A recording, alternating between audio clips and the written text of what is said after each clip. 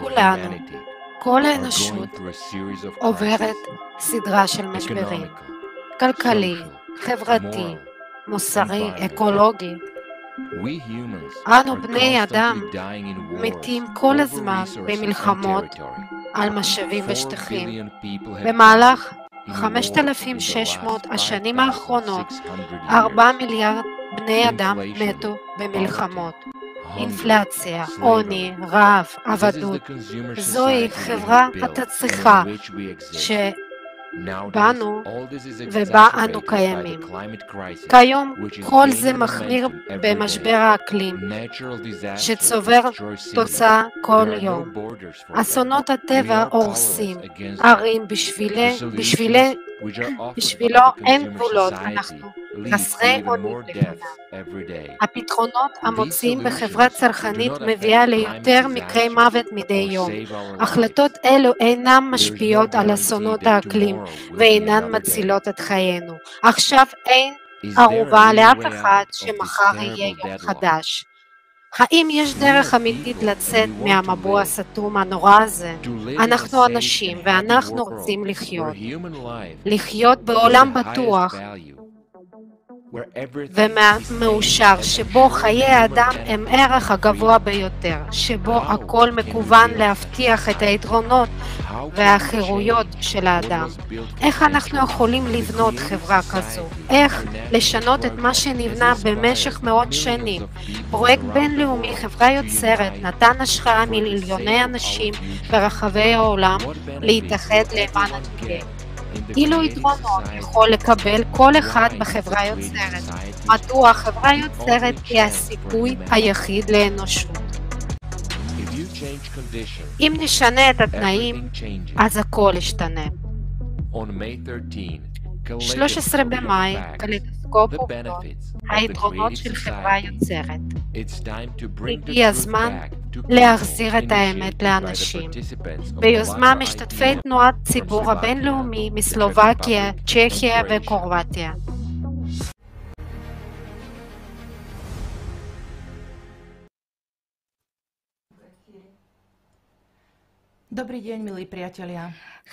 שלום חברים יקרים.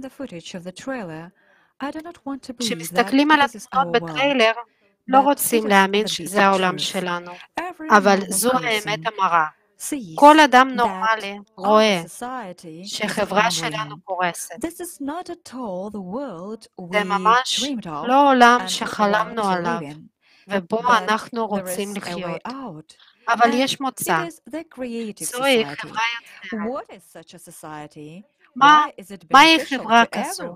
למה זה מועיל לכולם? 22. vydaní Kaleidoskopu היום, מהדורה ה-22 של קליידוסקופ העובדות, הנקרא היתרונות של חברה יוצרת, ננסה לענות על שאלות האלו. השידור שלנו מאורגן על ידי חברי תנועת הציבור הבינלאומי אלטרה מסלובקיה, צ'כיה וקרואטיה. בהכנתו השתתפו מתנדבים מכל העולם. אנו בשידור חי עם תרגום סימולטני ל-19 שפות בעולם בפלטפורמה סטרימינג רבות. לאחר סדרה של תוכניות על חברה יוצרת איגור מיכאלוביץ' דדי בערוץ הטלוויזיה אלטרה, צוות מתנדבי בינלאומי החליט להכין קליידוסקופ של עובדות בנושא חברה יוצרת, שמטרתו לחשוף במעט יותר את כל ההיבטים שנגעו בתוכניות ולענות על השאלות הנפוצות ביותר של הקהל. רוברט, יש לי שאלה עליך. באיזה עולם היית רוצה לחיות כדי להרגיש מאושר? צהריים טובים חברים יקרים, שאלה מצוינת. הייתי רוצה לחיות בעולם בטוח שבו יהיה בטוח בעתיד, בעולם ללא מלחמות, אלימות, פחד, שבו אני יכול לחיות בחופשיות ובאושר עם המשפחה שלי, שבו החיים והבריאות של כולם מוערכים, שבו אנשים מתייחסים זה לזה בכבוד והבנה. לכן אני כל כך מתלהב מפרויקט חברה יוצרת. גיליתי שאני לא לבד במחשבותיי. מיליוני אנשים ברחבי העולם רוצים לחיות בחברה כזו. היום נראה שחברה יוצרת היא ההישרדות היחידה עבור כולנו. נדבר איתכם על השלבים של בניית חברה יוצרת, על מה כל אדם יכול לעשות בשביל זה. הרעיונות של חברה יוצרת מופיעים אלפי אנשים מדי יום. מתנדבי פרויקט במדינות רבות מודיעים באופן פעיל על האפשרות לבנות חברה יוצרת. מתקיימים מפגשים, שולחנות עגולות, כנסים בינלאומיים בהם משתתפים מדענים מובילים, פוליטיקאים, מומחים מתחומים שונים, מובילי דעה מכל העולם. ב-7 במאי התקיים פורום המקוון בינלאומי, משבר גלובלי, אנחנו אנשים, אנחנו רוצים לחיות. אלפי, אחד מהדוברים של הפורום, יספר לנו על כך.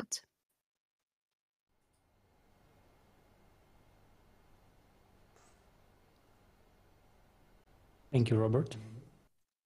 תודה, רוברט. Dear friends, חברים יקרים, indeed, on May אכן, 7th, ב-7 במאי 2022 a התרחש pivotal moment in the history of humanity occurred, מפנה בהיסטוריה של an האנושות. event of utmost importance, אירוע the בעל International חשיבות Online Forum, גבוהה, Global פורום Crisis, where מקוון, people בינלאומי, want משבר to live. גלובלי, אנחנו אנשים, 11 אנחנו hours רוצים of לחיות. live broadcast, simultaneously 11 שעות translated של into more שידור than חי, 100 languages, מתורגם בו זמנית ליותר initiated and מ-100 organized שפות by ordinary ביוזמה people.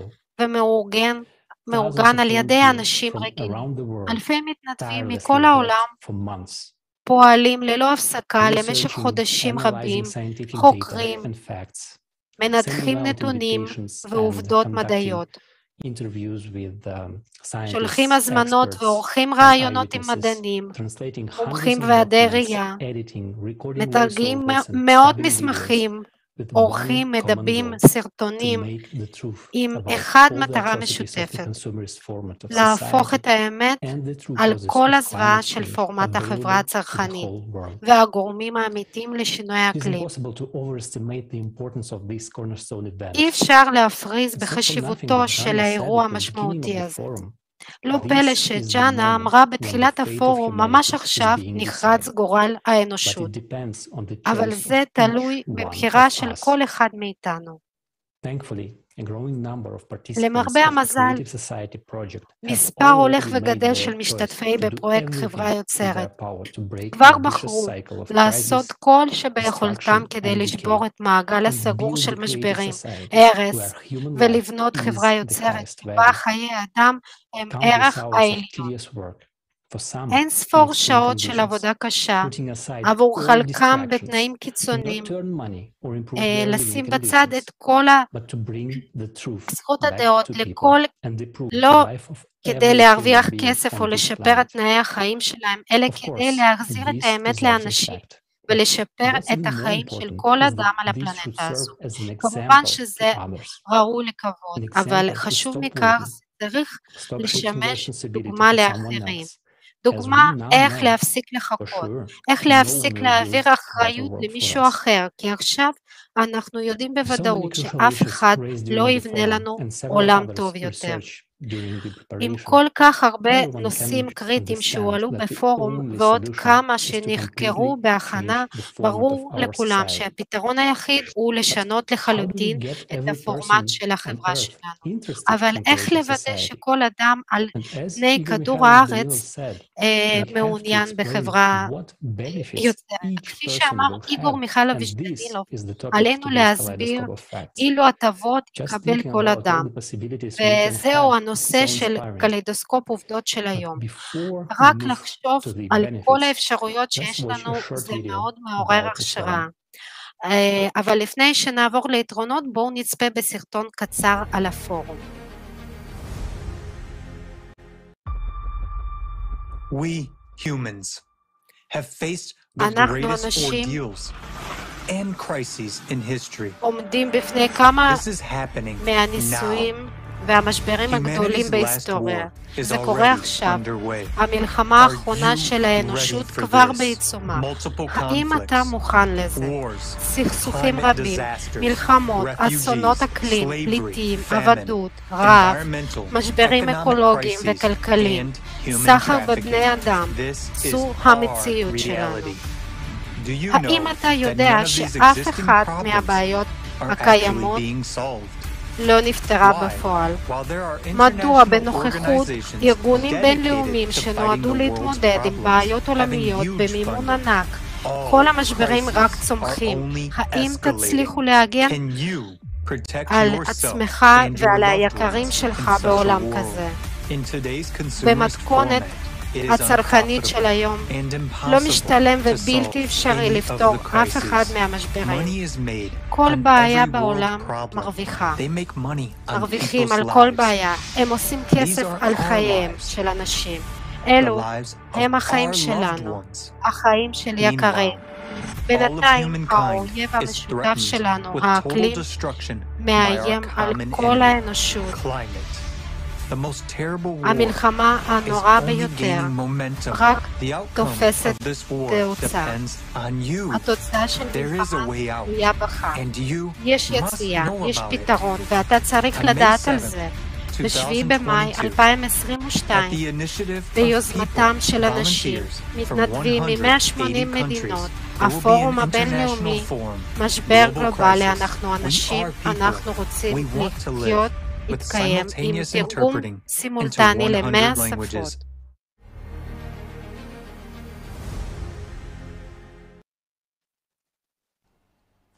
Дякуємо, Алексей. תודה, אלכסי.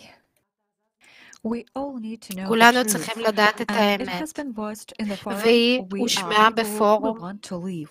אנחנו אנשים, אנחנו רוצים לחיות. האמת היא שהאויב היחיד שיש לאנשים הוא שינוי אקלים. תשומת הלב שלנו נפחת בזמן שהאקלים נכנס לבית שלנו, הורס אותו ולוקח את כל מה שהוא רוצה. הוא לוקח לנו, אהובינו, את חייהם של מיליוני אנשים ברחבי העולם, ואין לנו מה להתנגד לו. אנחנו אפילו לא יכולים להציל אנשים מההשלכות של אסונות האקלים. הדבר הגרוע ביותר הוא שכל הצרות הללו מתרחשות בחברה הצרכנית שלנו, שבה חיי אדם אינם מוערכים, שבה למרות שהעובדה במשך 70 שנה יש הרבה ארגונים שחייבים לפתור בעיות ומשברים שמתעוררים בחברה, אף אחד מהמשברים שהורג אותנו לא נפתר. והמשברים האלה רק הולכים וגדלים. כמו גם האקלים שרק חזק, ואנחנו לא יכולים לעשות את זה יותר. אסונות אקלים הורגים אותנו, ואנחנו הורגים אחד את עצמנו. במקום לשלב פוטנציאל מדעי ואנושי ולמצוא מוצא. הפורום הראה את האבסורד של חברה הצרכנית, ועלינו להבין שאף אחד מלבדנו לא יכול לשנות את הפורמט הזה. עכשיו חשוב שכל אדם ישמע את האמת הזו ויהיה לו זכות לבחירה. אנו מזמינים אותך לצפות בפורום ולשתף מידע זה עם כל האנשים. אנחנו באמת שואפים לחיים במובן המילה, כי אנחנו אנשים ואנחנו רוצים לחיות. כן, קטרינה, מאוד חשוב להבין שאנחנו שונים. יש לנו מועמד חברתי שונה, דת, מקום מגורים, תחומי עניין והרגלים שונים, אבל כולנו אנשים ויש לנו בית משותף, כדור הארץ. אז מהי המטרה שיכולה לאחד את כולנו? קמילה תספר לנו על כך.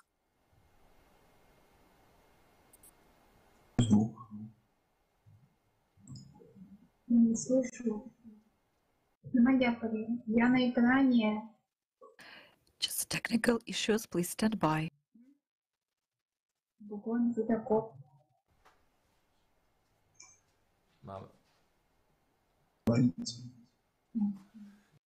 Ассаламу алейкум. Greetings. שלום חברים. Today, a great כיום many אנשים people רבים are dissatisfied אינם with the מרוצים world מהמצב situation, בעולם, living conditions, מתנאי החיים, social security, the הביטוח לאומי, environment, politics, האקולוגי, and many other הפוליטיקה issues. ומנושאים People רבים have נוספים. stopped believing in אנשים anyone or הפסיקו להאמין anything, באף אחד and the ובכל only דבר, way to והדרך express היחידה להביע discontent that we can see חוסר around the שביעות world רצון are שאנו riots, יכולים לראות protests, ברחבי and העולם היא revolutions. באמצעות But history shows that they do not give עצרות, people the results מחאות they need. ומהפכות, אבל ההיסטוריה מראה שהם לא נותנים לאנשים את התוצאה הרצויה. כוח משתנה, אבל מצבם של אנשים נשאר זהה, או אפילו מחמיר. אנשים פעילים חברתיים רבים מבינים שאם אנחנו רוצים לחיות בכבוד בחברה הנשלטת על ידי אנושיות, חסד, עזרה הדדית וערכי מוסר, אז אנחנו צריכים לשנות את המתכונת החברה. וצריך לשנות לא בצורה מהפכתית, אלא בצורה אבולוציונלית, וזה אפשרי רק בהשתתפות כל אנשי כדור הארץ. לכן אנחנו צריכים מטרה אחת ורעיון אחד שיכול לאחד את כל האנשים. אחרי הכל, מה זה חיים? החיים הם תנועה מקוונת. אם אין מטרה, אין חיים. ואיזו מטרה יכולה לאחד את כולנו, לכאורה שונים לגמרי, אך מאוחדים במהות.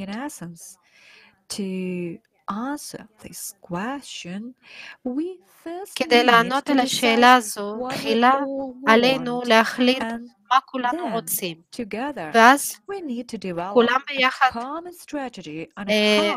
לפתח אסטרטגיה אחת איך אנחנו משיגים את זה. כל אדם חייב להבין שאם הוא רוצה לחיות בעולם שמח ובטוח, אז לשם כך עליו להתאמץ ולפעול כמיטב יכולתו.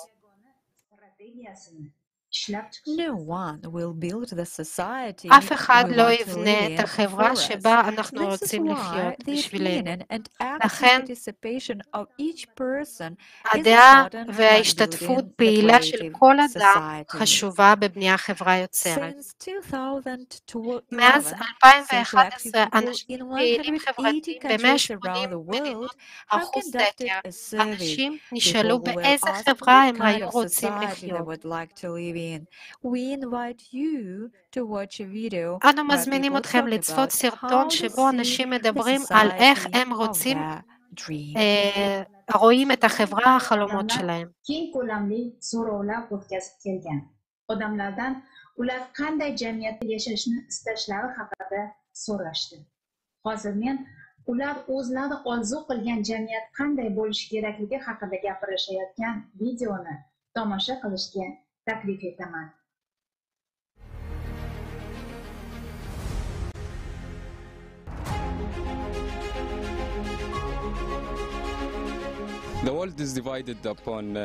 העולם מחולק ללאומים שונים, גזעים שונים, תרבויות שונות, אבל בסופו של דבר אנו מאוחדים על ידי אנשים. הייתי מאוד רוצה לחיות בחברה שבה אנושיות שולטת, שבה אנשים מעריכים את האנושיות בזה, שבה אנשים יכולים לבטא את עצמם בהתאם לשאיפותיהם, שבה אנשים מקבלים זה את זה למרות השוני, בלי קשר של דת, השתייכות פוליטית, גזע או משהו אחר. חברת אהבה, חברה ששולטת אהבה זה אנושיות. כמובן, כל אדם היה רוצה לחיות בעולם שבו כל אחד יכול לבוא לבקר חבר באשר הוא כדי ללמוד על התרבות אחרת. כמובן, כולם היו רוצים לחיות בעולם שבו יש אהבה ואנושיות. כולם רוצים לחיות טוב. במדינה שלנו או מחוץ למדינה שלנו, אנחנו רוצים שלום, כולם רוצים שלום. שלום עולמי נחוץ כעת יותר מתמיד. להפוך את החברה למקום טוב יותר לחיות פה. לחיות בחברה חופשית שבה אנשים נוצרו שווים, שבה אנשים יש הזדהות שווה.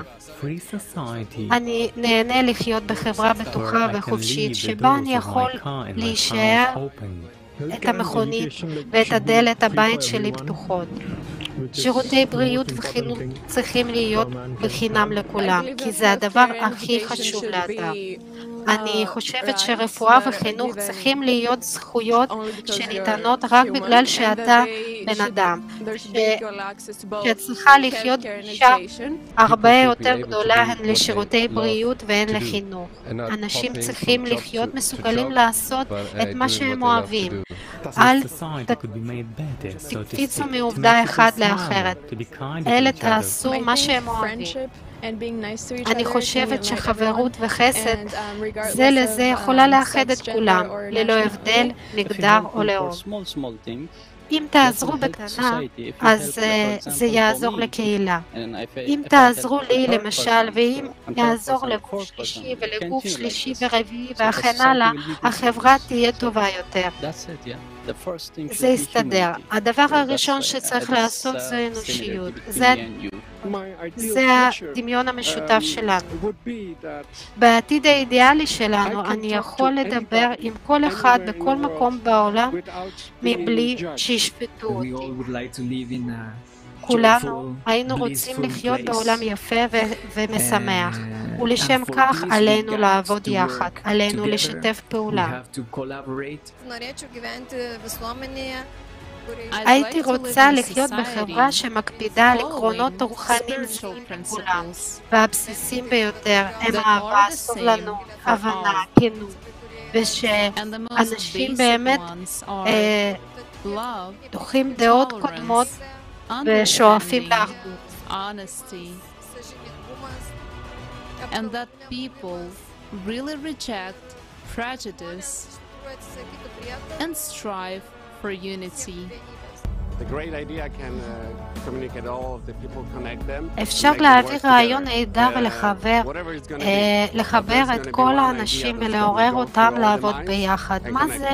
מה שזה לא יהיה, יהיה רעיון אחד שיעבור בכל המוחות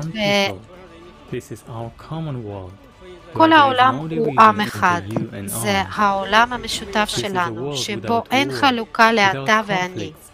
זה עולם ללא מלחמות, ללא סכסוכים, שבו כל תושבי כדור הארץ חיים בשלום ובהרמוניה. כל אנשים, ללא קשר לגיל, יכולים לקבל את אותן הטבות. על ידי איכות נוכל לשנות את העולם. הגיע הזמן שבן אדם יתעורר. כל מטען הניסיון הזה יבחר את כל הטוב ביותר ויהפוך את גן העדן מכדור הארץ.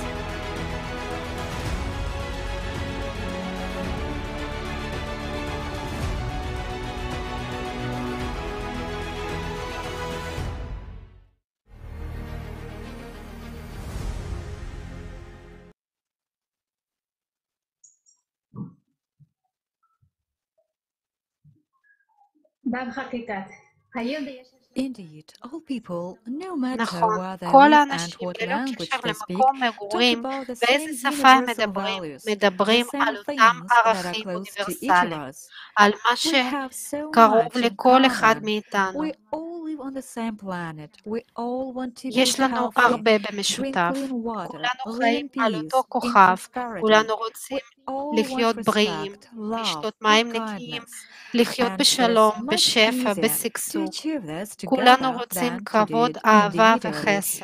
Responses from people of ולהשיג different את זה nations, הכל cultures ביחד. and religions הרבה were יותר קל collected, מכל אחד carefully בנפרד. analyzed and summarized. Thus are the 8 foundations of תשובותיהם the של Christian אנשים society שונים, were formed, תרבויות where the first ודתות foundation שונים was the נאספו, value נותחו of each human וסיכומו life. All 8 בקפידה. foundations of the כך Creating נוצרו Society 8 are simple עקרונות and clear. יסודות של As they חברה are יוצרת, formulated by the כאשר people היסוד themselves. הראשון They speak הוא about ערך love, חיי של כל freedom, אדם. and security כל of a 8 person, היסודות של about חברה יוצרת הם transparency פשוטים and ומובנים, openness of שכן information for הם all, מנוסחים על about ידי the האנשים creative עצמם. ideology, הם מדברים על חיים, חופש וביטחון אנושי, על שקיפות ופתיחות מידע לכולם, על אידיאולוגיה יצירתית, התפתחות אישית, צדק ושוויון, וכן על שלטון עצמי של חברה. כל 8 יסודות מהווים בסיס איתן ומאוחד לפורמט היוצרתי החדש של חברה. זה אחד, אם לפחות אחד מהיסודות לא יושם, אז זה לא יהיה חברה יוצרת. יש לציין גם ש8 יסודות של חברה יוצרת אינם חדשים לאנושות. הנביאים והשליחים של האל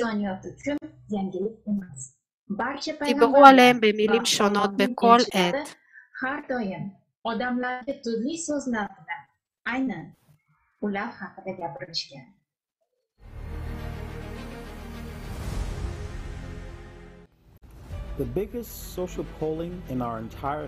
סקר דעת הקהל הגדול ביותר בתולדות ציוויליזציה שלנו, שנערך על ידי אנשים ברחבי העולם במשך 10 שנים.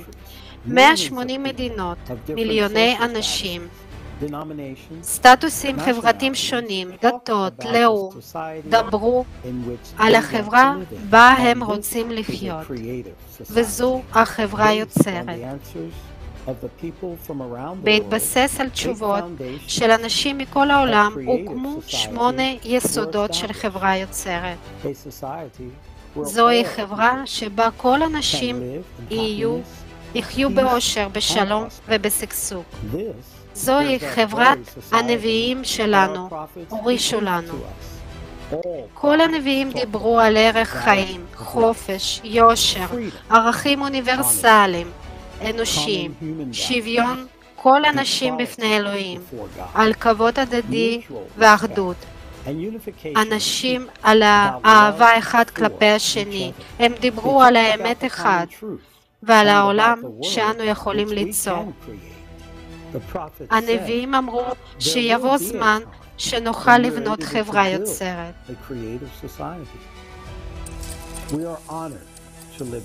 זכינו לחיות בזמנים שעליהם דיברו הנביאים.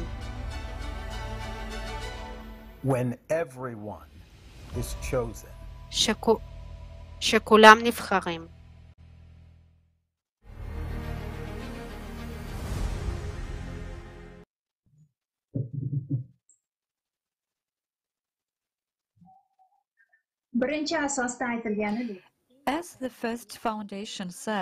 כפי שאומר יסוד הראשון, הערך העליון הוא חייו של כל אדם, ולכן הכל בחברה יוצרת מתמקד באדם, בהבטחת זכויותיו וחירויותיו. בחברה כזו יש מעמד אחד, מעמד האדם. אנחנו יכולים לחיות בשמחה ולהרבות את השמחה הזו בעולם. לשם כך עלינו להסיר מחסומים הזויים ולבנות יחד עולם חדש של אנשים חופשיים. עכשיו אני מעבירה מילה למרינה. תודה. Thank you very much, Camila. Yes, you are absolutely right. תודה רבה, קמילה. Not just survive. כל אדם רוצה לחיות, לא לשרוד. כולם רוצים לראות את הילדים והנכדים שלו שמחים ובריאים. אף אחד לא רוצה להיכנס למטחנת הבשר של הסכסוכים צבאיים, להיות על סף חיים ומוות. אף אחד לא רוצה להיות בקטגוריה של אנשים ללא זכויות, ללא אמצעי קיום וללא תקווה לעתיד. להיות בקטגוריה של פליט. אף אחד לא בוחר להפוך קורבן של אלימות או ליפול, לעבוד ולאבד לא רק את חירותו, אלא לעתים קרובות חייו. אף אחד לא רוצה להיות סחורה. כולנו אנשים וכולנו רוצים לחיות. אבל מדוע אם כן, בחברה שלנו הזוועה לא רק שאינן מספיקות, אלא אפילו גדלות. מדוע עבור מיליוני אנשים היום חיים שלהם הפכו לגיהנום? מה או מי הגורם לכל הסבל שלנו? אם כולנו רוצים לחיות באושר, אז למה למשך 6,000 שנה אנחנו עדיין לא יכולים להגשים את החלום שלנו.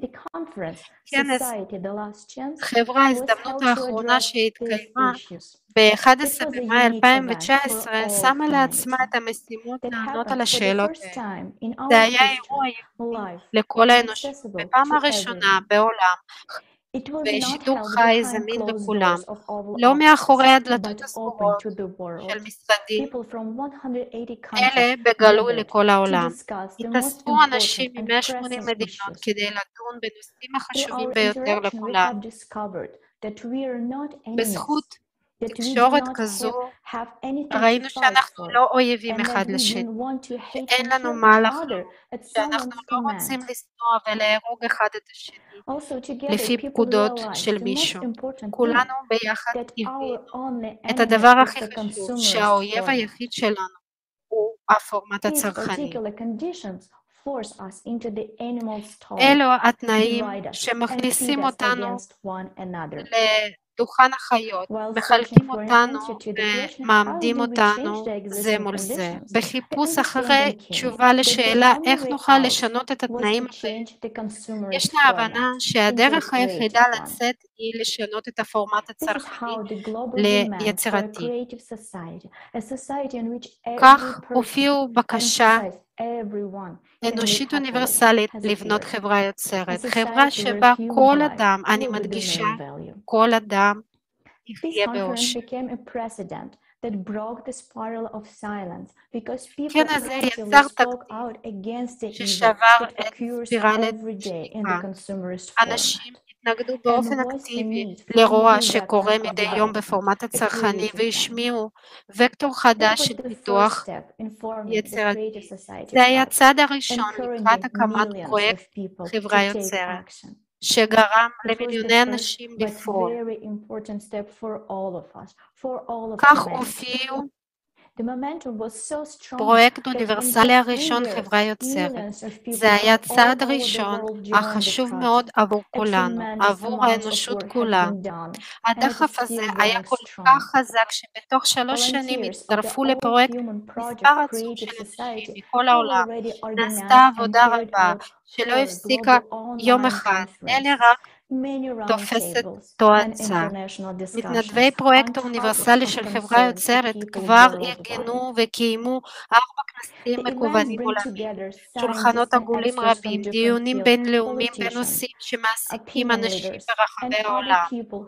באירועים אלה משתתפים מדענים מתחומי מדע שונים, פוליטיקאים, מומחים, מובילי דעה ועוד אנשים רבים שאינם אדישים לגורלם ולגורל האנושות כולה. כל זה הוא חלק בלתי נפרד מהפרויקט, שכן פועלות האלה מקוונות לשלב החשוב ביותר בבניית חברה יוצרת, הסברה ושיתוף. כך מתמשכת הבעת דעת קהל המבקשת לשינוי פורמט צרכני. כך יכול כל אדם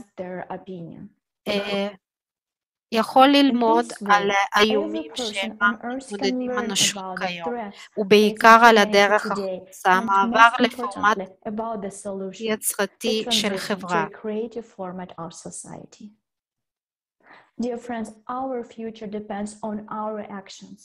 העתיד שלנו תלוי בפעולות אקטיביות של כל אחד מאיתנו. שלי ושלך, וכל דחה של חוסר מעש נמדדת בחיי אדם אבודים, או בגורל מעובד של אנשים. הודות לפעולות חסרות תקדים ומקצועיות של צוות התרגום מידע, זה הושמע ל100 שפות בעולם, והצוות תמיכה טכנית בינלאומי מתואם היטב עושה כל מה שאפשר ולפעמים בלתי אפשרי כדי שהשידור החי יתקיים בעשרות אלפי ערוצים של פלטפורמות חברתיות ומדיה ברחבי העולם. תוצאה כזו אינה זמינה לאף ארגוני מסחרי וממשלתיים, אף אמיתית לחלוטין עבור איחוד של אנשים על ידי רעיון של בניית חברה יוצרת, מכיוון שפעילותיהם אינה מכוונת לרווח אישי ואינטרס אישי, אלא לטובת כל האנושות, לבנות חברה שבה כל אדם יכול לחיות באושר. כן, אנחנו חיים בתקופה קשה, ומכשולים ומבחני כוח רבים נתקלים בדרכנו, אבל זה רק מאשר שהחברה היוצרת היא הסיכוי היחיד שלה. נכון להיום, החברה היוצרת היא המודל היחידה. ב6,000 שנים האחרונות הראו שפשוט אין אלטרנטיבה אחרת. אז למה שלא נתאחד ונעשה את הצעד המכריע הזה לקראת חברה יוצרת? זה די ברור שהחברה יוצרת מועילה לחלוטין לכולם, מכיוון שהיא תבטיח שהאנושות תיכנס לסבב חדש של אבולוציה.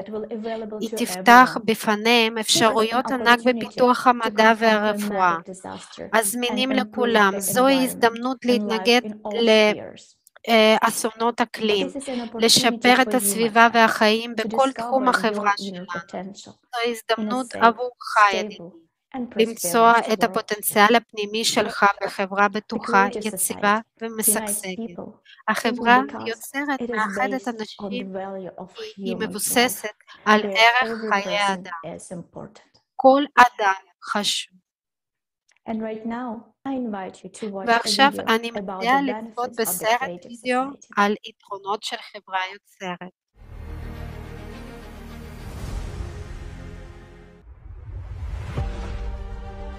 The Creative Society. חברה יוצרת, חברה שבה חיי האדם הם ערך העליון, בה אנשים מכבדים אחד את השני, עולם בטוח ללא מלחמות ואסונות, חברה שבה אנשים בטוחים בעתיד, אוכל במחירים נוחים, דיור לכולם, עבודה 4 ימים בשבוע, 4 שעות ביום, חינוך ורפואה חינם, יציבות כלכלית, עולם ללא אינפלציה ומשברים, טכנולוגיות זמינות ונגישות, פתרון בעיות סביבתיות. האם היית רוצה לחיות בחברה כזו? זו לא אוטופיה. זה יכול להיות עתיד שלנו. את העתיד שנוכל לבנות ביחד. צפו בקליידוסקופ העובדות ב-13 במאי, היתרונות של חברה יוצרת. ביוזמה של משתתפי תנועה ציבורית בינלאומית אלטרה מסלובקיה, צ'כיה וקרואטיה.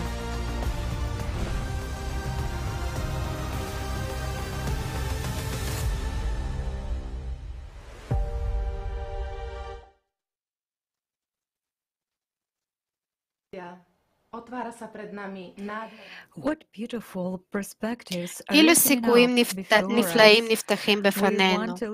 אני כבר רוצה לחיות בחברה יוצרת, וכפי שאמרו קמילה ומרינה, מיליוני אנשים ברחבי העולם רוצים גם לחיות בחברה כזו. אחד התנאים לבניית חברה יוצרת הוא איחוד של כל האנשים. אבל מה אנחנו רואים היום? אנחנו מחולקים באופן מלאכותי.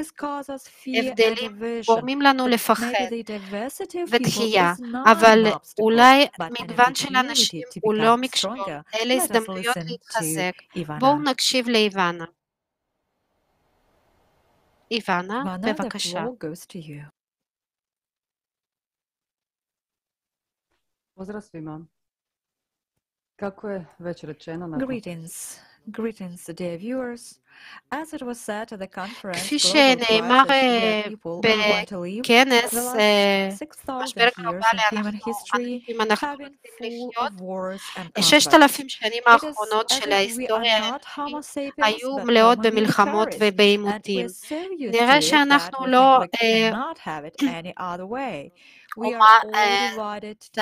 לא הומו ספיאנס אלא הומו צבאי, ואנחנו כל כך רגילים לזה שאנחנו חושבים שזה לא יכול להיות אחרת. כיום כולנו מחולקים לפי שיקולים דתיים, גזעיים, לאומיים, מגדרים ועוד רבים אחרים. אנחנו מפולגים אפילו בתוך המשפחות שלנו. כיום ניתן להתבונן כיצד נוצרו קבוצות אנחנו והם, גם ללא התחשבות בגורמים כמו גזע או דת, אלא פשוט כי אנחנו אינם כמוהם. דורות רבים של אנשים נוצרו על הבדלים האלו, והם נטועים בנו. לאנשים רבים כיום יש את האמונה שהדרך היחידה להשיג אחדות היא להיות זה. פרדוקס הוא שכמעט כולנו אוהבים לבקר במדינות אחרות, ללמוד את התרבויות וההיסטוריה של העמים האחרים. לכן הצד הראשון להבטיח שאנחנו חיים בשלום הוא להבין שלהיות שונה זה הגיוון לא באמת נועד לפלג אנשים, אלא להשלים ולהתעשר. דוקטור קטרין, פרופסור למנהיגות וניהול בית ספר לעסקים בקולומביה, בחברה איך גיוון הופך אותנו לחכמים יותר, מזכירה מספר מחקרים בנושא זה. היא מדגישה שאם אנחנו רוצים לשנות, לצמוח ולהיות יצירתיים, אנחנו דוקטור קטרין מציינת שהאינטראקציה עם אנשים שונים מאיתנו הופכת אותנו ליצירתיים יותר, חרובים יותר, מספקת מידע יהודי וניסיון שכל כך נחוצים לפתרון הבעיה. עבודת צוות וחילופי מידע הם תנאים להצלחה. הן בעסקים של ארגונים חדשניים גדולים, והן בחינוך, בספורט ובכל פעילות קבוצתית אחרת. מעניינת גם העובדה שבמחקר אחד קבוצות מגוונות מבחינה עלו משמעותית על קבוצות שאינן מגוונות מבחינה גזעית, מבחינת ביצוע משימות. מעניין גם תוצאות ניסויים שברמה המדעית מוכיחים שאין גזע טהור. בעזרת בדיקות פשוטות קל להוכיח שלכל DNA אחד מאיתנו יש תערובת של גנים שונים מאבותינו הקודמים. כולנו ילדים של אותה אנושות. תוצאת המחקר הללו מראות בבירור שלכל האנשים יש כמעט ויש מעט מאוד ב-DNA אותו גנים, אותה גנטיקה. לשני בני שבטים שונים בדרום אפריקה יש יותר הבדלים גנטיים מאשר לסרי לנקי, ניו זילנד, ילידי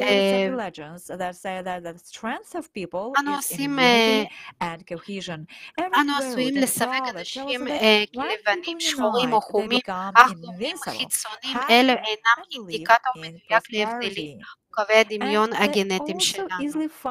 לכל עמי העולם יש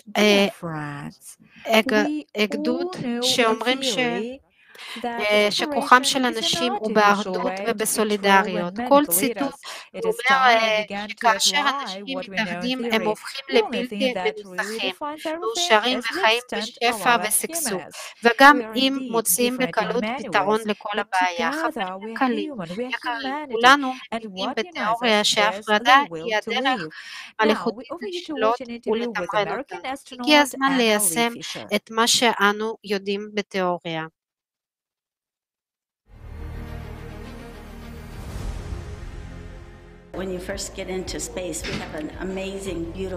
דבר ראשון, כשאתה יוצא לחלל, כוכב הלכת יפה ולהפליא נפתח לפניך, ואז אתה מציץ לתוך החושך של החלל ומבין שלפחות בשנים הרבות הבאות לא יהיה מקום אחר לטוס בו. ואתם מבינים שאנחנו באמת צריכים להתייחס למקום המדהים הזה בזהירות רבה ולהוקיר אותו. מה דעתך מאחד את כל האנשים על הפלנטה? זה אחד הדברים שכל האסטרונאוטים, קוסמונאוטים ודייקונאוטים מדברים עליהם. אי אפשר לראות את הגבולות מהחלל. כמובן שכולנו גאים במדינות שבהם גדלנו וקיבלנו חינוך. ארצות הברית, רוסיה, זה לא משנה, אבל אתה מתחיל לחשוב על עצמך יותר כתושב של כל פלנטה ולא על מדינה נפרדת. ואחד הסיבות שבגללה תומכת בתיירות שיוצאים לחלל היא התקווה שיותר ויותר אנשים יוכלו לראות ולחוות את זה. ואז אולי כולנו נלמד להסתדר טוב יותר אחד עם השני ולהעריך את החיים של כל אדם ולא להסתבך בכל כך הרבה קונפליקטים. עכשיו העולם רחוק מלהיות מושלם. איזה עולם להישאר לנכדים ולילדים? אתם יודעים, חלק ממני רוצה לומר שהייתי רוצה שהעולם יהיה אחד, אבל בגלל שאני מטיילת הרבה ברחבי העולם, אני מאוד אוהבת תרבויות ומסורות שונות. לכן לא הייתי רוצה שנהיה אותו דבר, אבל הייתי רוצה שנלמד להסתדר טוב יותר אחד עם השני, לכבד את השונות שלנו ולהעריך אותה. ותזכיר גם בסיסנו כולנו אותו דבר. אנחנו אוהבים את המשפחות שלנו, אנחנו אוהבים את מה שאנחנו אוהבים לעשות, פשוט לכולנו יש דברים שיודעים לבטא את זה. עצוב שאנחנו לא מבינים את זה היטב, שיש לנו את הקונפליקטים האלה שנמשכים במקרים מסוימים במשך אלפי שנים, ואני באמת רוצה לשאול למה. זה מאוד עצוב כי החיים קצרים וכולנו צריכים ליהנות מהם ולדאוג אחד לשני.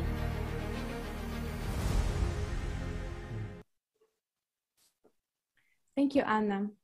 I really liked how you said that תודה, there are no אנה. borders visible from the space. It's vitally כל important for כך people to אהבתי live in שלא peace רואים and love גבולות with each other מהחלל. and to זה take כל care of כך our חשוב home, planet Earth together. The לחיות unity of people will make our world באהבה safe and create the ובאיחוד most comfortable כולנו. conditions for life. However, do we feel safe today? Every day, people, there are more and more issues to deal with. In this situation, we cannot guarantee a future for ourselves כל or יום our הבעיות children. מחמירות. The goal of the ואנחנו consumer לא society יכולים is to make a human being submissive, that he or she will be במצב like an כזה לא animal in a נוכל farm at all להבטיח את times. העתיד One לעצמנו of the ways of ולילדים. control is the המשימה fear. של אכיפה Psychologists צרכנית have היא noticed להפוך that את when האדם a person is לתנועה, humiliated כך and feels שכמו insecure חיה about him or herself הנוראית כל because of some הזמן external factors, a person loses his מרגיש or her sense of security. In such a פסיכולוג, state, a person becomes easily manipulated. פסיכולוגים Today, שמו such לב manipulation כאשר techniques אדם are used מושפל almost והוא everywhere. מרגיש חוסר In mass ביטחון media, בגלל in כמה גורמים newspapers, חיצוניים, in books, אז הוא in מאבד movies. את In תחושות other words, הביטחון. most במצב people זה cannot feel safe. הופך להיות קל Security מאוד is an לתמרן. essential part of כיום normal טכנולוגיות human life. מניפולציה People כאלה spend משמשות enormous amount כמעט of money, בכל מקום, time, and בתקשורת, life energy בעיתונות, to protect בספרים, themselves. בסרטים. כלומר, רוב Yet, האנשים with לא the מרגישים consumer format, בטוחים, it's אבל unrealistic to בטיחות היא provide חלק full נפרד security מחיי for האדם everyone. נורמליים. אנשים מוציאים What do כמות we עצומה witness של כסף, worldwide? זמן, Continuous wars, robberies, כדי להגן על murders, עצמם, אבל disasters, עם פורמט הצרכני crime, של מערכת riots, יחסים זה in לא addition, ריאלי להבטיח pandemics ביטחון מלא and לכל אדם. crisis. Constant מה economic אנחנו רואים instability בכל מקום contributes to a בעולם low היום? standard of living and fosters riots among the masses. מלחמות They בלתי are only פוסקות, a שוד, small part of the רצח, vast number אסונות, of פשע precedents ותסיסה, that threaten ובנסוף the lives מגפות of ומשברים. billions חוסר of people. יציבות כלכלית Today, the מתמדת strength תורמת and power of לרמת developed חיים countries הנמוכה של אנשים. is determined by the availability זהו רק of the חלק latest קטן מהמספר weapons, העצום של תקדימים advance המאיימים in על military industry, חייהם של and מיליארדי the אנשים. possession כיום of עצמותם weapons של מדינות מתקדמות נקבעות על פי זמינות הנשק העדכני ביותר. הישגים בתעשייה הצבאית והחזקת נשק להשמדת המונית, כולל גרעינית. כל זה מכוון על ידי אנשים מסוימים כדי להרוס אחרים. כיצד יכול כלי שתורם להשמדה מיליארדי אנשים להיות ערב לביטחון אנושי? אזרחים רגילים שווים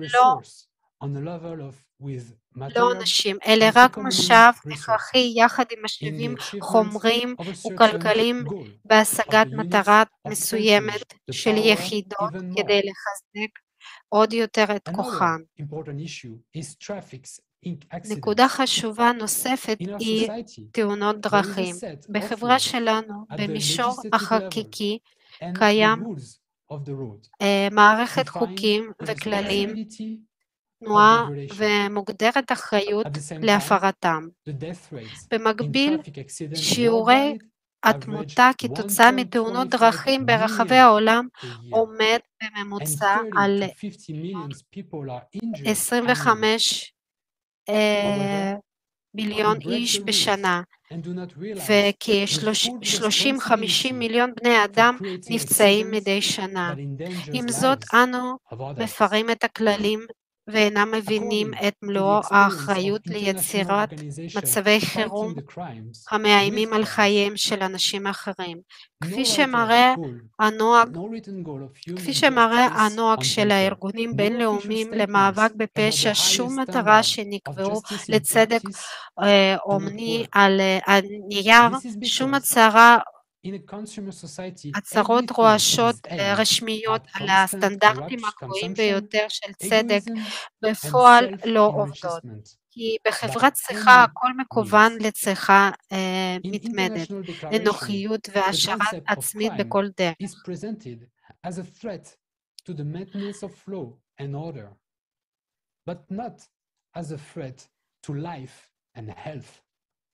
בהצהרות בינלאומיים מוצג הפשע כיום על שמירת החוק והסדר, אך לא כיום על חייהם ובריאותיהם של אנשים.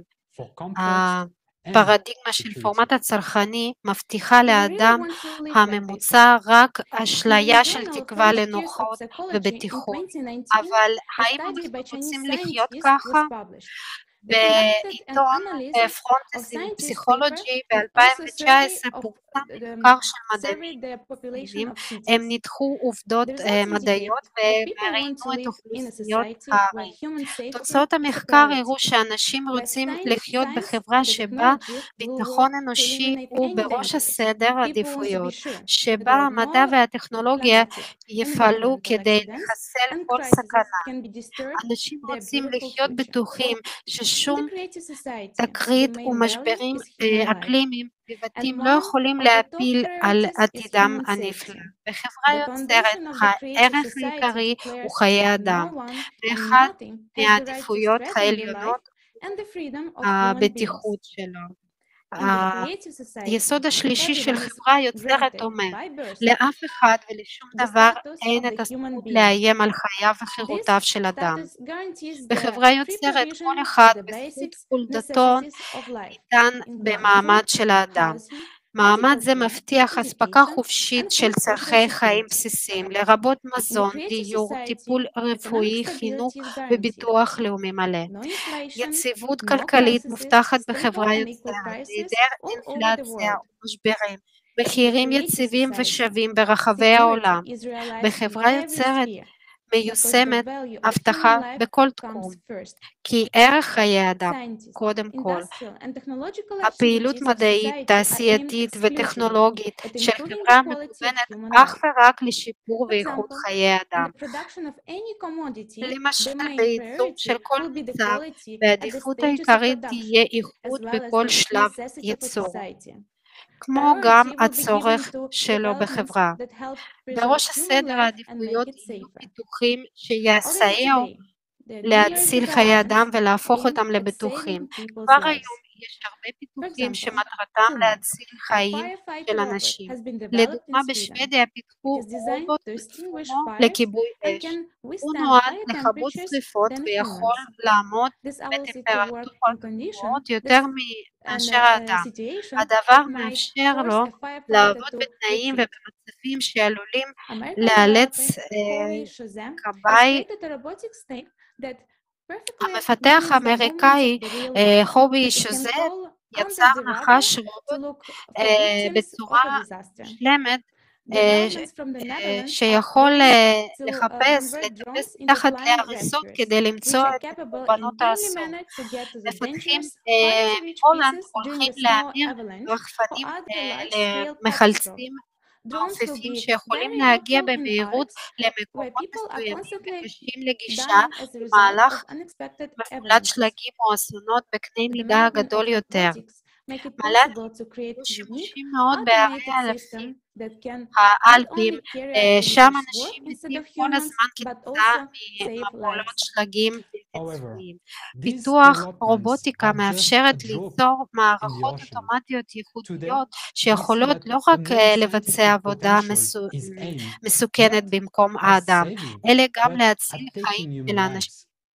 עם We זאת, see התפתחויות missiles האלו and הן supersonic רק טיפה airplanes במים. that can היום take אנו the רואים lives of many people in שהפוטנציאל matter of המדעי minutes. העיקרי מכוון לא At the same להציל time, אלא people לקחת חיי in אדם. area affected by climate אנו קוראים disasters do not receive אנו help רואים for weeks. רקטות וכלי טס It על is because they קולים cannot be reached. שיכולים לקחת את In the חייהם של consumer form אנשים of רבים society, תוך we דקות have the ספורות, means ויחד and עם זאת אנשים ingenuity to kill באזורים each other, שנפגעו but we מאסונות lack the אקלימיים means and אינם technical מקבלים support סיוע to במשך save שבועות, lives. כי לא ניתן And להגיע in the אליהם. creative בפורמט society, הצרכני all of של the החברה scientific יש potential לנו את will be aimed המאמצים at making the life better and safer for everyone. אבל The אין safety מספיק of אמצעים every human תמיכה being טכנית כדי from להציל any חיים. threats will be בחברה ensured יוצרת by a כל single פוטנציאל worldwide המדעי agency יופנה service. This להפיכת service חייו will של have כל the אדם ability לטובה to deliver ובטוחים יותר. everything needed בטיחות של כל and to assist בן אדם people מפני in כל affected איומים areas. תובטח על ידי In a matter of שירותי hours, חירום עולמי מאוחד. the existence שירות of a זה יכול single לספק את worldwide כל הדרוש emergency ולהעניק service סיוע in the creative לאנשים society באזורים is שנפגעו vital תוך to שעות ספורות. guarantee the protection of everyone. הנוכחות בחברה It will יוצרת של unite שירותי society גלובלי מאוחד against the לטיפול real במצבי dangers. חירום It will help חיונית save להגנה מובטחת millions של and כולם. billions זה יאחד of את כל human lives. חברה נגד סכנות In the אמיתיות. event זה of a יעזור dangerous להציל situation, מיליונים it will be easy ומיליארדים של to חיי send the אדם. necessary means, במקרה של מצב specialist מסוכן יהיה equipment. קדם. במקרה של מצב מסוכן יהיה קל לשלוח את כספים הדרושים, הציוד למקום הנכון ולחסל במהירות את הסכנות. הבחירה בין פורמט צרכני של מערכות יחסים לזו ליצירתי היא הזדמנות האחרונה לאנושות בעניין ההישרדותה. או מוות או חיים, או שאנו בוגדים בעצמנו ובילדינו, או שמיישמים את קיומה של האנושות, או שאנו ממשיכים לחברה יוצרת. הבחירה היא של כל אחד מאיתנו. Naše rozhodnutia formujú súčasnosť a budúcnosť. Preto je dôležité pochopiť, תודה קסניה ויונתן. הבחירה שלנו מעוצבת את ההווה והעתיד. לכן חשוב להבין בין מה ולמה שאתם בוחרים. כפי שנאמר, הפורמט הצרכני נותן לנו רק אשליה של נוחות ובטיחות, כי הוא אינו מבטיח הצלה ושימור החיים, לא לך ולא ליקיריך. הרי חיי אדם בפורמט הצרכני אינם מוערכים. העיקר בו זה כסף וכוח. בחברה יוצרת הערך החשוב ביותר הוא חיי אדם, ולאף אחד ולשום דבר אין את הזכות לאיים על חייו וחירותיו של אדם. כפי שנאמר, אדם מרגיש בטוח כאשר צרכים הבסיסיים מסופקים לו. בחברה יוצרת לכל אדם תובטח אספקה חופשית של צרכים חיים בסיסיים, לרבות מזון, דיור, טיפול רפואי, חינוך וביטחון סוציאלי מלא. פדרו מאקוודור יספר לנו יותר על זה. Pedro, please, the floor is yours. Sí, muchas gracias, Robert. Yes, thank you very much, Robert. Indeed, a person can only feel safe. כן, תודה רבה לכם. אכן, אדם יכול להרגיש בטוח רק כאשר אין לו נושא אקוטי של דיור, מזון, בריאות ואין לו חובות. בואו נסתכל אילו טכנולוגיות כבר קיימות, אשר עם פיתוח והיישום הפעיל שלהם יעזור לנו לפתור את הבעיות האלה. למשל אוכל. תארו לעצמכם, מדענים למדו כיצד להדפיס בשר במדפסת תלת מימד. עכשיו אתם רואים תצלום של בשר כזה על המסך. מסתבר שלא צריך להרוג חיות, מספיק לקחת דגימות של תאי גזע של בעלי חיים ועל בסיס זה להדפיס באופן מלאכותי נתח בשר בכל גודל. זה ייקח כמה שעות להכין, אין צורך לעבד אותו, לחתוך אותו, לקצוץ אותו, כל מה שאתם צריכים לעשות זה פשוט לבשל אותו. והכי חשוב, במראה ובטעם בשר כזה אינו שונה מהרגיל. החיסרון הוא העובדה שאומנם עלות המזון המודפס יקרה יותר מאשר אם משתמש בדרך רגילה. הדפסת סטייק באורך 1.5 סנטימטר עולה $900, אבל לפי התחזיות כבר ב-2025 בשר מלאכותי יכול להתחרות בשוק בשר רגיל. עכשיו בואו נדבר על טכנולוגיה אחרת, חוות אנוכיות. הם מסוגלים לייצר יבולים כל שנה ואפילו באנטרקטיקה. אל תדאג יותר למזג אוויר גרוע או לתנאים גרועים שיכולים להזיק ליבול שלך. חווה אנוכית יכולה לייצר 300 יותר מזון מאשר אם נשתמש בדרך המסורתית של גידול יבול.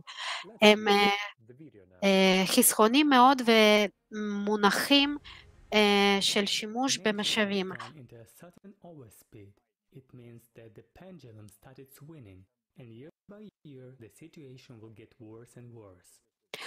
הטבע נכנס למרווח מסוים, כלומר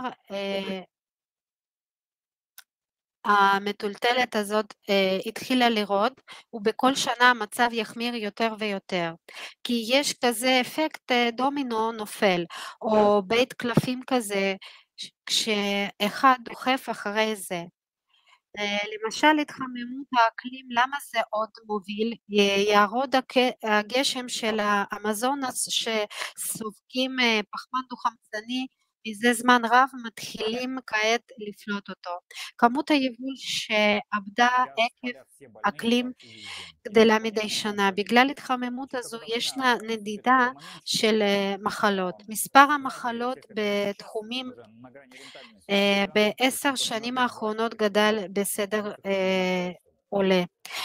וישנן מחלות שמעולם לא היו, שלא ברור אפילו איך לטפל בהן כדי לטפל, כלומר עכשיו השדות, כלומר כדור הארץ מתחיל לקרוב, ואחרי זמן מה יגיע הרגע שבו אתם יודעים החקלאות נמצאת כעת על סף הרווחיות, אבל בשלב מסוים זה פשוט בלתי אפשרי לגדל מוצרים שאנושות צריכה בכמויות כאלה. אם לא נצליח לגדל בשדות אז שוב יפעול את האפקט הדומינו, לא יהיה מה להאכיל את החיות. בהתאם לכך כמות הבשר תפחת, כמות החלב תפחת, ואי שום בעוד 5 אולי 10 שנים עלול להיווצר מצב שמיליארדי אנשים פשוט יתחילו למות מרעב או ממלחמות שהרעב הזה יערער. ולמה לקחתי את הפרויקט, למה השתתפתי בפרויקט? כלומר מכיוון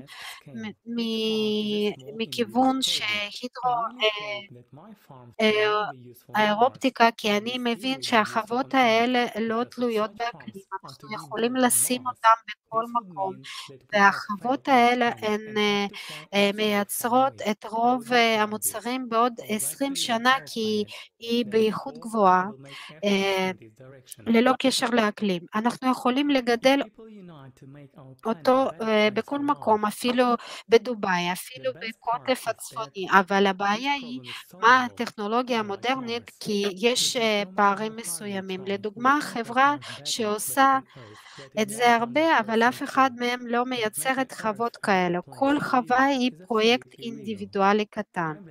אני באמת מקווה שהחוות שלי לא יהיו שימושיות על מדים, שבכל זאת הן יהיו שימושיות על פני כדור הארץ, כי אם אתם עדיין צריכים לבנות חווה על מדים, זה אומר שלא תתמודדו עם פלנטה. אם אנשים יתאחדו כדי להפוך את הפלנטה שלנו למקום טוב יותר לחיים, ניתן לפתור את המשימה הזו.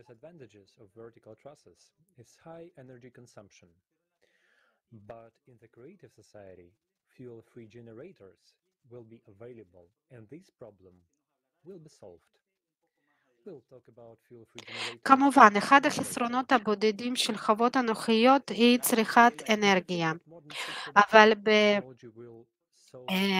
בחברה יוצרת יהיו זמינים טכנולוגיות כאלה.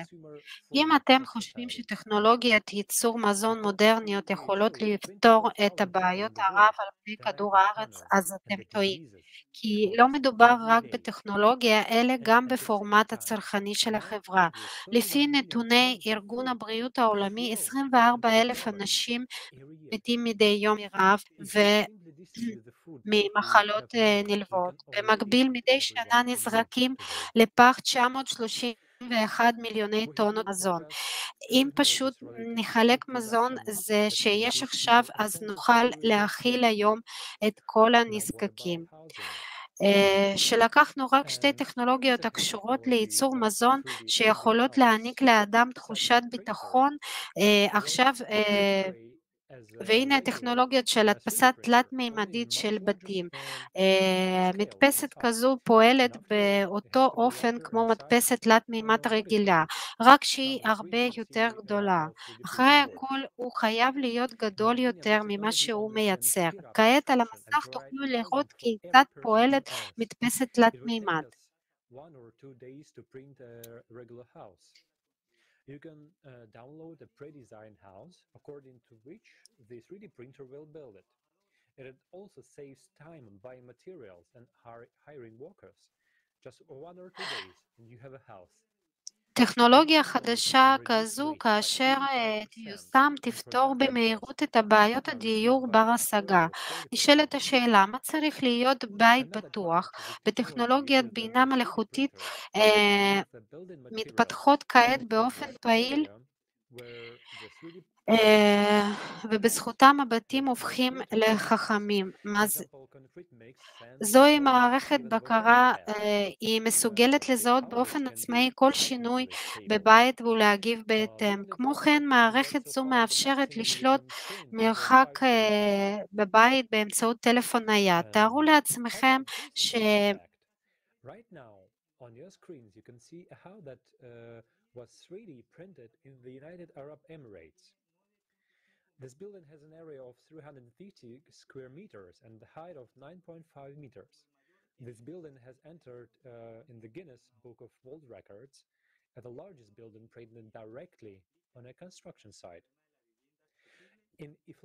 If implemented, this new technology will solve the problem of affordable housing quickly enough. The question arises, what should a safe house be like? Artificial intelligence technologies are actively developing now, and thanks to them, homes are becoming smart. So, what is that? It's an intelligent house management system. It is able to recognize any changes in the house and respond appropriately. It also allows you to control your home remotely using your cell phone. Imagine you went somewhere to work, on vacation, to visit your parents, and at that moment,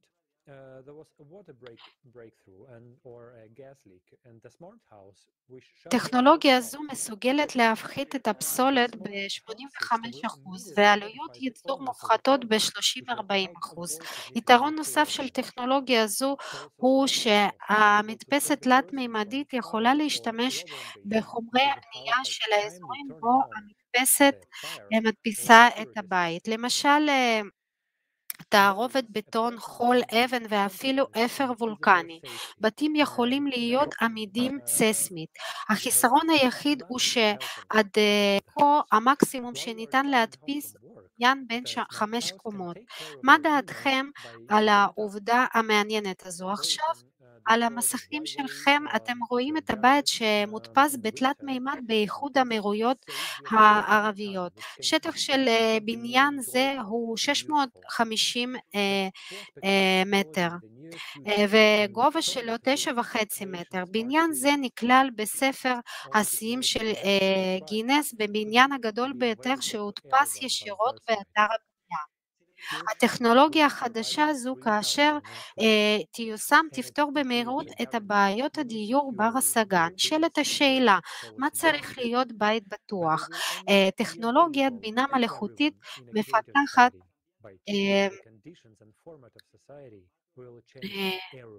מפתחות כעת באופן פעיל ובזכותם הבתים הופכים לחכמים. זוהי מערכת בקרת בית חכם. היא מסוגלת לזהות באופן עצמאי כל שינוי בבית ולהגיב בהתאם. כמו כן, מערכת זו מאפשרת לשלוט מרחוק בבית באמצעות טלפון נייד.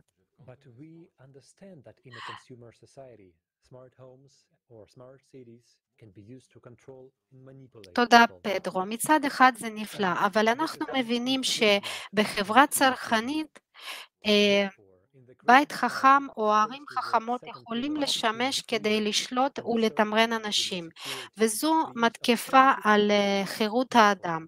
לכן בחברה יוצרת, הודות ליסוד השני, חופש האדם, ויסוד השלישי, ביטחון אנושי, השימוש בכל הטכנולוגיות שאינם לטובת החברה והאדם אינו מקובל. צופים יקרים, תוכלו לקרוא עוד על 8 יסודות של חברה יוצרת באתר creativesociety.com, ועכשיו נדבר על בעיות הרפואה בחברה הצרכנית ועל היתרונות והסיכויים של רפואה בחברה יוצרת.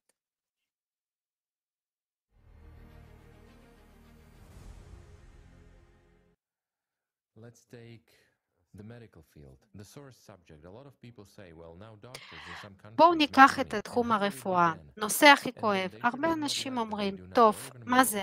עכשיו רפואה במדינה מסוימת מרוויחים, רופאים במדינה מסוימת מרוויחים, ואז הם צריכים להרוויח לא פחות מעכשיו ואפילו יותר, אבל הם צריכים להרוויח על זה שאנשים בריאים, ולא על זה שהם עושים, למשל ניתוחים מיותרים. כיום מבוצעות מאות אלפי ניתוחים כירורגיים רציניים בכל העולם, ללא כל אינדיקציה לאותם ניתוחים הפוגעים באדם ואינם מועילים, וכולם יודעים את זה. ולמה? יש ניתוחים יקרים שעושים. ובכן, עבדתי בוורטולוגיה במשך זמן רב, כמעט 30 שנה, ואני מכיר את המקצוע הזה טוב מאוד, וראיתי הרבה ניתוחים כירורגיים שנעשו ממש לא לפי אינדיקציה. אני אפילו אגיד יותר, רוב ההתערבויות הכירורגיות בעמוד השדרה עם בקע, שינויים נביאים וכדומה, ולפעמים עם פציעות, נעשות ממש לא לפי אינדיקציה. למה? זה יקר, מעניין ורווחי. זה נורא.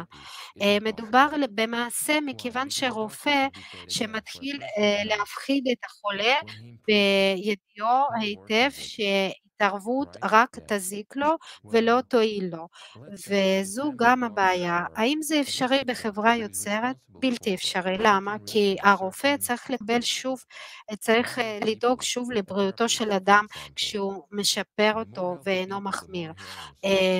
אז בכן נניח כמו רופא משפחה או רופא מחוזי, יש לו אזור מסוים, מספר מסוים של אנשים שהוא אחראי עליהם, למשל כמו רופא משפחה, כי כל שהוא בריא יותר הוא מרוויח יותר. מעולה.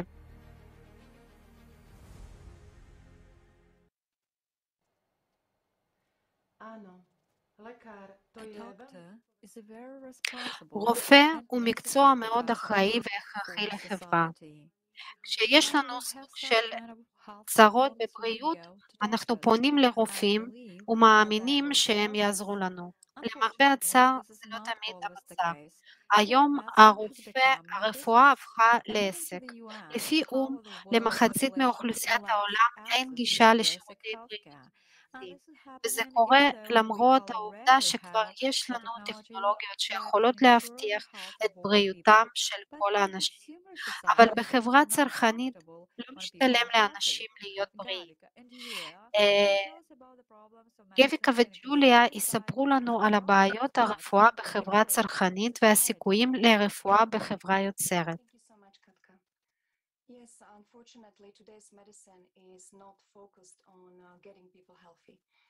תודה רבה, כן. היום הרפואה למרבה הצער לא מכוונת להבטיח שאנשים יהיו בריאים. לפי ארגון הבריאות העולמי, כיום ליותר מ-50% מאוכלוסיית העולם אין גישה לשירותי בריאות בסיסיים. רק תחשוב, חצי מאוכלוסיית העולם. וזאת למרות שמתפתחות טכנולוגיות שיאפשרו לנו לפתור בעיות רבות כבר עכשיו. לפחות קחו לדוגמה הדפסת איברים בתלת מימד. לפני יותר מ-20 שנה היו כמה השתלות מוצלחות של שלפוחית השתן שגדלה באופן מלאכותי מתאם מטופל עצמו.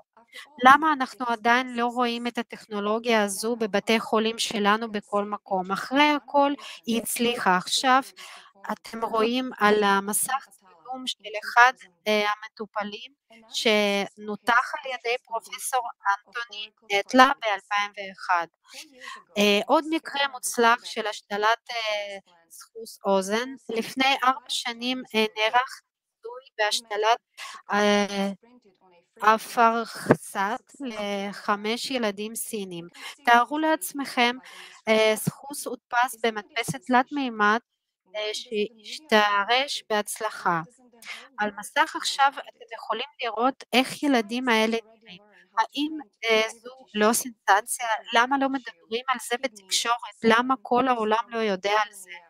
המדע כבר למד כיצד להדפיס רקמות כבד, דרכי נשימה, כליות, עור, קיבה, קרנים, עין, לבלב, רקמות עם רשת דם, שסתום לב, ביודותיו של שבר עצם ועוד.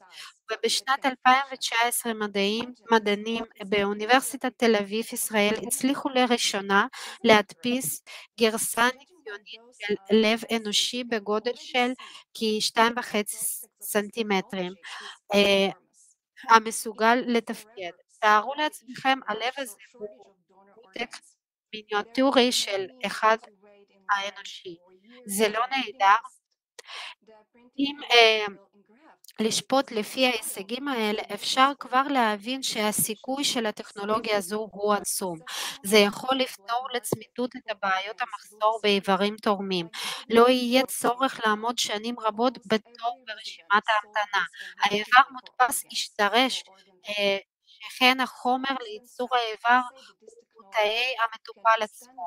תופעות כמו השוק השחור לאיברים, כפר הכליות שבו כמעט כל תושב מכר את הכליה שלו עבור האיברים או גניבת איברים תיעלם. מדענים עצמם אומרים שהטכנולוגיה הזו יכולה להאריך את חיי האדם עד 120-160 שנים. אתם פשוט מחליפים איבר חולה באיבר בריא. נשמע מעניין. בואו נסתכל עוד על טכנולוגיה מבטיחה מאוד. ננו-טכנולוגיות, אבל לפני כן בואו נסתכל על התמונה שרואים על המסך ונכיר מהם המדידות האלה. כפי שאנו יכולים לראות, טווח הננו התחיל מ-100 ננומטר ל-2 ננומטר, פיקו קטן עוד יותר. אתה יכול אפילו לראות את עצמים שנכנסים לטווחים כדי לתת לך מושג כמה הם קטנים. עכשיו לגבי נקודות מבט ולמה שכבר הושג על ידי המדע מכיוון זה. לרובוטים כאלה אין מנועים המוכרים לנו, הם נשלטים בדרך כלל על ידי השפעה חיצונית. זה יכול להיות בעזרת שדה מגנטי המאפשר גם לקבוע את מיקומו של הננו-רובוט. איפה מתוכנן להשתמש ברובוטים כאלה? מדענים אומרים שבשנים הקרובות נוכל להשתמש בננו-רובוטים כדי לספק תרופות ממוקדות להשמדת גידולים סרטניים וגרופות. כלומר, כל מה שקשור לאספקה ממוקדת של תרופות. כמו כן, מומלץ להשתמש בו לניטור ובבקרה של רמות הסוכר בדם חולי סכרת.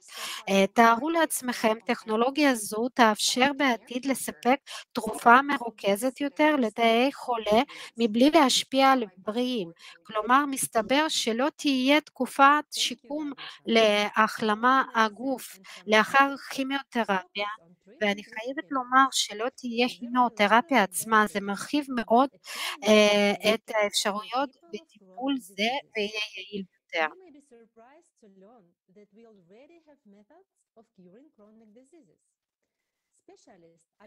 תודה מיכאלה וקטרינה, תודה רבה. בזכותך יש לנו תמונה מלאה של אפשרויות האינסופיות של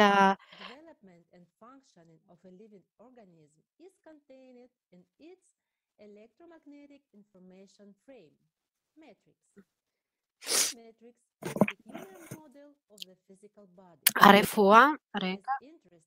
The trauma, the loss of an organ, does not disturb integrity of this matrix, i.e. information about the absent organ doesn't disappear anywhere.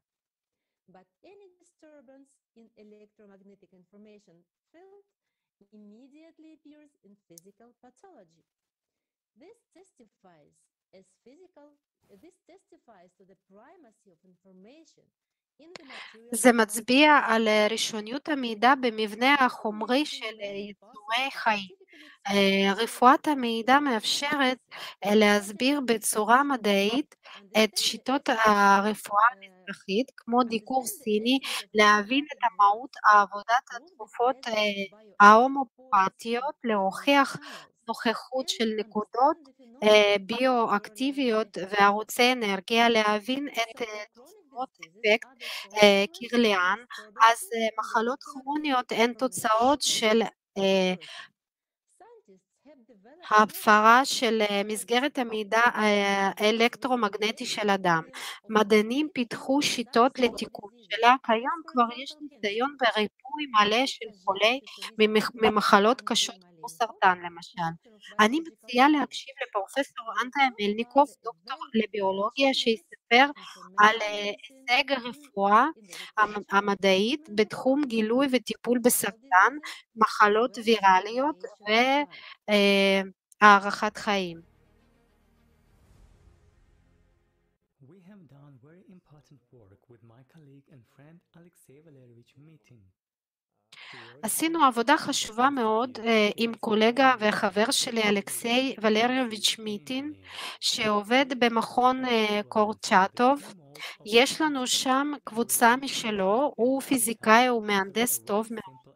הראינו את השקילותן של שתי שיטות העברה, מידע גרידה ופיזי, בניסוי פשוט מאוד. יש תגובה כזו, ראו מבחן. זה פותח על ידי פרופסור במכון ארזן בשנת 1995. יש את כל הפטנטים, הכל מתפרסם, רק שלא נעשה בו שימוש. זה מאפשר לך לקבוע נוכחות או היעדר תהליך אקולוגי בגוף על ידי EPA 10, הופעות אנטיגן בשטח עובי שיער על פני התא, הקובע את המאפיינים של גירוי מגע של חלוקה. ללא תכונה זו פשוט אין גידול פולשני של גידול, כלומר זה הכרחי. הוא פיתח טכנולוגיה די מסובכת אבל אמיתית, שחזרנו אותה השגת נוגדית לאנטיגן זה. הטכניקה מאוד קפריזית ומורכבת, אבל עשינו מטריצות מידע עם הנוגדנים האלה בשתי דרכים והראינו אותם על תגובות שקיעת הדם. רות טסט, כלומר אם לאדם יש אונקולוגיה,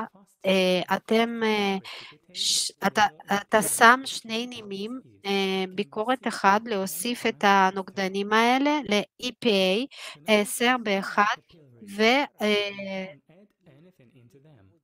We place them behind the matrix obtained by the first and second methods by purely physical and information transfer, and they work exactly the same way. לתוכם כלום אלה שמים מאחורי המטריצה המתקבלת בשיטה הראשונה והשנייה, העברת פיזית גרידה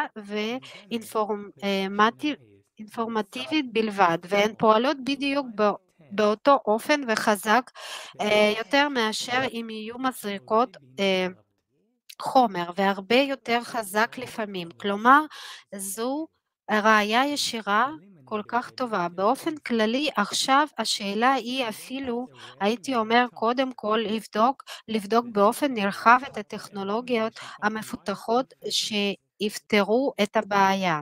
ראשית של חיסול חיי הסרטן, זו משימה אמיתית לחלוטין.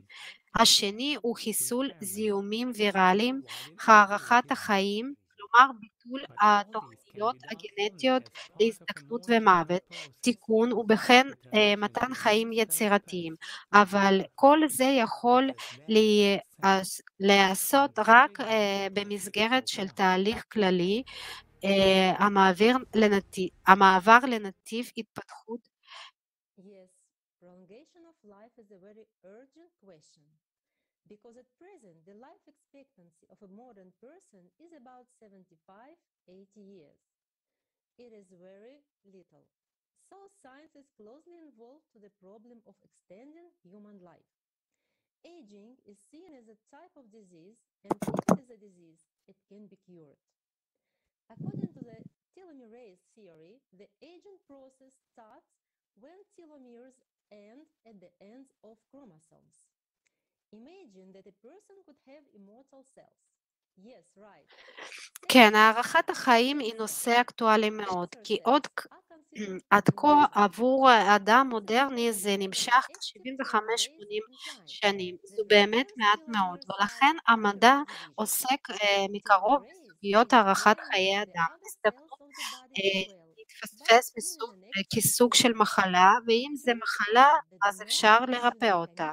על פי תיאוריית הטלומרז, תהליך הזדקנות התא מתחיל כאשר הטלומטרים מסתיימים בקצוות הכרומוזומים. תארו לעצמכם שלאדם יכול להיות תאים אלמותיים.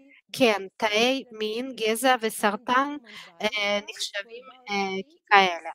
הכל על נוחותם של אנזימים הפעילים שלאחר כל חלוקה משחזר את גודל הטלומרים.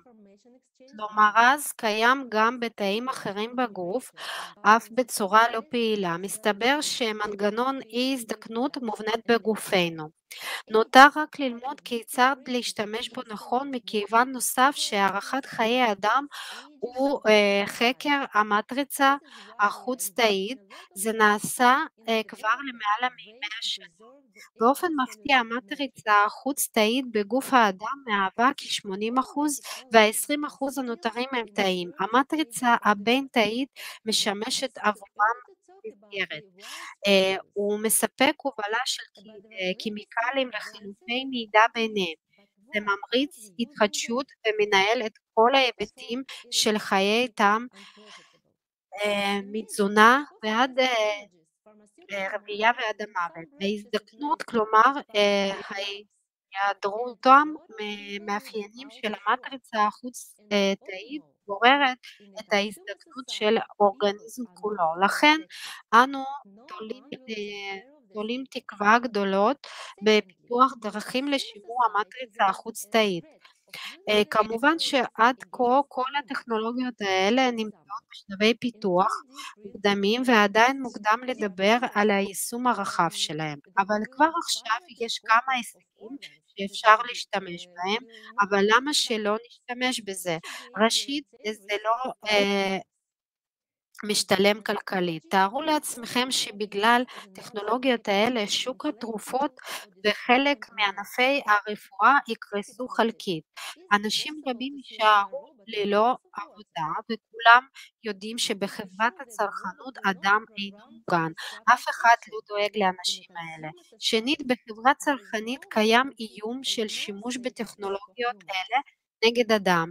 כך למשל בהדפסת איברים תלת מימד קיים חשש שיופיע עותקים פיראטיים של איברים שלא יעמדו בתקנים, מה ששוב טומן בחובו סיכונים לחיי אנשים. יתר מכך, ננו-טכנולוגיות יכולות לשמש כנשק נוסף לשעבוד אנשים או להשמדה המונית שלהם. חשבו לעצמכם, האם אפשר לראות ננו-רובוט בכוס מים? מי יכול להיות בטוח שהרובוט לא יתכנת לפעולות הרסניות? בחברת צרכנות אין ערובה ואין ביטחון לאדם.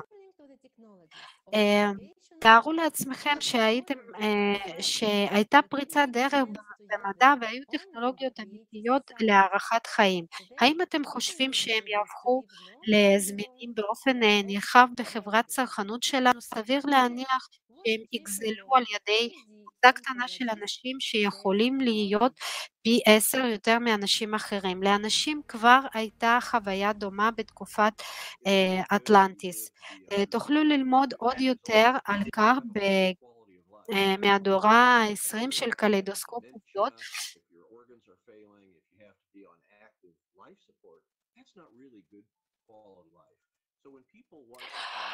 זה לא טוב אם אתה חי עד גיל 140 או 150 שנה ואיכות החיים שלך ירודה.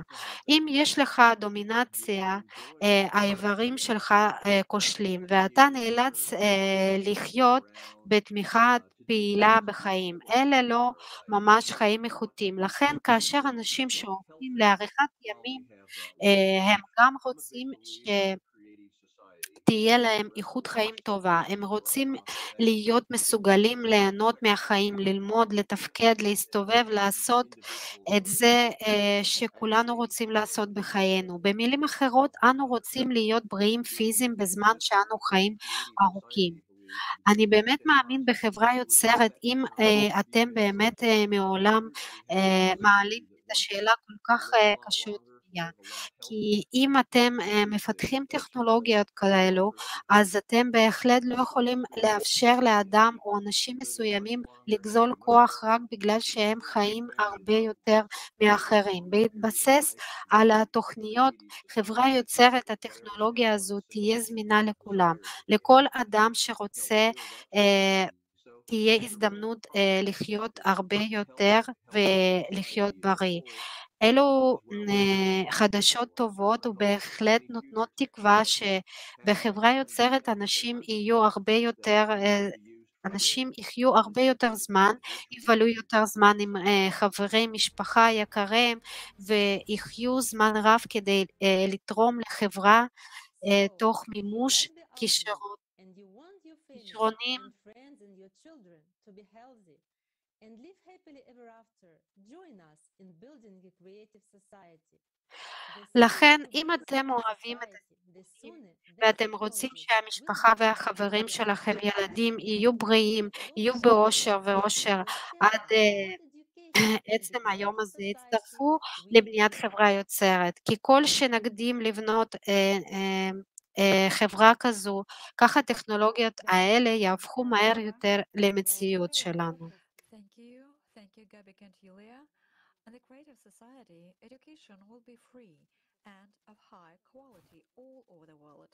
With the introduction of the latest technology based on artificial intelligence, תודה, we will have גביקה ויוליה. בחברה children יוצרת comprehend החינוך knowledge יהיה base. חופשי Children ואיכותי will have בכל the העולם. ability to learn הודות from להכנסת every leader in the טכנולוגיות world. But העדכניות most ביותר importantly, המבוססות education על will be בינה aimed at human מלאכותית, כל development אדם יכול and לקבל discussion גישה is free. למאגר הידע השלם Every ביותר. day, לילדים תהיה development of הזדמנות internet ללמוד technology מהמורים offers הטובים students ביותר variety of learning ברחבי process. העולם. But אבל the הדבר mission החשוב is to ביותר develop the הוא technology for שהחינוך practical, יהיה מקוון positive, להתפתחותו של האדם non-reactionary ולחשיפת innovation. הפוטנציאל היצירתי שלו.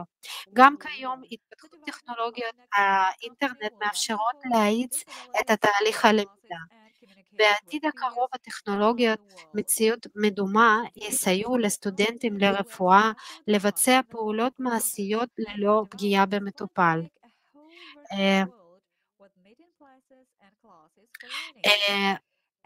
נט הגלקסי פיתח שיאפשר לאנשים עם המוגבלות להשתתף בכיתות ולתקשר עם עמיתיהם ברחבי העולם. כדי לעשות זאת, הם רק צריכים ללבוש מכשיר מיוחד בצורה של משקפיים. המתפתחים מתכוונים ליצור עולם וירטואלי שלם עם מקומות מפגש וכיתות למידה. כל אחד יכול לשלוט מרחוק אפילו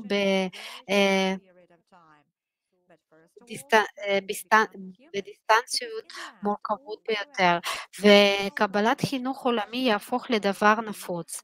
אבל זה לא הכל. כאשר נגיע לרמת הראשונה של התפתחות הציוויליזציה, ההכשרה תצטמצם משמעותית.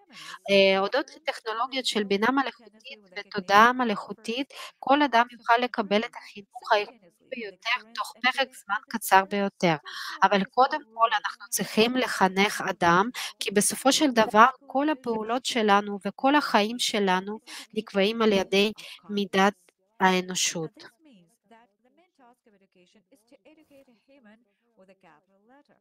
It is important that along with intellectual development, a person from childhood understands who he is, learns to control his thoughts, emotions, and does not allow himself to be manipulated. Intellectual development must go hand in hand with the development of a person's personality. המשמעות היא המשימה העיקרית של החינוך היא לחנך אדם מאוד גדולה. חשוב שיחד עם התפתחות האינטלקט, אדם מילדותו יבין מי הוא, ילמד לשלוט במחשבותיו, ברגשות שלו, ולא יאפשר לתמרן את עצמו. התפתחות האינטלקט צריכה להיות במקביל להתפתחות האישיות האנושית. צריך לחנך את כל האנשים ברוח האנושות, אמר המחנך ההומניסטי הצ'כי יאן עמוס קומצ'ינס. אחרי הכל אין זה הגיוני ללמד אדם את המדעים מבלי לחנך אותו לתכונות מוסרתיות וחסר לזולת. דמיטרי סרגייביץ'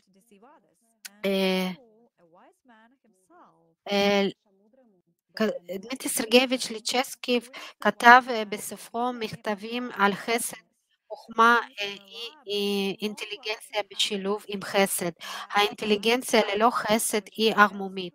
ערמומית לעומת זאת פונה במוקדם או במאוחר נגד ערמומים עצמם.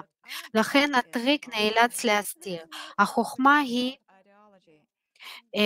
פתוחה ואמינה.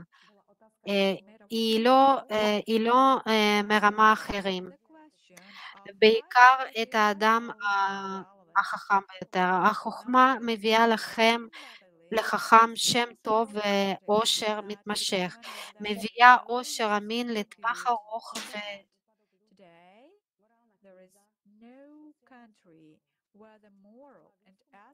החינוך משחק כאן תפקיד מרכזי, אבל החינוך איכותי ללא חינוך הוא בלתי אפשרי, והחינוך לא קורה בלי אידיאולוגיה. החברה מעוצבת על ידי אנשים, ולכן השאלה האידיאולוגיה הייתה רלוונטית בכל עת. החברה מעוצבת על negative information around the clock, and this affects our life in the worst way. Thank you, Katka. תודה, קטקה. Stanford University News cites research showing that when you are exposed to a stream of negativity for 30 minutes or longer, your hippocampal neurons, the part of the brain responsible for problem solving, die off. Yes, negative opinions can without exaggeration rot your brain. Professor Giacomo Rossoletti, an Italian neuroscientist who discovered how the mirror neurons in our brain work, believes that social norms play a key role in this process. After all, thanks to the work of mirror neurons, we unconsciously copy the model of behavior that we see. Mirror neurons are unique brain cells that are activated when we follow the actions of others. These cells, like a mirror, automatically reflect someone else's behavior in our head and allow us to feel what is happening as if we were doing these actions ourselves. There was an experiment conducted in France. The idea is that one group of volunteers was asked to portray different emotions, joy, sadness. They were given to smell something unpleasant, and disgust was reflected on their faces. The people were photographed, and then they showed these images to another group of subjects and recorded their reactions. And what do you think?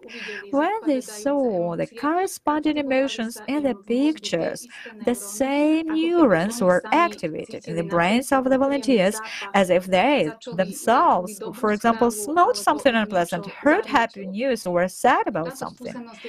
And this experiment is one of the confirmations that besides mirror action neurons, they're called motor neurons, and there are also emotional mirror neurons. They help us subconsciously without any thought analysis, but seeing only facial expressions and gestures to understand the emotions of another person. This happens because thanks to the reflection in the brain, we ourselves begin to experience the same feelings. And now let us look at what people are shown on TV: murder, violence, robbery, scandals, victims. It is as if there is nothing good in the world at all. What normal psyche can withstand this? And why do they show it all? In fact, in the consumerist format, it is very profitable, right? After all, people become afraid, and therefore it is possible to impose the image of any enemy on people. Then the power over such a zombified person becomes unlimited. Let us watch an excerpt from a video with the participation of Reggie Mikhailovich Danilov, The Creative Society. But how does today's mass media work? It's total manipulation. It is. What's being imposed? Separation, disunion, violence. These are all those images that are being imposed on us, aren't they? These are the dominant images in our heads that create our mood, that unwittingly evoke emotions in us, whether we want it or not. We're shown a movie about a killer maniac and we start to sympathize with this image. Is that normal, my friends? That's how our consciousness works. Certainly, a part of the propaganda of the entire film industry. What about the inhuman relationships?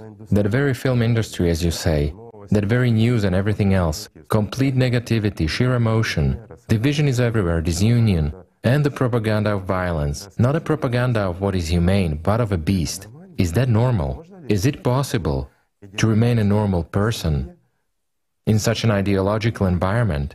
Absolutely. You know, values are shattered and people don't even understand what's good, what's bad. Of course. Gradually, it's already to such an extent. Of course. But can it be all adjusted? Easily. After all, it depends on us. Isn't it so? It is. And the media in the creative society. Again, in the creative society, the mass media should belong to society. To people. To people. It shouldn't be private. Yes, there could be some kind of portals, something else. People should have the freedom to create something.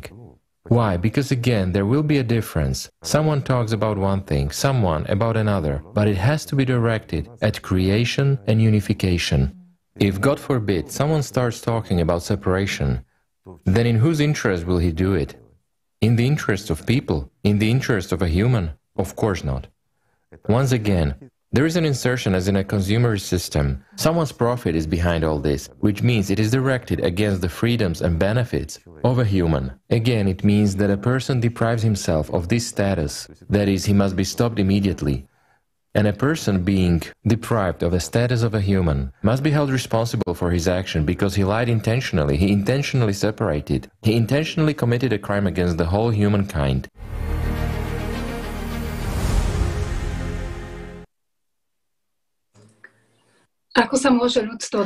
How can humanity get out of the deadlock it has been trapped in? We need to realize the value of our lives and learn to be humans with a capital letter. Human beings are inherently highly social beings. This means that we depend on each other and we need each other. It is much more natural for us to be friends and live as one big family than to be at war. For only when we are all united by one goal and act for each other's good can we unleash our full creative potential and reach the highest level of our development as a civilization.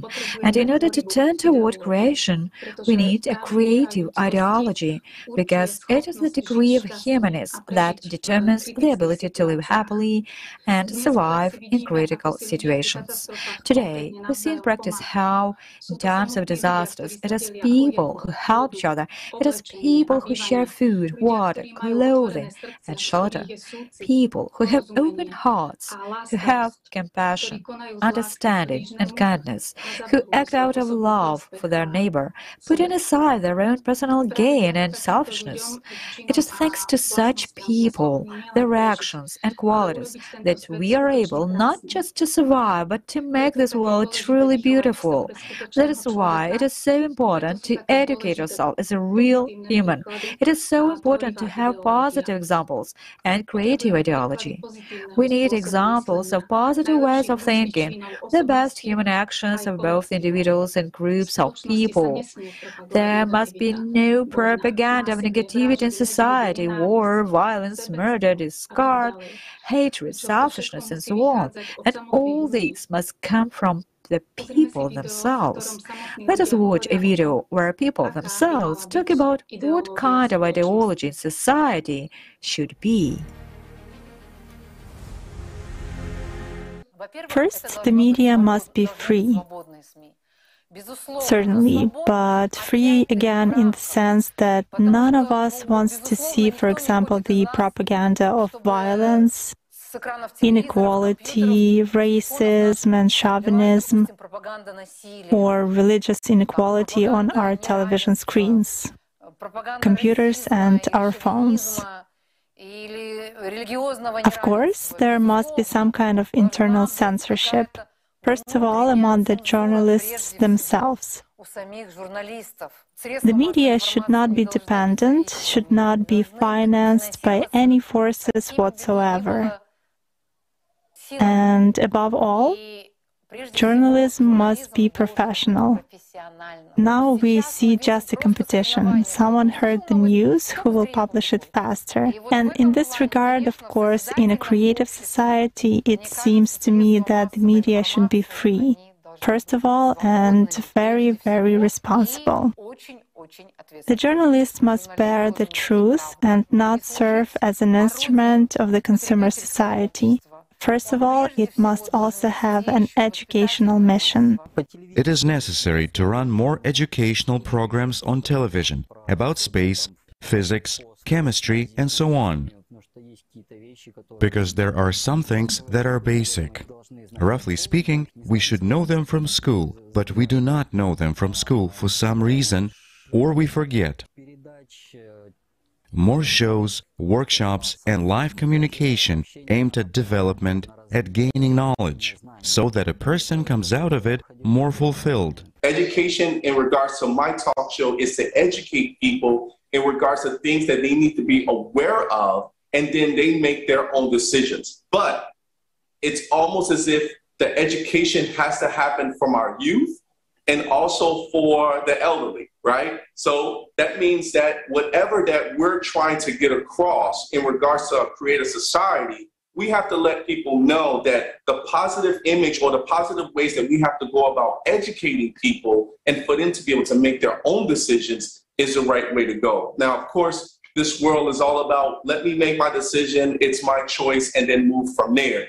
But the media is the way to actually get that out there. I want to be able to bring out to the audience and out to the world. But then, of course, it's all about what the world wants to be able to take from that.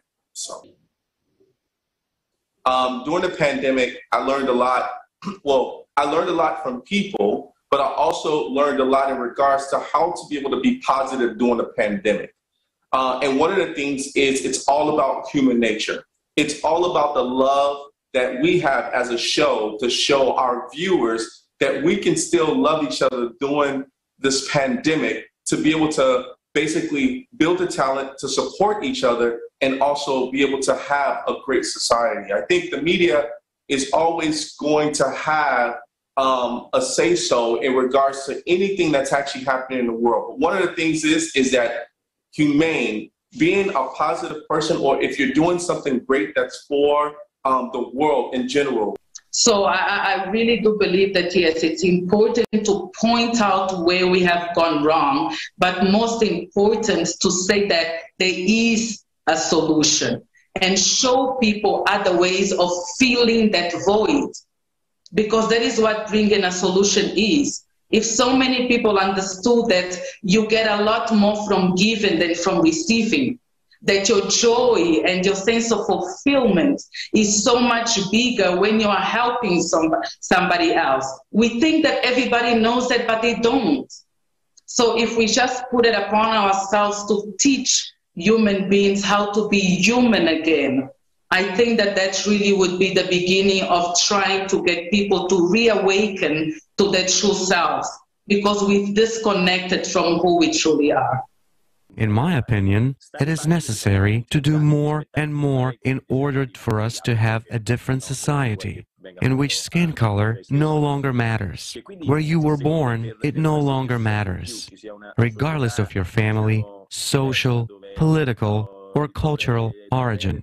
All this doesn't matter anymore, and we can really forever become part of a single community that is striving for good, where everyone has their own home, but there is a sense of belonging to a single world community. In my opinion, for this we just need to use the means of communication that we have today, so that the world understands that there is no difference between a person who was born in Africa, a person who was born in Russia, who was born in America, or in Italy. After all, the fundamental principles of human existence remain the same. Yes, maybe if you were born in Italy, every morning you drink coffee, eat pasta for lunch and dinner. Whereas if you were born in America, maybe in the morning you make yourself scrambled eggs. That is, we don't have the same habits because we are culturally different, but our principles of human existence are absolutely the same. Therefore, I will repeat myself. In my opinion, we should use means of communication and technical development in general only for good. We shouldn't let these tools overcome humanity and human values.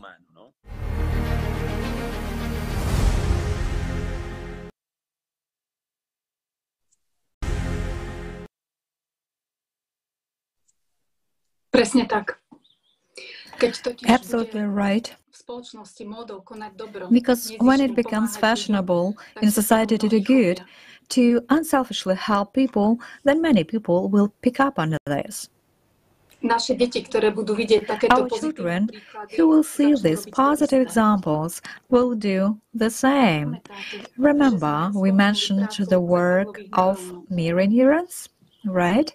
So, for them, relationships between people based on respect and mutual help will become natural. For kids, they will become natural. And this gives an opportunity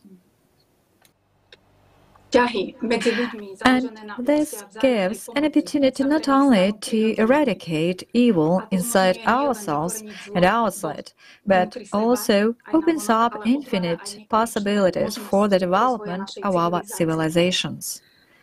Of our civilization. How to do this? As Mahatma Gandhi said, if we could change ourselves, the tendencies of the world would also change. And we are beginning to make that change now. Ďakujeme, Michaela a Katarína. Thank you. Thank you, Michaela and Katerina. Thank you very much to all the speakers. Thanks to you, we have a complete picture of the limitless possibilities of education. I'm happy and inspired that in the creative society, quality education will be free and equally accessible to all. And all the conditions will be created for man to realize, to fulfill his creative abilities and talents. To become a man with a capital letter, we need examples of positive thinking, the best human actions of both personality and the teams. After all, what information we fill up with today, that will be our life tomorrow. That is, I understand that these images that circulate in our heads have an impact on us and on other people. It is a very interesting topic. I would like to understand how it works. Katarina, many more people are interested in this topic, and exactly in 1 month we'll all have the opportunity to explore the topic of images and their impact that they have on us.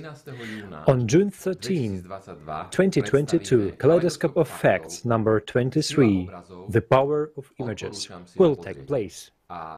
I suggest you to watch the trailer now.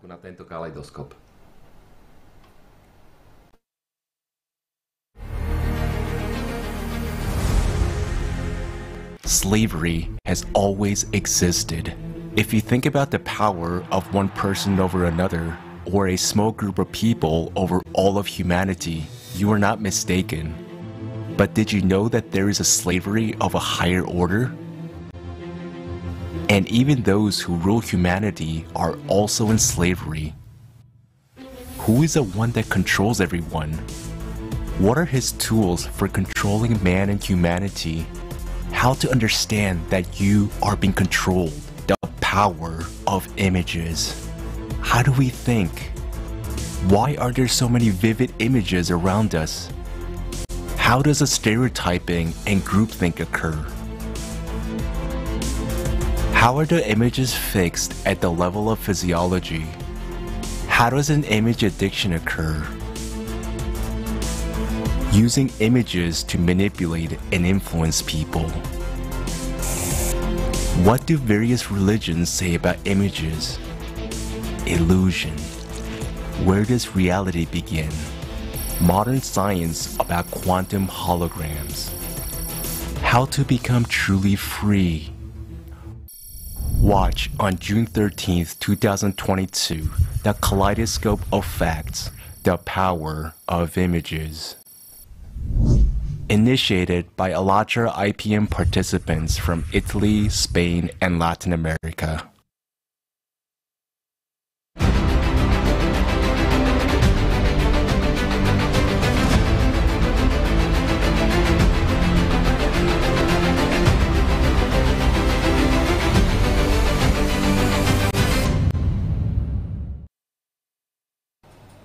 Ďakujem, Robert. Thank you, Robert. And we continue to talk about the benefits that each of us will get in the creative society. And now we are getting to the topic of employment. This is a very hot topic, isn't it? After all, in consumer society, a job is the only source of income for us. And if we lose it, we won't be able to pay our rent, buy groceries, pay for school, and medical services. Yeah, that's true. But in the creative society, a person will be provided with everything one needs by birthright. And if he or she wants to have more, all he or she has to do is work 4 hours a day, 4 days a week. If they surprise you, look at the reality of today. Automation and robotization have reached a level where robots based on artificial intelligence can replace humans in any profession. And it is economically profitable. But in our consumer format, such a replacement leads to throwing out the human on the street without a livelihood. And those who have jobs left have to work more and more. Why? Let's figure it out together. Neven, you have the floor. Good afternoon, dear friends. The rapid development of technologies and robotization was supposed to relieve people of hard physical labor and free up time for personal development. But this has not happened. Why is that? Because when the level of production became higher than the level of possible consumption, artificial human needs began to form. At the same time, the quality of production began to decline. And people have to work more and more to make ends up meet. And even though research has done to show the ineffectiveness of longer working hours. For example, John Pankoval, a professor at Stanford University, showed in his study on 2014 that workers' productivity declines greatly after they pass the 50-hour work week threshold, and that is 6 days a week of 8 to 8.5 hours. And there is no difference between a worker who worked 55 hours and one who worked 70. Raymond Valzelst and Willard Kerr, professor of psychology, Illinois Institute of Technology, in the early 1950s conducted a survey of colleagues and compared the time spent in the office and the number of articles written. The data showed that those who worked 20 hours per week were twice as productive as those who worked 35 hours. Another study by Britain's largest money-saving brand found that average office worker is productive for only 2 hours and 53 minutes during the workday. In 1930, Tycoon Keelocken, Michigan, instituted a 6-hour workday. Productivity increased and the number of accidents decreased by 41%. British Prime Minister Edward Heath introduced a 3-day workweek in 1974, and the Tycoons predicted a 50% reduction in production, but in fact it was down only 6%. At Microsoft in Japan, after the introduction of 4-day workweek, productivity increased by 40%, energy costs dropped by 23%, and the document printing volumes dropped by 59%. The American company TowardMe.com has become one of the largest fast-growing companies in America after switching to 5-hour workday. In Sweden, the move to a 6-hour workday resulted in increased productivity. Iceland experimented with a shorter workweek from 2015 to 2018, and a report by the Association for Democratization and Sustainability and the British think tank Autonomy claimed that workers who participated in the experiment felt happier, healthier, and more productive. The opposite is also true. Excessive labor time is bad for one's health. Researchers at University College London analyzed data from more than 600,000 men and women from Europe and the United States and Australia. They found that those who work 35 hours or more hours a week had a 33% higher risk of stroke than those who work 35 to 40 hours a week. Working longer hours have also increased the risk of heart disease by 13%. When you overwork, not only your physical health deteriorates, but also your mental health. Mental fatigue accumulates, one cause of which is monotonous activity for more than 2 or 3 hours. It reduces brain activity and the person becomes lethargic, and it's difficult for him to concentrate, to make a decision. Being in such state for a long time, a person simply becomes numb. In order to support his capacity for work, he begins to use stimulants such as cigarettes, coffee, energy drinks, and alcohol, thereby damaging his health even more.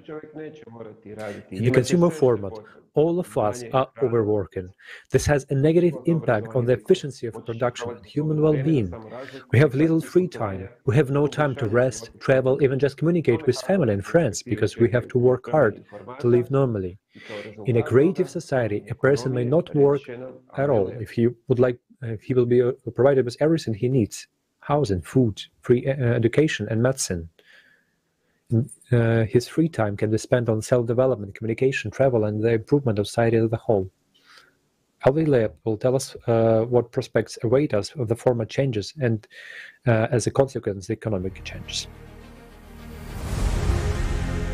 I think the economy should change in the sense that already right now in wealthy countries, people work 5 days a week. So you can imagine a work week being even shorter, but people will get paid. I mean, because the same kind of work can be accomplished in part by the help of machines. And altogether, it will relieve people from the need to work on services, and you can define new challenges that people will be engaged in that are not related to services. You just need to redefine the goals of society and pay people perhaps even for the days that they don't work in the way that they work right now. So I see it as a positive change in the sense that it will free people to focus on more exciting, more interesting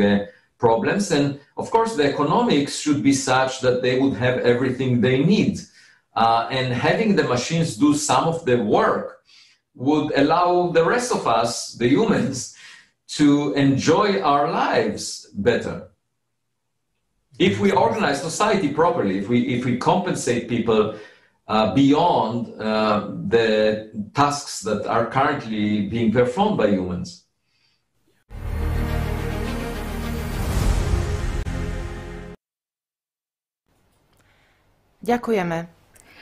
Thank you. It is wonderful when we choose a job, not because we have to survive, but because we like it. When we have free time, as Avileb said, we can self-develop, communicate with our families, travel, and do something useful for society.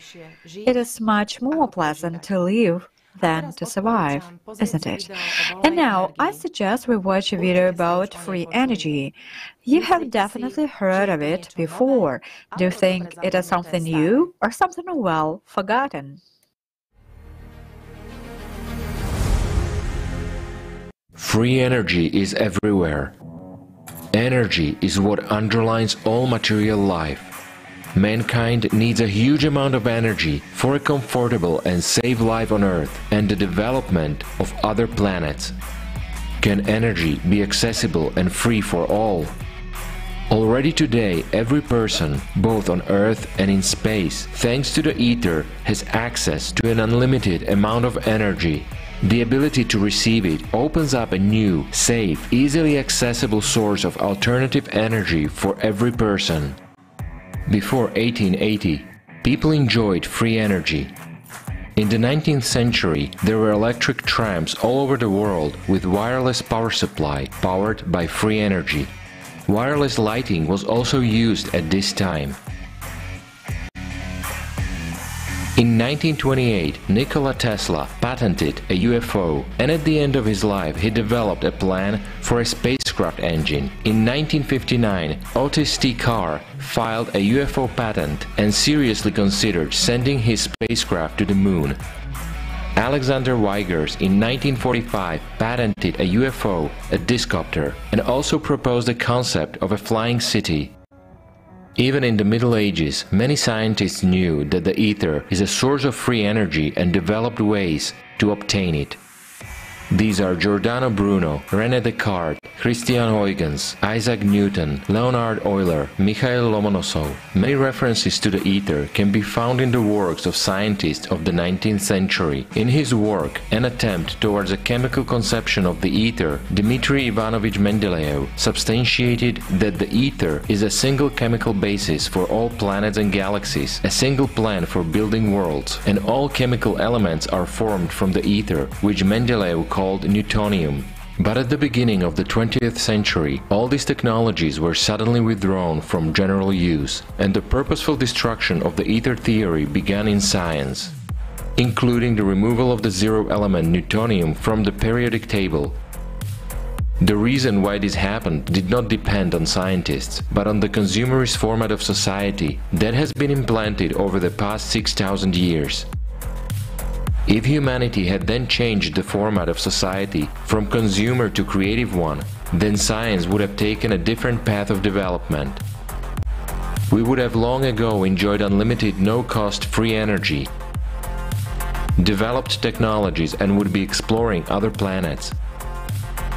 Scientists who studied the ether and free energy put forward ideas that are fantastic for modern man. Such discoveries give an understanding of many events and mysteries of ancient times, as well as archaeological discoveries and findings that do not fit into the traditional explanation of the history, life, and technical achievements of ancient people. Nevertheless, humanity does have knowledge about these technologies. But will the presence of free energy solve all the problems of mankind? No. Most importantly, we people need a different, creative format of society where energy will not be used to harm people. If the current consumer format is maintained, free energy will lead to an economic collapse in the energy industries, and billions of people will be left without work. But when we, humans, make the choice to change the situation and start building the creative society, these technologies will open up incredible opportunities for us. The concepts of hunger and lack of water will disappear. The global unification of people on the principles of the creative society and free energy will help to successfully solve the problems associated with the climate and environmental crisis. There will also be no need for hard and exhausting human labor to provide for basic needs. This is the wonderful future that awaits each of us if we unite and start building a format of society where the life of every person is the highest value.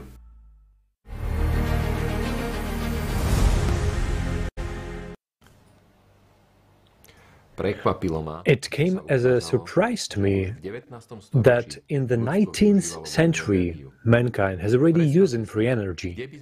Imagine where we would be today if we had developed this technology throughout the 20th century.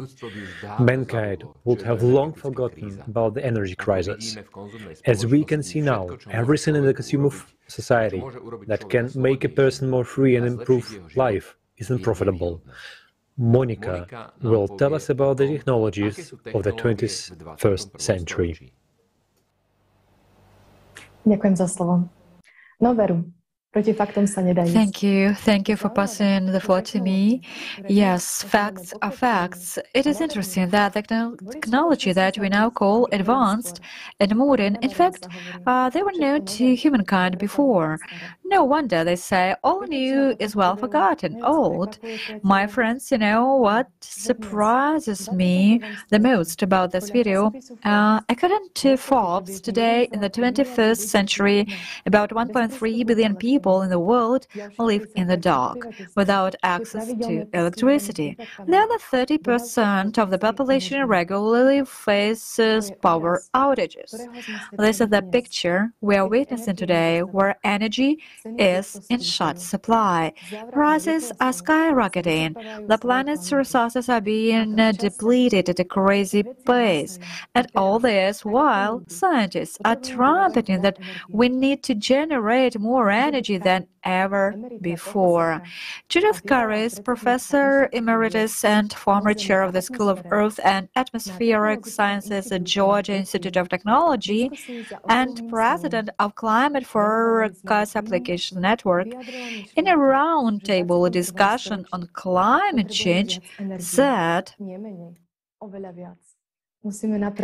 in the 21st century, we need more energy, not less. Much, much more. We need to push forward. We need new technologies, new infrastructure, and more abundant and cheap energy for everyone in the world. I mean, that is what we should be targeted at. Dr. Judith Curry, anthropogenic CO2 myth buster, a climate scientist, has pointed out in her lectures that humanity needs to pool its resources, all scientific, technological, and energy resources, to study and confront climate changes on Earth. Well, let us see what alternatives scientists are suggesting us. An unjustifiably hyped green energy is considered alternative, but as it was said at the conference, global crisis, this already affects everyone. It is not so green. On the contrary, it is more harmful to the environment, and huge capital investments at the initial stage made the green energy an extremely attractive business, although most experts admit that these costs are likely to pay back, and the cost of the resulting energy is the highest and falls on the shoulders of the consumer. There is an alternative. To date, there are many scientific developments, experiments, and generators that work on the principle of invest little and get a lot. For example, South Korean company SAF Infinity started mass production of fuel-free magnetic motor generators with power of 5 and 10 kilowatts, which is enough to supply an average private house. African SAF Technologies, in addition to a 500 kilowatt free energy generator that can power 300 private homes, that is an entire neighborhood, presented the world with a number of its inventions, including one of the world's first cars that does not require fuel or recharging. In May 2015, the German company Rush Innovations launched a fuel-free generator that generates electricity without consuming fuel. In Switzerland, Baumann's electrostatic machines provide electricity needs of an entire village and its residents. In early 2019, the American company IEC, the first in the world, began mass production of magnetic fuel-free generations Earth engine from 25 kilowatts, which is quite enough to supply 3 average private homes.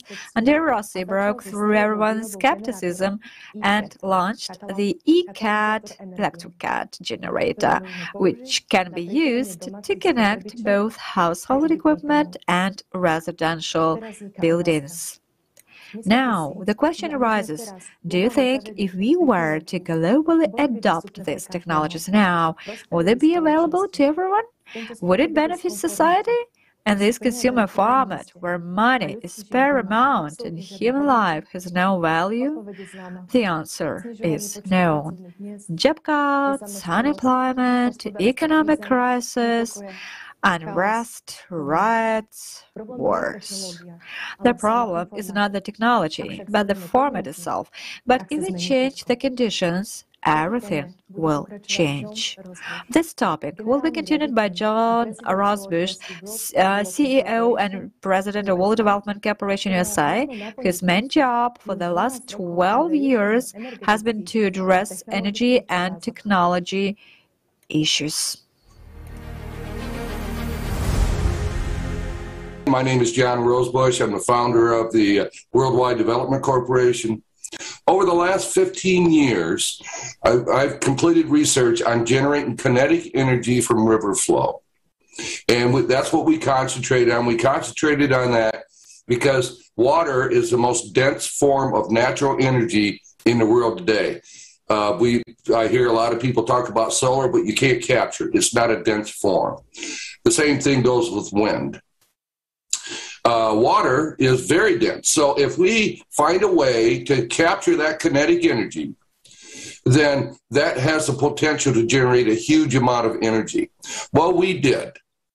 And about 12 years into the research, which I totally self-funded, we come up with a new energy invention that can generate a huge amount of energy, and it doesn't require dams. It doesn't use turbines. It's brand new technology. The Worldwide Development Corporation, a new energy invention, has the capability to power this planet 15,000 times over, 15,000 times over, for less or equal to 5% of the cost of wind and solar.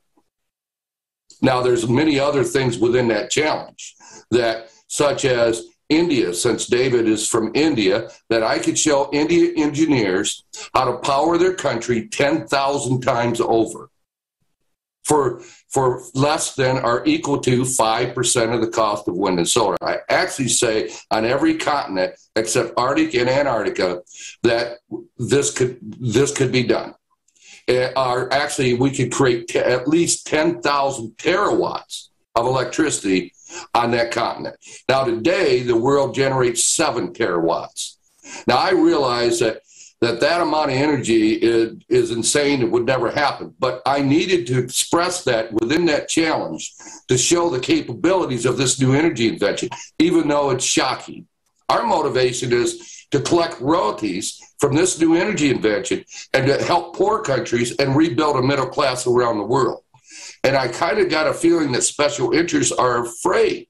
Unlimited energy solves almost all the major issues that I see on the creative video, almost all of them. Let's kind of go through what that would solve. Water shortages. First thing, climate change. No more smog. This is kinetic energy. It's kinetic energy. You capture energy from water movement. No pollution. By the way, these new energy inventions are self-contained. They no longer need a river. That was part of the different transformations this went through. So imagine this could be located anywhere. In an island, in the middle of a desert, doesn't make any difference. They would operate the same way. So let's go back to what this would solve. Climate change. We would reduce carbon tremendously throughout the world. Biomass would no longer be needed. We won't be cutting trees down for biomass. Water shortages. The reason why we don't desalinate fresh water today, too energy expensive. So guess what? This is now cheap energy. So we could desalinate enough fresh water to turn the whole world into a water oasis. Now, desalination, well, so are the glaciers around the world in all the different countries. And that will, once they're gone, the rivers are gone. Now, how do we get fresh water? All the major cities were built around rivers. The other thing is 40% of the population in this planet live close to the oceans. If we can desalinate water, we can support them very easily. Matter of fact, we can desalinate enough fresh water to refill about 10 major bodies of water around the world that have dried up. The Aral Sea is an example. The largest fresh body of water in the world is dried up. Now, with this new energy invention, we could refill that and refill all the aquifers. We could turn our world into a completely water oasis. That's how powerful this and the types of solutions it can do. My view is no money should be involved. Countries should be involved. And the reason being is to eliminate the exploitation of this new energy invention, the intellectual property of it. By the way, we don't plan to build them and control this thing. That will be up to the people around the world. All the engineers, utilities, they're going to own them and they're going to build them.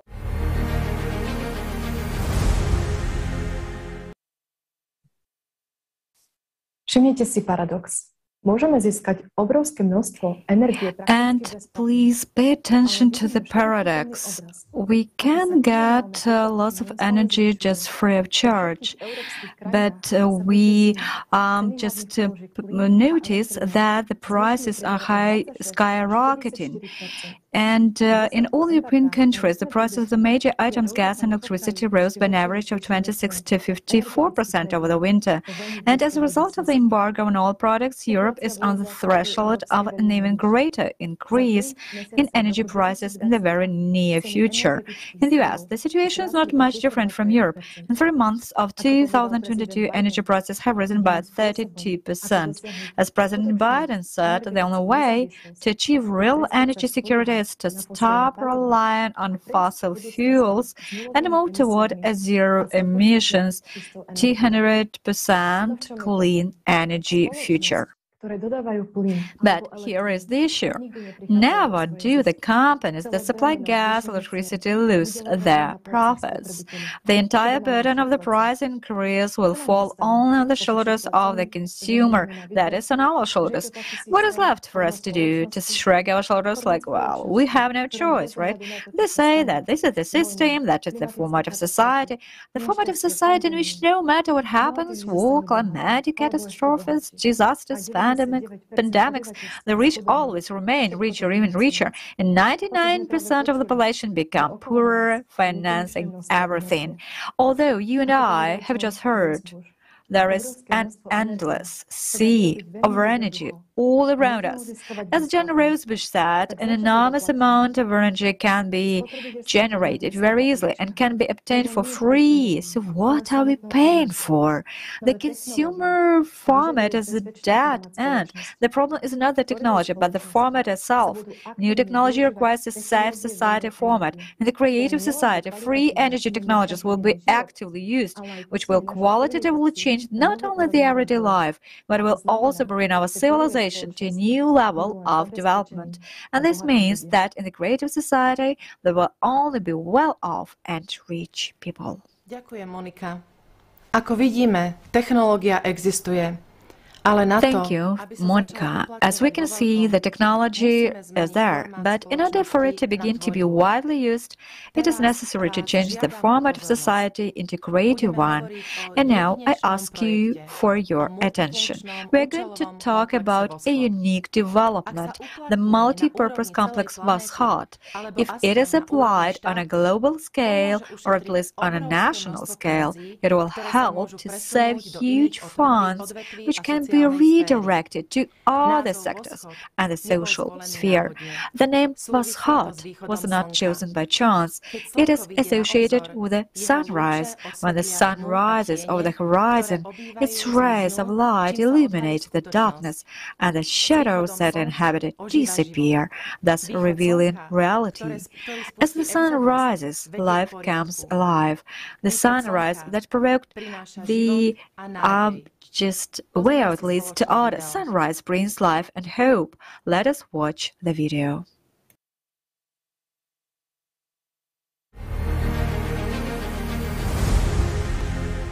In our digital age, the living standard and the security degree of a person, society, and the state are determined by data. And first of all, by the ability to process it. Data determines everything, and the effectiveness of data usage shapes the result. After all, merely collecting information is not enough, it is important to process it properly. The level of effective management of society, states, and companies directly depends on it. A unique solution to these tasks is a multi-purpose complex, powered by XP Energy, that has no analogues in the world. WSGOD Multi-Purpose Complex. It is a global aggregator of all existing digital data and a single center of data processing. The complex is built on the basis of hybrid artificial intelligence and is a high-tech cloud solution based on microservice architecture.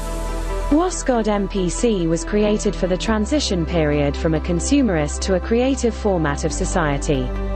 It can be used effectively at the level of the Commonwealth of States or a single state, international banks, auditing companies, transnational corporations, international foundations. WSGOD Multi-Purpose Complex includes a total financial monitoring system that performs the following tasks. Global anti-corruption monitoring at all levels of both the single state and the Commonwealth of States. Constant monitoring of all economic entities. Conducting a fundamental analysis of macro and microeconomic indicators of all legal entities and sectors of the economy. Detailed comparative analysis of economic indicators of individual companies, economic sectors, states, and their commonwealths. Global valuation and dynamic creation of effective financial models, including anti-crisis ones. Short-term, medium-term and long-term high-accuracy forecasting. WSGOD MPC provides total supervision over the entire financial system, ensures transparency in the usage of monetary funds, allows controlling the financial flows, identifies and monitors any illegal schemes of money trafficking, including uncontrolled withdrawing of money abroad, identifies the full circle of individuals involved in illegal schemes, helps to detect weaknesses of legislation, management, and control systems. The complex provides an unprecedented toolset for error-free coordination, development, and planning of the economy of the state, each industry, holding, or company. WSGOD MPC gives the opportunity to monitor the state of the economy, a particular industry, or a company in real time. WSGOD MPC significantly reduces time, costs, and helps to significantly increase the margin. WSGOD Multi-Purpose Complex. Data serving to civilization.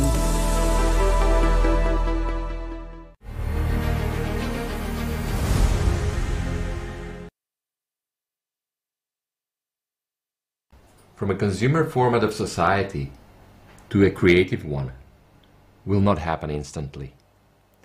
There will be a transition period, and during this period there will definitely be elements of the consumer format of society: embezzlement, corruption, struggle for power, theft, and other human weaknesses. What is the basis of corruption? Personal gain. In a consumer society, the main value is money, and a person in a consumer format thinks, first of all, more about himself and his own benefit. In order to help society counteract corruption effectively, go through the transition period faster, and overcome all difficulties caused by the human factor, XP Energy created WSGOD Multi-Purpose Complex. This development with enormous capabilities is far ahead of its time. Suppose it is applied on a global scale, or at least on a national scale. In that case, it will help to save huge amounts of money, which can be redirected to other sectors and the social sphere. But it is important to remember that the multi-purpose complex WSGOD is a tool that can help save, optimize, identify all cash flows, but the decision about their distribution and use will be up to people themselves. Huge losses in all industries occur because people do not know how to analyze and process large amounts of data. The problem of working with data is complex. First of all, people are unwilling to understand new data processing tools, and they lack an understanding of the importance of data processing. And secondly, today the amount of data is so huge that people simply drown, not keeping up with the pace of data formation. In turn, this slows down the pace of development of science, technology, and the introduction of new technologies, and consequently slows down the development of civilization as a whole. For example, only the United States economy annually loses over 100 billion due to the lack of people's skills in working with data. And this is only a direct loss. And suppose you add the billions of dollars invested annually at the state level and private companies in analytical projects, software, and new technologies in data processing, which do not give any visible results. In that case, it becomes clear that we are talking about losing hundreds of billions of dollars. Often, agencies and company employees, unwilling to understand new technologies, blatantly sabotage their implementation and turn to the same old counting framework. Economics and figure are first and foremost a world of numbers and vast amounts of data. Finance is the driving force of the modern society. Money plays a key role in our consumerist format of society. Money is the equivalent of energy. It is a tool. It can be used to build cities and develop their infrastructure, to develop science, medicine, education, art, and other areas of human activity, and to introduce innovative breakthrough technologies that will improve the conditions of our existence.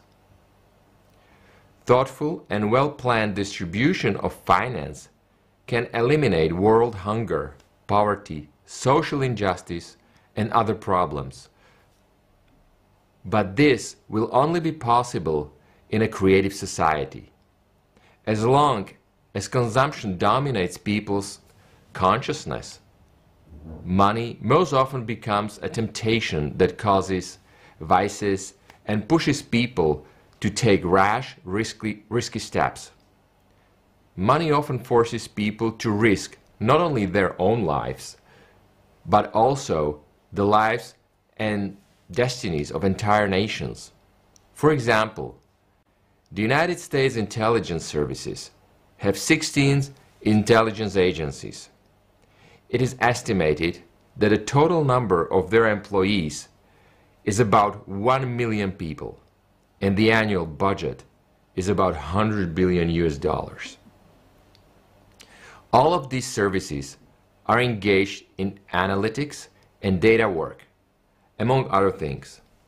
Multipurpose complex Voskot can significantly optimize the work of these agencies, cut costs, free hundreds of thousands of people from routine tasks, and save tens of billions of taxpayers' dollars. At the same time, the complex will be more efficient and demonstrate a higher level of performance than people.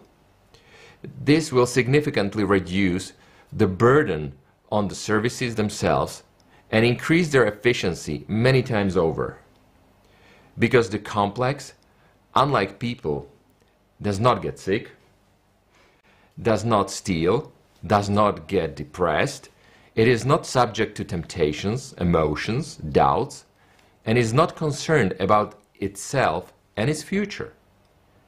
It works with data and relies exclusively on real figures and facts. If, for example, in Kazakhstan, the multipurpose complex Voskot had worked at least in October 2021, the tragic events of early 2022 simply would not have happened. There would have been no death, violence, looting, and destruction. People would not have to have experienced such powerful stress. The complex would have established the fact that the event was being prepared, identified. It would identify an entire circle of interested and involved parties and warned of the attempted coup d'etat that is being prepared. Now let's just watch a short video. מערכת ראו-נשימתית וסחוט במדינה. למרות העובדה שהמערכת וסחוט נוצרה לתקופת המעבר מפורמט צרכני ליצירתי של החברה, ניתן להשתמש בה ביעילות ברמת המדינה או בחבר העמים, גם בחברת הצרכנות. כמובן שבמתכונת הצרכנית, דמוקרטיזציה של המידע אינה באה בחשבון, שכן הדבר הופך את המדינה לפגיעה. בקשר זה, שימוש במערכת וסחוט ברמת המדינה צריך להתקיים במצב סגור, עם כפיפות ישירה לראש המדינה.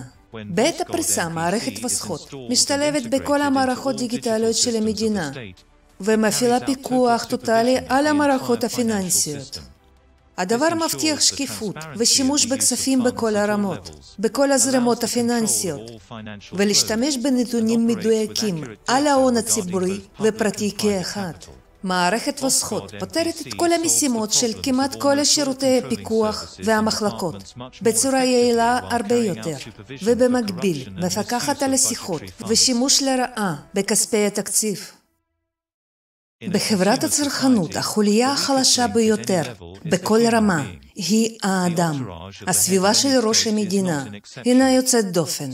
קורה שאפילו המעגל הפנימי שלו, כולל אנשים שמשחקים משחק כפול. מערכת וסחות פועלת באופן איזון. היא מאפשרת לזהות אנשים כאלה בזמן.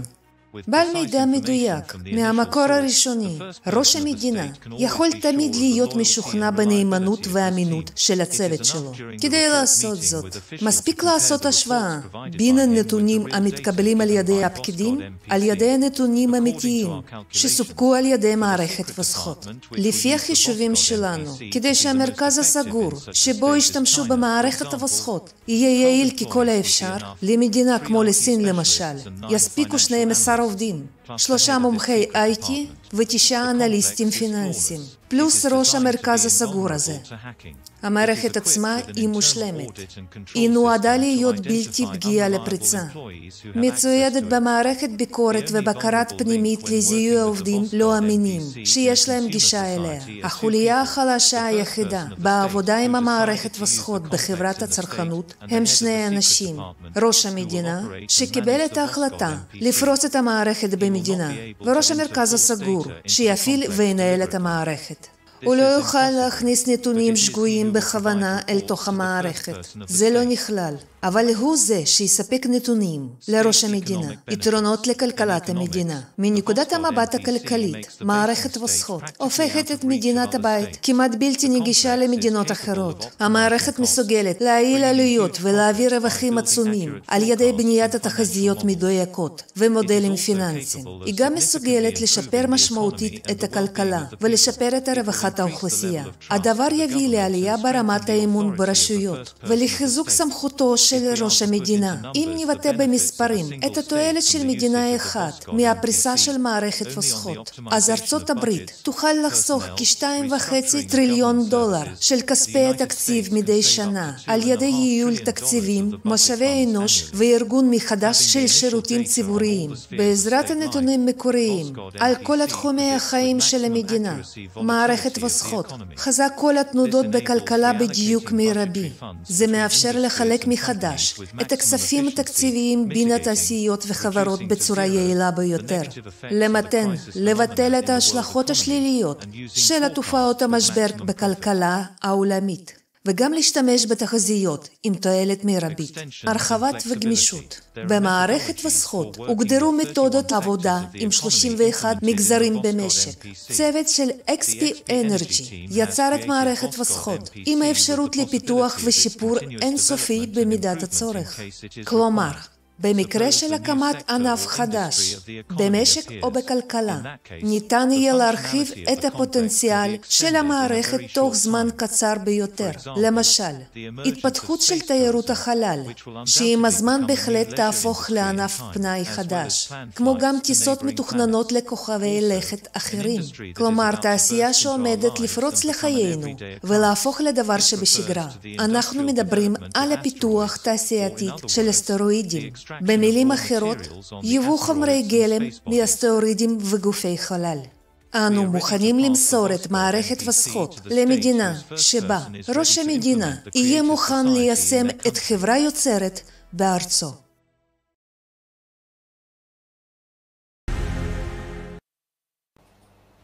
As we could see, Voskot also assesses the actual value of individual companies by calculating their liquidity, accurately identifies the comparative advantages and prospects of the business. The use of Voskot multipurpose complex by an international auditing company is a business beyond the competition. It will bring it to an unattainable level in finance and lead it to world leadership in the shortest time. Even a small auditing company that would use Voskot multipurpose complex in its management could become a leading global company with multi-trillion-dollar revenues. International consulting company, with the help of multipurpose complex Voskot, will be able not only to conduct high-quality audits in the shortest possible time, build very accurate short, medium, and long-term forecasts, but also monitor the activities of companies and their transactions with partners, and acting as an indispensable link, coordinating in economy and finance between the states and businesses, and companies with each other. This will contribute to establishing strong economic ties and partnership agreements on mutually beneficial conditions for all parties. International consulting companies' clients will get protection of their capital assessment and insurance of risks, stability, and predictability of their own business development. With assistance from multipurpose complex Boschot, the international consulting company will be able to support its client companies' development, operations, mergers, acquisitions, restructuring, evaluating and minimizing any risks. It will also be possible to monitor transactions of any level from the beginning to their completion, protecting clients from risks at each stage. Multipurpose complex Boschot also includes additional functionality. As the coronavirus pandemic showed, humanity was not ready for such a challenge. A huge number of problems arose because there was no effective management. In case of an emergency situation in nature, the technosphere, regardless of its scale, the complex can help humanity to solve these humanitarian problems and issues of mass migration of population. To learn more about the capabilities of and applications of the multipurpose complex Boschot, please visit the XP Energy website.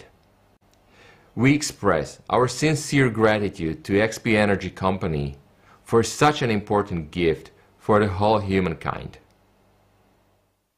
Ďakujeme veľmi pekne, Robert. Keď informujeme ľudí o tvorivej Thank you, Robert.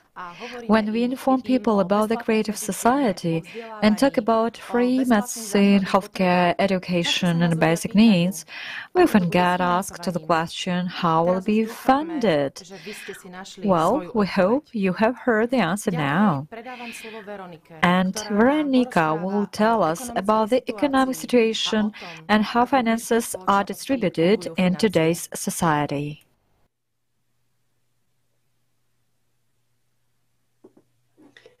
Thank you for introducing the Boschot multi-purpose complex. It is now clear that we already have the technical conditions to make the economy work without corruption and other irregularities. But in order to take full advantage of it, we also need to build the economic system itself in such a way that it is geared towards providing good living conditions for everyone. The truth is that the economic system in a consumer society is actually a pursuit of profit maximization. It has created a myriad of problems in the world: poverty, hunger, slavery, violence, and war. In this consumerist format, our lives are worthless. They have become a means of making money. Time, energy, and resources that should be spent on providing for the needs of people and society as a whole are spent on enriching already wealthy and affluent ones. As a result, we are offered unhealthy food in stores, because profit is more important than our health. We find low-quality goods on store shelves because quantity is far more important than quality. We depend on pharmaceuticals that have been created as a result of labs fighting for profit instead of them working together to actually help people and ensure their health. So let us think about how effective competition is in the consumerist system and how this inefficiency is exacerbated by the power that comes from excess money and the hierarchical structure of society. Let us first look at the distribution of global wealth. As we can see from the Credit Suisse Global Wealth 2022 chart, 1% of the richest wealth holders own 43% of global net worth, while 50% of households, that is, havable households, own only 1% of global wealth. Perhaps it is not surprising that this inequality becomes even more pronounced in times of crisis. The rich get richer and the poor get poorer, and so it was in 2020 and 2021. According to Forbes magazine, during the COVID-19 pandemic, there was the sharpest surge in billionaires' total net worth in the history of humankind. Since last year, the wealthiest segments of society have collectively gained another $8 trillion. During the same time, another 160 million people have fallen below the poverty line. But let us not think that rich people living in luxury are automatically the real lucky ones. Their daily fear for their own lives makes them surround themselves with more guards. So, in fact, they live in a golden cage. This is the great absurdity of our consumerist game. We're all slaves. Some who have no money starve to death. Others who try to earn it barely manage to live. And still others who already have wealth sit in their golden cages, being afraid to get out of them. So how do we use people's enormous thinking potential, their skills and experience? How to effectively use the natural interest and desire to improve and become better? If some people like competition and challenges, let us try to develop a system so that their efforts benefit others. Let us create an environment where we can compete for who can help people more and implement more social projects. Under such conditions, businesses can work together and contribute more to society. Such people and such companies will be looked up to and supported by the public, because everyone will understand that their contributions and actions are worthy of inspiration. Now, let us watch an excerpt from the online forum Global Crisis, We Are People, We Want to Live. To end world hunger forever, sustainably, we need an additional $33 billion per year for the next 10 years. To provide social protection through child benefits, maternity allowances, disability leaving allowances, and retirement pensions in all developing countries, we need an additional $484 billion per year. To ensure universal health coverage in all developing countries, that is for 6.6 billion people, we need an additional $707 billion per year. So that's a total of $1.2 trillion per year, which we apparently cannot afford. And now the other side. We currently spend $571 billion per year to finance very profitable green businesses under the pretext of reducing CO2 emissions. We have spent on average $1.8 trillion per year in the last 2 decades on wars. So we are spending 2 times more money, $2.3 trillion per year, to increase the wealth of a few and also kill each other, instead of solving our problems. How absurd can this be? And at the same time, there are at least 300,000 people in the world with a wealth exceeding $30 million. They are called ultra high net worth individuals. Their total wealth amounts to at least $35 trillion. So it turns out that we have more than enough money to solve every problem on the planet. But we're not doing this, because large capitals have long run governments and dictated their terms and conditions.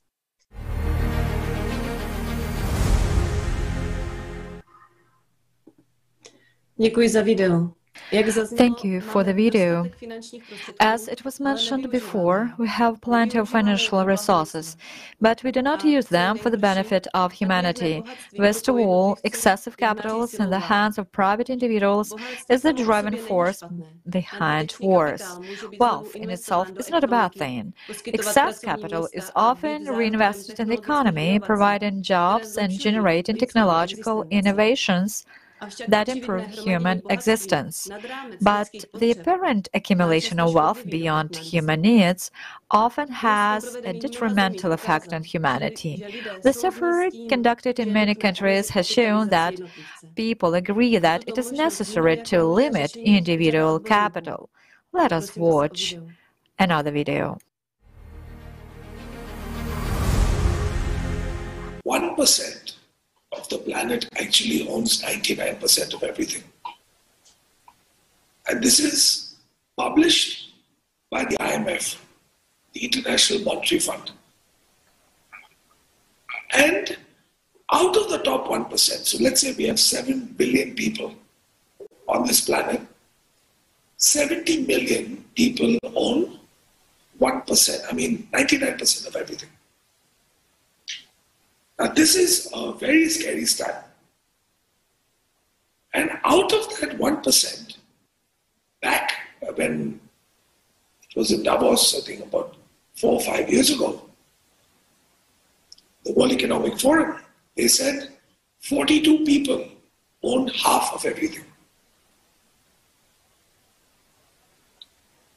And today it is under 25 people that own half of everything. In my opinion, capitalism has failed. I grew up a young Indian boy, US educated, believing that capitalism was the answer. But today I believe that capitalism has failed middle class society. And this is something that concerns me gravely. And governments today believe the only answer is to print more money. And all that does is add to inflation, which basically the middle class is getting squeezed every single day. So I'm very worried about the rich-poor divide and the injustice of the inequality of wealth. That is not, there's no trickle-down effect to the middle class anymore. That is my biggest concern. A society where you have a few people controlling enormous resources, and these resources, to an extent, they cannot even exhaust it in their lifetimes. But they deprive a greater majority of this basic living, amenities and joys of life. Just for what? To consolidate power. I think we need to set up basic income. Basic income, of course, you heard about the basic income, and you may think that this is just a minimum income to sustain your life. But in my opinion, this basic income should be more than enough. And we should have a limitation of the upper limitation for income, which should be like 10 times more, 10 times of the basic income. Just an example, in my case, in my proposal is like $5,000 per month and $60,000 per year, which is more than enough for average person. And as I said, we should set up the upper limit of the income, which is 10 times more, 10 times of the basic income. Okay? And if you earn more than the upper limit, then the extra money will go to the common account, which I would say like people's account automatically. You can earn any amount of money, but there is an upper limit, which is 10 times of the basic income, and those extra amount of money will go in automatically into the people account, and we don't need any tax, and everything will be paid from this people's account. And if you are getting a basic income and still you think it's too much, for you, then you can donate, part of your basic income into the people's account. Okay. And then I believe that everybody on this planet Earth can live their happy life without worry about the money.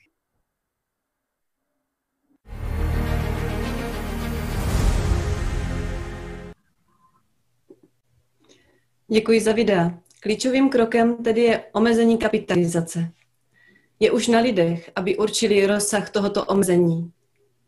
Řeku chamtivosti, která se přelila z břehu a zaplavila celý svět, je nutné vrátit zpět do bezpečných mezí. Jinak se nevyhneme nelidskosti a strádání ve spotřebitelském formátu. V něm je lidský život jen drobnou mincí, která velmi rychle ztrácí na hodnotě v důsledku morální inflace ve společnosti. Omezení bohatství spolu se zavedením víceúčelového komplexu Voschod pomůže vytvořit zdravou ekonomiku. To znamená především cenovou stabilitu a optimální využívání zdrojů na naší planetě. Zdravou a spravedlivou hospodářskou soutěž, vedoucí ke zlepšení zboží a služeb. Pak už vzniká jiný svět, tvořivá společnost, kde neexistuje žádná moc, protože všechny instituce a mechanismy jsou zcela transparentní a řízené přímo samotnou společností a lidský život je nejvyšší hodnotou. Více o stabilní ekonomice v tvořivé společnosti nám řekne Katarína. Předávám slovo. Děkuji. Ďakujem, Veronika. Úplne správne. V tvorivej spoločnosti bohatstvo samo o sebe nie je zlé. Avšak nadbytočný kapitál sa súčasne neakumuluje a nenafukuje peňažnú masu, ale je opätovne investovaný do ekonomiky. Pri takomto prístupe je inflácia a kríza nemožná. V dnešnej ekonomike sme vystavení stresu z hospodárskych kríz a z neustáleho sa zvyšovania cien. Chýba stabilita na všetkých úrovniach, od štátnej až po medzinárodnú. V jednej časti sveta je nadprodukcia potravín a zároveň sú krajiny, kde ľudia umierajú od hladu. Kto z nás si je dnes istý svojou budúcnosťou? Sme pod neustálym tlakom finančných problémov, spôsobených krízami a infláciou. Čo však spôsobuje tieto finančné krízy? Keď sa do ekonomiky vrhá čoraz viac peňazí, ale produkcia tovarov a služieb zostáva rovnaká, dochádza k efektu nafukujúcej sa peňažnej zásoby. Ide o infláciu. Tento termín pochádza z latinského slova inflatio, čo znamená nadúvanie. Inflácia nie je prirodzeným javom, ako nám tvrdia mnohí moderní ekonómovia a vedci oblasti ekonómie. Inflácia je umelo vytvorený proces. Inflácia je jedným z nástrojov manipulácie, hospodárskej manipulácie. Manipulujú s nami ľudia, ktorí tvoria 1% najbohatších ľudí na planéte. Vlastníci korporácií a kapitálu. Na ich podnet všetky štáty zámerne podnecujú infláciu. Hovoria nám, že na vine je hospodárska kríza. Trik je však v tom, že oni tieto krízy vytvárajú systémovými prostriedkami. Skutočnou príčinou inflácie a kríz je bezhlavé tlačenie a mrhanie peňazí malou skupinou jednotlivcov. Inflácia je skrytá daň, ktorú platíme z vlastného vrecka. Neprimerané zvýšenie peňažnej masy v ekonomike znižuje kúpnu silu peňazí, ktorú vlastní obyvateľstvo. A kvôli tomu rastú ceny. Zdá sa nám, že za zvyšovanie cien môžu len výrobcovia a obchodníci. Nevidíme však skryté finančné manipulácie na celosvetovej úrovni. A keďže inflácia má väčšinou mierny, pomalý charakter, nie je pre nás až taká viditeľná. No však len počas pandémie ceny potravín vzrástli priemere o 40% v krajinách s nízkymi príjmami. Všetká umelo vyvolaná hospodárska nestabilita však padá na plecia nás, ľudí. Týka sa to tak aj kupujúcich a aj podnikateľov. Z tohto stavu nemá prospech nikto, okrem hrstky ľudí, ktorí riadia svetové financie. Myslíte si, že je to normálne? Byť neustále v strese a neistote ohľadom budúcnosti. V skutočnosti sme sa stali rukojemníkmi konzumného formátu spoločnosti. Čo však potrebuje človek pre stabilný život bez finančných a iných kríz? Potrebujeme spoločnosť, v ktorej sa ceny tovarov a služieb nezvyšujú každú minútu. Cena rovnakého tovaru kdekoľvek na svete by mala byť rovnaká. Ľudia by mali mať istotu, že ich úspory budú mať zajtra rovnakú hodnotu ako dnes. Pretože v tvorivej spoločnosti sú inflácia a krízy nemožné. Proste na to nebude dôvod. Okrem toho by sa s využitím už spomínaného multifunkčného komplexu Voschod uvoľnili finančné prostriedky zo šedej ekonomike vo výšky 20 až 30 % HDP. Veď podľa oficiálnych údajov je takýto rozsah korupcie vo väčšine krajín sveta.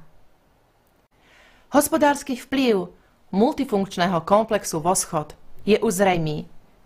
Jeho využitie v spojení s obmedzením kapitalizácie bude impulzom pre ekonomiku, ktorej budú potreby človeka na prvom mieste.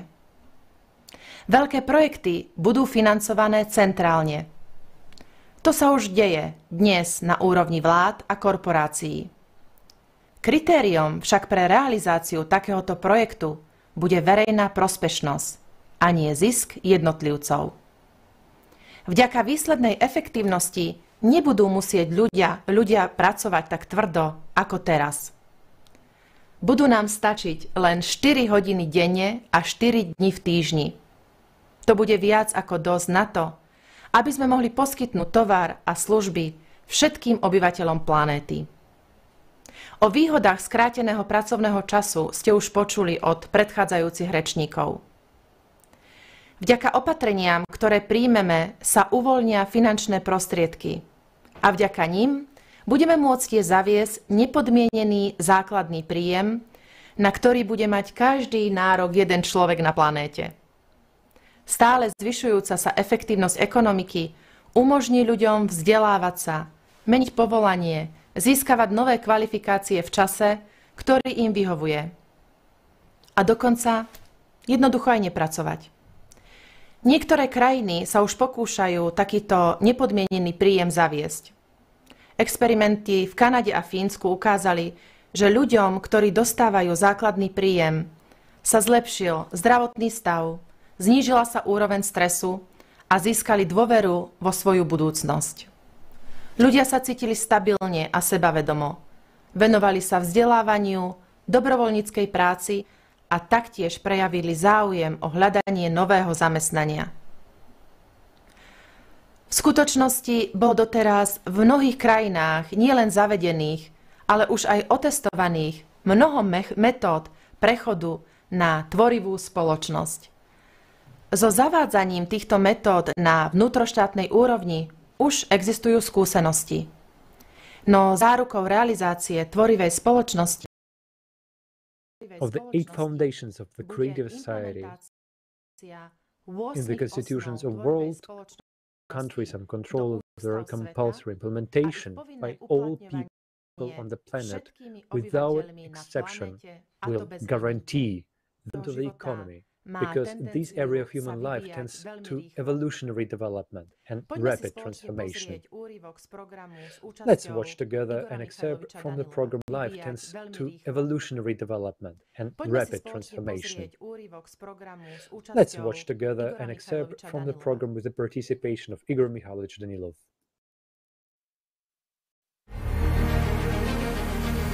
Creative and constructive society was voiced. And that is right. That's absolutely right. There will be no overproduction, and there will be no shortages. Why? If somewhere, let's say, there is a lack of something, it immediately becomes more expensive. And again, those very price increases, those inflations, and everything else, they're the scourge of our time. It's a tool of the consumer-based order which drives a person into a pit of debt. Well, let's say, just as slavery began 6,000 years ago, right? So to this day, it has only been getting more refined. And this is true, absolutely. Absolutely. The same thing on the various facades, right? Of course. Only nowadays a person is much more deprived of rights, and he is absolutely dependent. Why? No matter how much money a person has earned, in 10 to 20 years, his capital will decrease significantly, even if they put it in banks to earn interest, but inflation is much higher and faster than his interest rate is. That is, a person becomes poorer, even without spending anything. This shouldn't happen a priori. If a soup mix, as they say, costs, for example, well, I'm speaking figuratively, so that people understand, a kilogram of meat, of a certain category, well, and a loaf of bread, the soup mix costs that much. There's a strictly fixed price. It should cost exactly the same all over the world. It should cost that much today, in 20, in 100, and in 200 years. After all, it's not difficult. Well, to put it simply, has gold become lighter or what? Or has oil become better and thicker? Why is inflation taking place? Because there is greed. Because these are trade boosters and the like, meaning it's beneficial for a state when its currency becomes cheaper. This intensifies the flow of funds. Well, the state sort of becomes richer, while people become poorer. Yet again, it's beneficial for a state. How can that be? What benefits a state doesn't benefit the citizens of this state. Then there is a question. What is a state? A state is who? A simple question. Well, I'm not talking about what it should be ideally, but unfortunately, in our society, most likely a state means territories, most likely these are some facilities, subsoil resources like... Wait, that is, it is not a living state. Unfortunately. Or an amorphous one. But in my understanding, a state means people who exist within a certain agreement, within a certain territory. They do business here, they live here, they feel good here, their ancestors lived here. Or they moved here, it doesn't matter, they are citizens of this state. This is what a state is. And it's them who should benefit.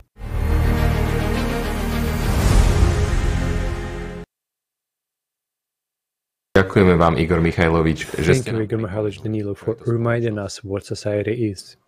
Yes, society is all of us, human beings. Today the conference participants and speakers talked about how wonderful our lives can be, what advantages and benefits everyone will have in the creative society. But this is a society we can build together on our planet. So, what is going on in our common home on Earth? Now we are going to talk about ecology and climate. First, we want to clarify what the difference between ecology and climate is. Ecology is something that is influenced by humans, and the climate depends on the cycle, and humans cannot affect it.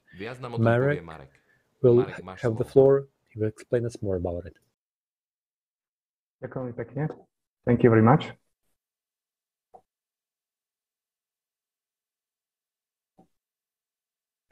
Just a second, please. Okay. So, what kind of world do we live in?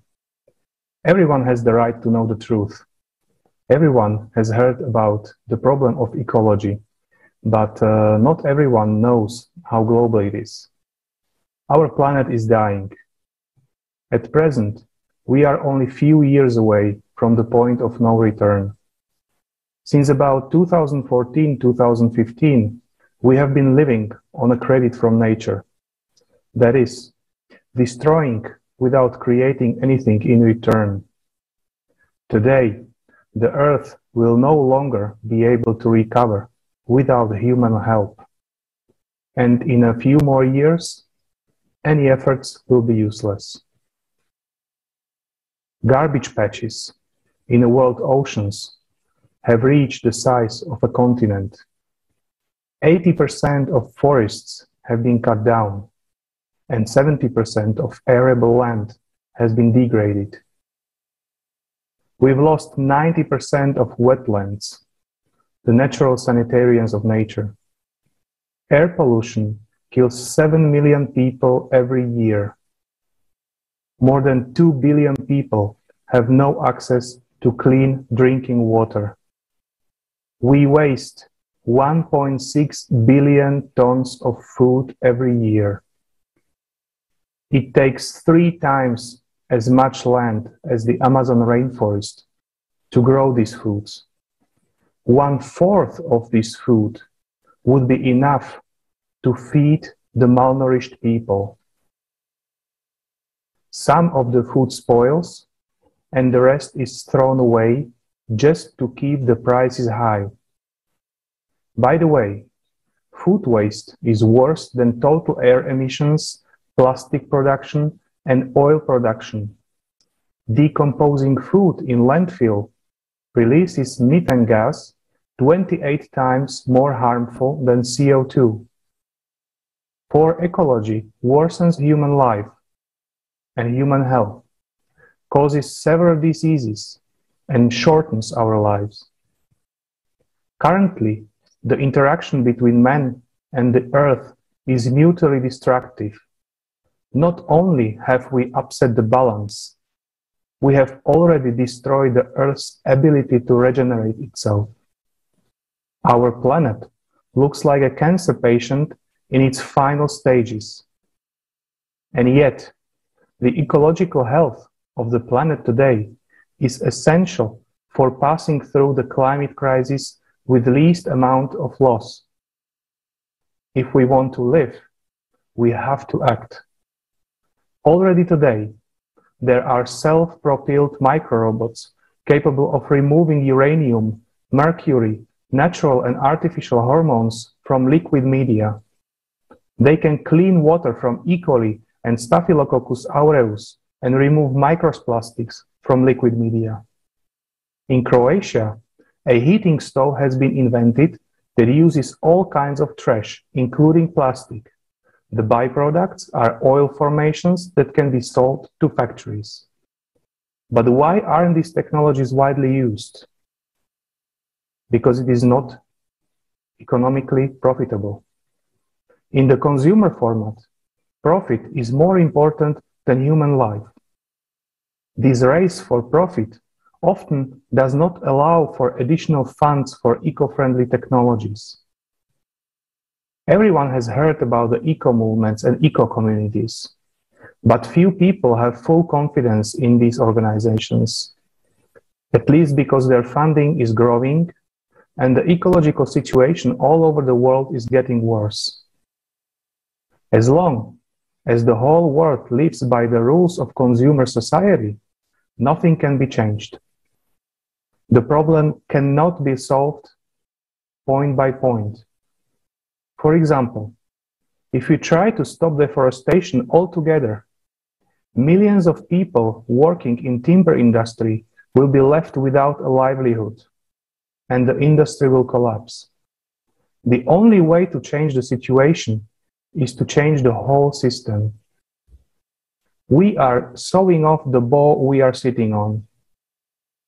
A couple of more years, and we won't be able to buy clean water and air for any price. And any life on the planet will be impossible. Who will need these profits then? Before it's too late, we can realize that there is nothing more precious than human life and change the format of society from consumer society to a creative one. Thank you, and I give back the floor to Dusan.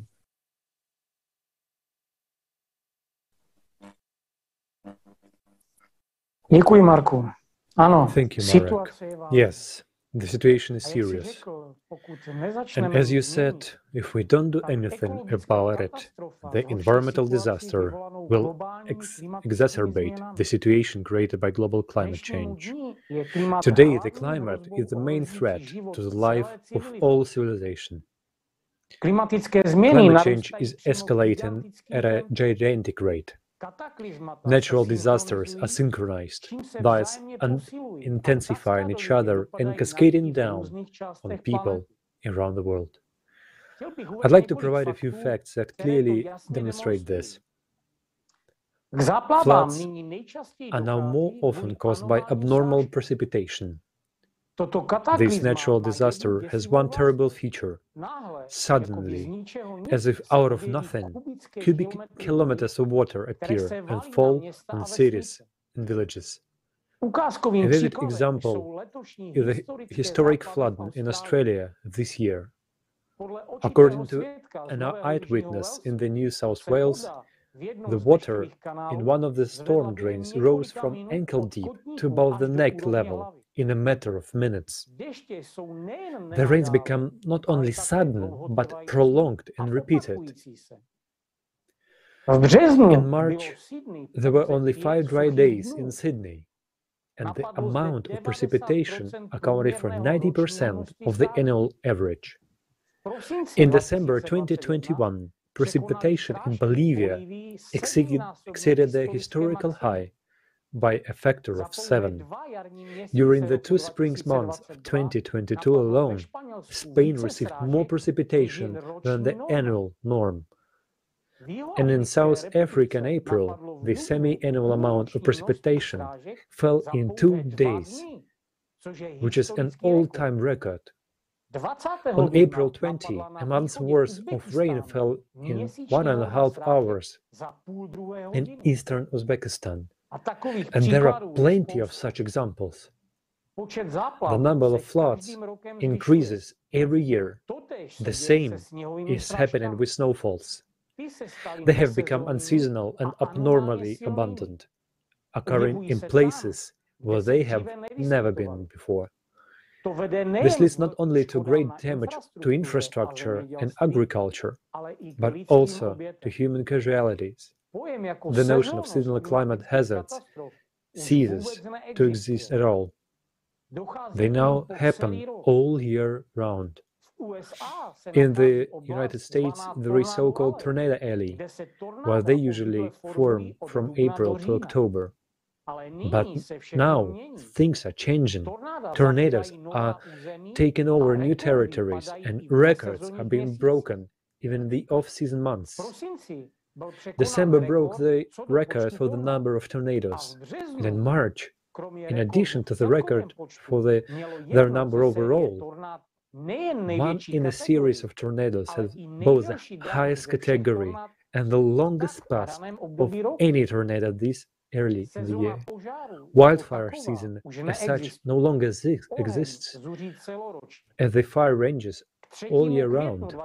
By May 3rd, 2022, fire had already scorched more than 440,000 acres in the western United States, which is more than double what it was by that date in 2021.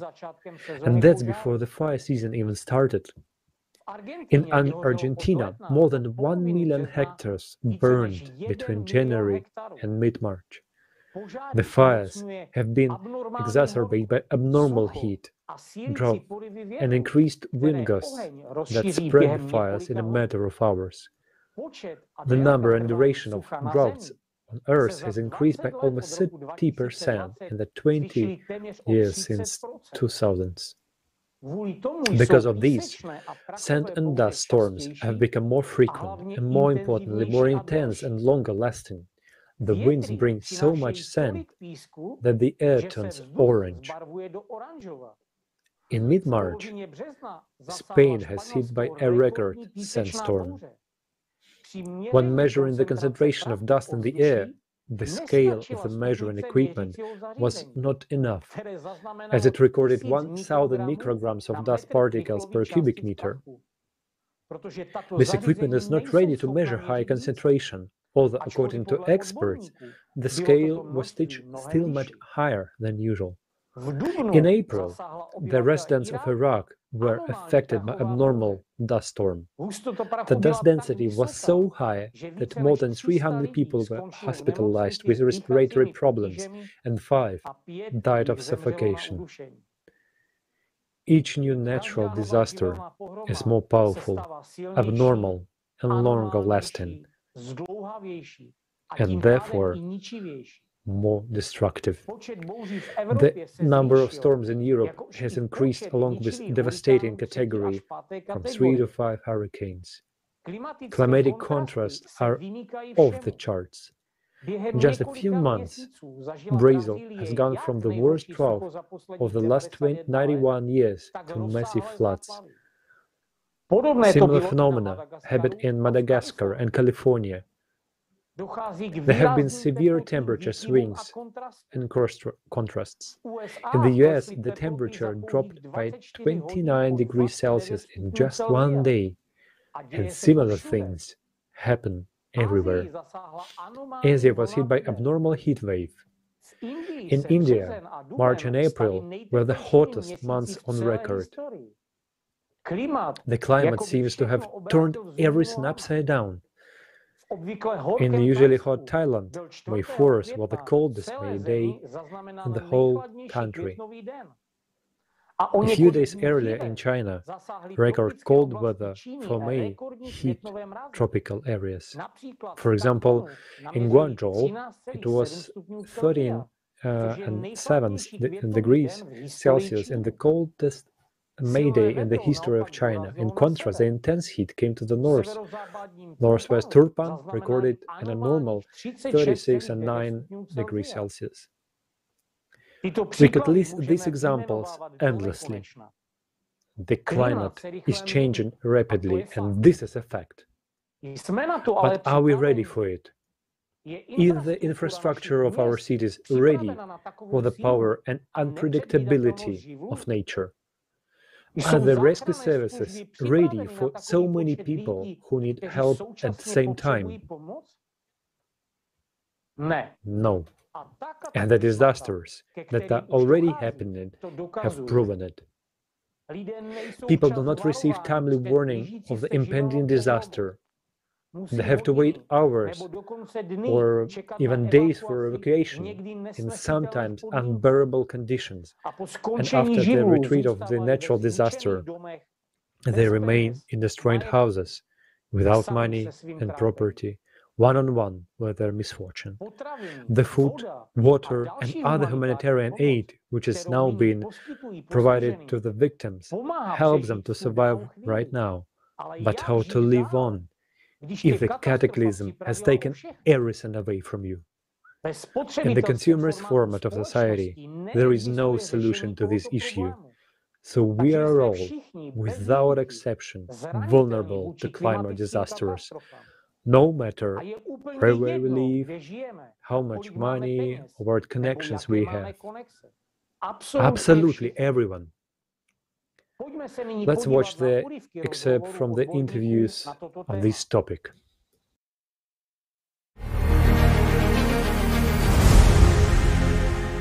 Whatever happens in one part of the world does affect the entire world. Because to me, and especially in context of what I work for, the aviation, anything that happens in one location has a cascading effect around the world. I mean, from climate point of view, if you recall what happened in Iceland a few years back when we had these volcanic ash, it happened in Iceland. It affected the Europe area only, that particular region. But then it had an after effect all around the world, because in today's world, if we were to say every country is a link, and these links go and form a global chain.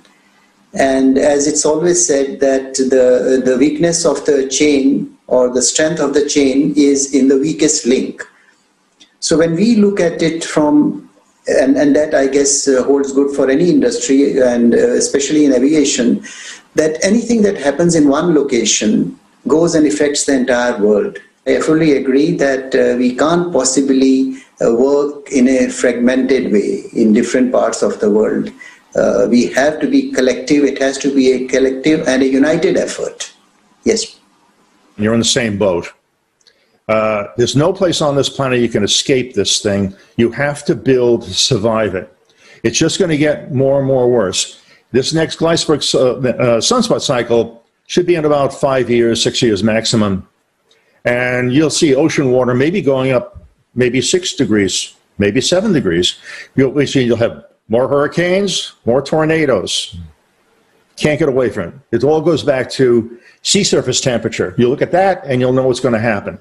That's the question. It's a crapshoot whether you're going to get the tornado or the typhoon or the guy next door is going to. With my coaching background, there's been several games where at halftime we were down by a significant amount of points. And I always, talked to the individuals before we went back out for the second half and said, look, we're not guaranteed success. But if we don't work together, we're guaranteed failure. And failure is not going to be something that we're just going to stand down and bow down to. Therefore, we have to work together with whatever the problem is. And this is a major problem that's going to be facing the globe. But it's not something that we should take lightly. And it's really not something that should be hidden from the people. I understand what the other panelists was saying as far as causing global panic. Yes, it could cause global panic, but it's got to be released, and the message has to be crafted in such a way that we can spoon feed the global population with what is actually happening. So over a period of time before the major catastrophe happens, where millions of people could lose their lives, we've already taken some steps that hopefully can ensure that life goes on.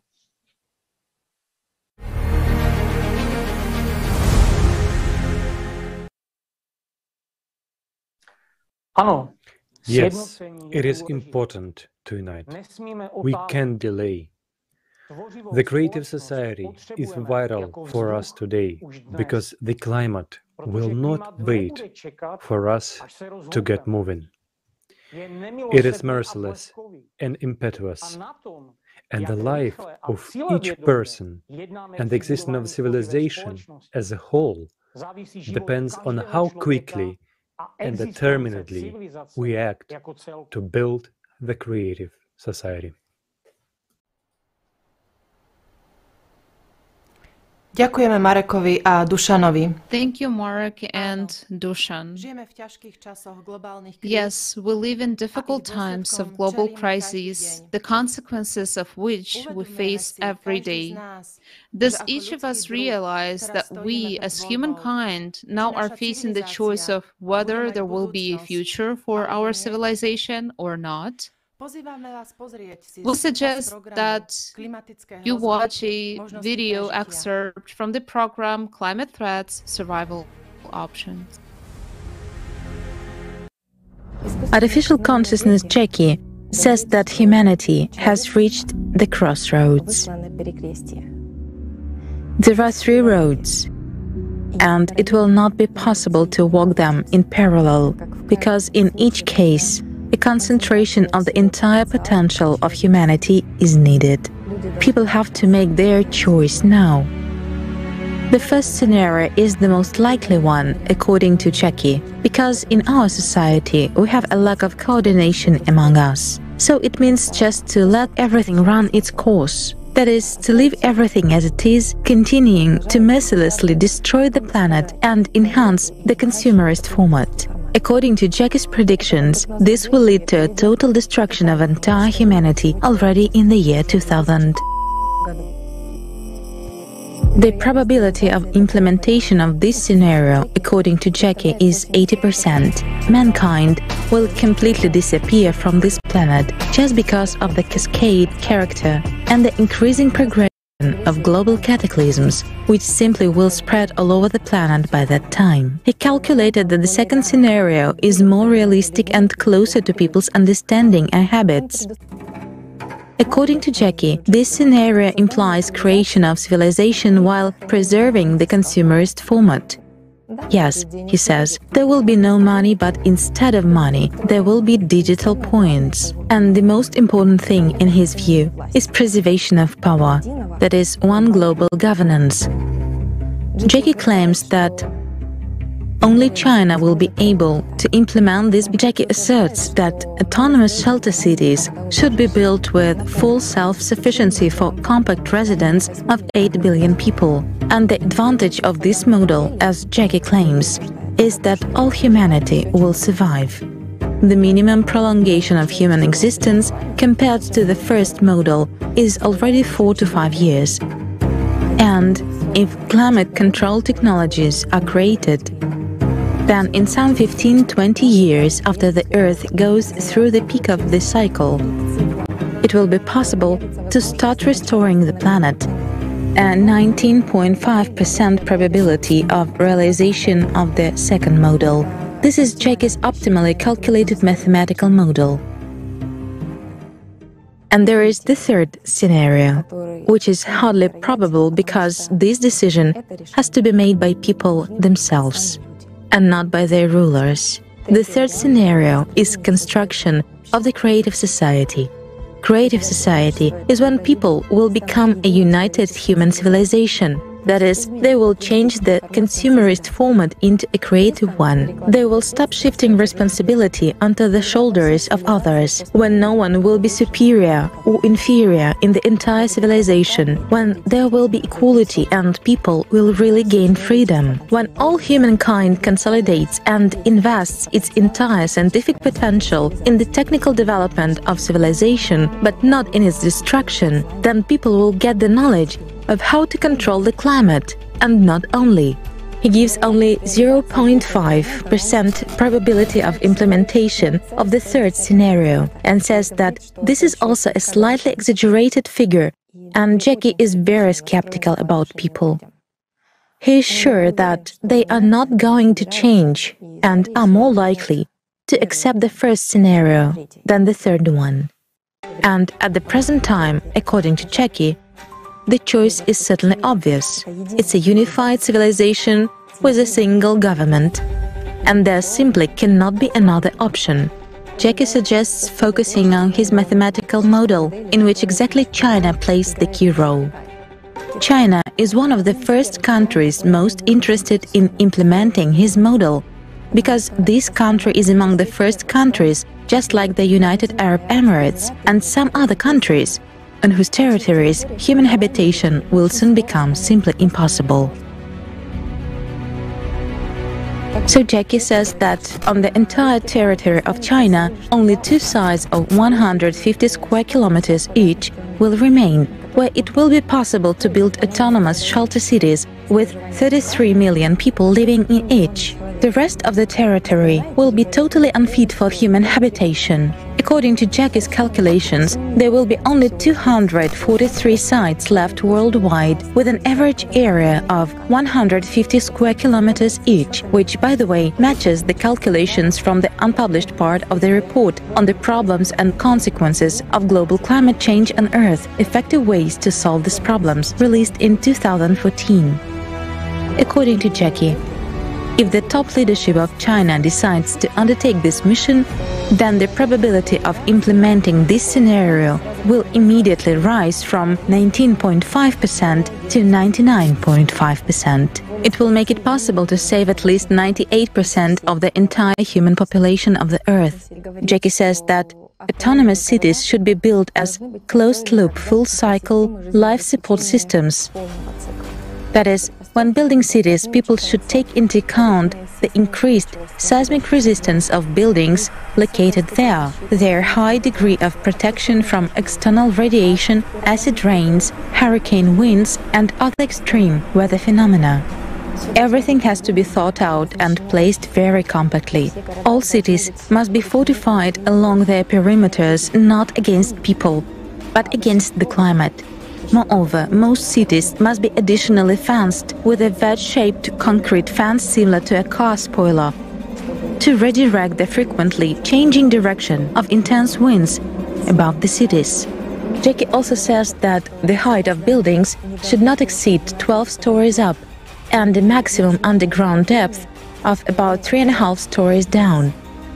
According to Jackie's calculations, the city should be unified and compact. It is also necessary to take account compactness and keep records of every space where closed-loop, full-cycle life support systems will be located and where all the components will be closed in a loop almost entirely. This includes complete closed looping of the system for oxygen, carbon dioxide, water, depurification of gases released during the processing of organics. Jackie claims that today it is something that only China can certainly cope with. As an example, he gives a technical description of a building. For example, on the technical semi-floor, he proposes to locate air purification systems, recuperation and other necessary life support engineering systems, including fuel-free generator (FFG) systems. On the third underground floor, there are fish farms. On the second and first floors, there are livestock and poultry farms. Floors 1 through 9 are for other agriculture. The 10th floor is production and scientific research centers, while the 11th and 12th floors are residential floors arranged as capsule hotels with maximum compaction. He says that since the area of 150 square kilometers should accommodate 33 million people, it appears that for each person there are only 4.5 square meters in one plane. So we have to create a multi-level city with a maximum economy of every centimeter. And here, of course, the experience of Chinese and Japanese capsule hotels is simply indispensable. The Chinese experience in using artificial intelligence, digital video surveillance, and social credit systems to monitor and control the behavior of citizens is also important. Jackie says that since the autonomous shelter cities will use the unified Chinese ideology as the best one to date, and certainly closest to the ideology of the creative society, and since the cities will be owned by the Chinese themselves, absolutely appropriate, in his opinion, to assign to them the administrative functions as well as the functions of supervision and control, so as to maintain a unified order for observing the unified ideology and obeying unified rules. For this, Jackie suggests distributing the entire Chinese population among these cities so that 5.5 million Chinese live in each of such cities. That is, people should understand, he says, that it is not the superiority of one nation over all the others, but it is one people, one country, which takes responsibility for all of humanity. And in order to avoid disunity, simply no one else should enter this hierarchical ladder of society. For the rest of the people who enter these cities, there should be no distinctions between nationalities, religions, and so on. The rules, he says, should be the same for everyone. In the face of progressive climate disasters, people themselves will come to the Chinese autonomous cities and voluntarily accept their rules, just to stay in these shelters, just to survive. Based on the psychology of modern people, Jackie even developed special rules for these autonomous Chinese cities. He says that all city residents, except the Chinese, who will perform administrative and supervisory functions, must be equal among themselves. There must be no divisions based on nationality or religious beliefs. According to the rules, when entering the city, people will have to leave everything at the checkpoint, all their possessions, all their clothes, and even all their little things, without exception, for further recycling or disposal. A person who enters the city may not take anything with him, anything that might remind him of his past life, neither photographs nor clasps, or earrings, nothing. After the checkpoint, the person is thoroughly sanitized naked. He undergoes medical examination, gets necessary clothes and is sent to quarantine, where he or she awaits further allocation. After passing the quarantine, relatives and loved ones must be settled in different sections without the possibility of maintaining further communication. Otherwise, he says, if a person lives with his relatives and loved ones, he will live with memories from the past. There will be controversies, and there will be no ground for unification into a unified civilization. This is because the one who lives in the past does not live in the present, and therefore does not create his future. Jackie says that all the brain and physical activity of the city inhabitants must be directed towards the implementation of a single goal, the survival of humankind. And exactly the hope for reuniting with one's own family would be an excellent stimulus and would have a positive effect on the efficiency factor of every member of the community. Jackie's model implies maximum employment for the entire population. This is a 12-hour workday with 1 day off every 2-3 weeks. And he believes that these measures will eliminate idleness of mind. Also, within a year, everyone who enters the city should master Chinese at least to the elementary level. And within 2 years, master it to the advanced level. According to Jackie, it is because all people should speak the same language. There will be a ban on the establishment of any social, trade union, political, religious, or any other organizations not authorized by the Chinese global government,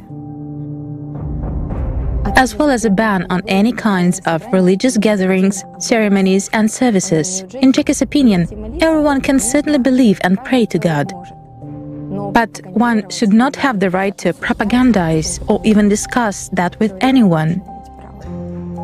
Such actions should be punished by complete zeroing of the social credit score. Such measures are necessary so that internal confrontations and divisions into separate groups do not arise, as these can threaten the ideological integrity of the city inhabitants, and thus the entire civilization as a whole. With regard to social credit score, Jackie suggests that everyone who enters a city is given social credit in the form of scoring because a social credit score system will be implemented in the cities. The number of points will determine the conditions of residing in a city. In other words, an increase in score will result in an improved living standard and, accordingly, a decrease in the score will result in worsening of these conditions. Total zeroing of the social credit score is equated to deprivation of citizenship, and as a result, a person is simply excluded from the city community and forced out of its territory. It will be impossible to dispute this because there will simply be neither lawyers nor judges or prisons in shelter cities, since these take up territory and time. In Jackie's opinion, exemplarily force a few thousand people out of the city territory than to lose the whole civilization. Jackie is sure that a social credit system can not only discipline. Through this system, humaneness will be stimulated in each person, and values will be inculcated according to a single ideology. And the Chinese administration, owing to the 24/7 digital surveillance, professional and voluntary informants, and an individual coefficient of a person's usefulness to the community, will regularly update this scores for all its citizens. Jackie says that the Chinese themselves are very disciplined and can certainly teach discipline to others.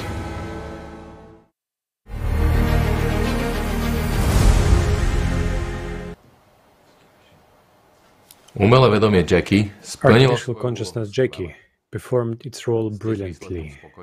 Are you happy with the result? Are you looking for another chance? Do you think there was a mistake somewhere and the situation isn't so bad? When will you believe it? When a tsunami will hit you, then you will say to yourself, why I didn't believe it before? Friends, why are we so blind and deaf? Yes, I know, the consumer system is powerful. It forces things on us that we don't want. But are we sheep? We have our desires, our goals. We want to live. Which way we go is our choice. Yes, 3 paths. But you can't walk all of them together. What will you choose? I and the people who are building the creative society have one answer. Because we are human and we want to live. I'm sure that you want to live too. So don't keep quiet. Tell yourself honestly, why are you still doing nothing? Why are you so silent? What will our indifference lead to? Naozaj chceme byť zahnaní do takých miest, Jackie pritom nepovedal celú Do we pravdu. really want to be forced into such cities? And Jackie didn't tell the whole truth. In such cities, humanity doesn't have a future. We will only postpone the end by 5 or 6 years. So that's not an option either. Jackie gives humanity a mere 0.5% chance of success in building a real, beautiful, and happy life. That's still something. This is our real chance to build a creative society and prove that we are humans. We see the situation is serious, and now everything is in our hands of people themselves, in your and my choice. And the idleness or indifference in such situation is equal to death.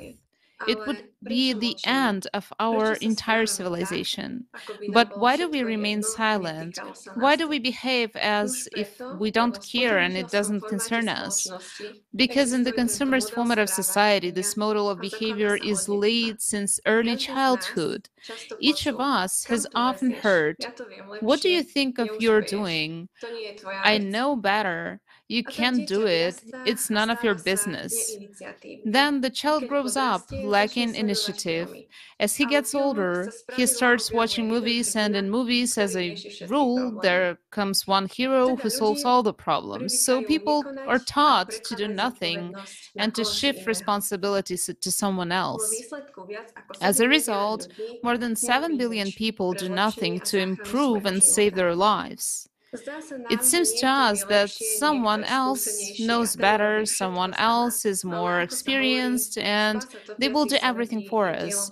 But as the saying goes, the rescue of a drowning man is drowning man's own job. Do you want to have a future, a happy future? Don't rush to answer. Think about it.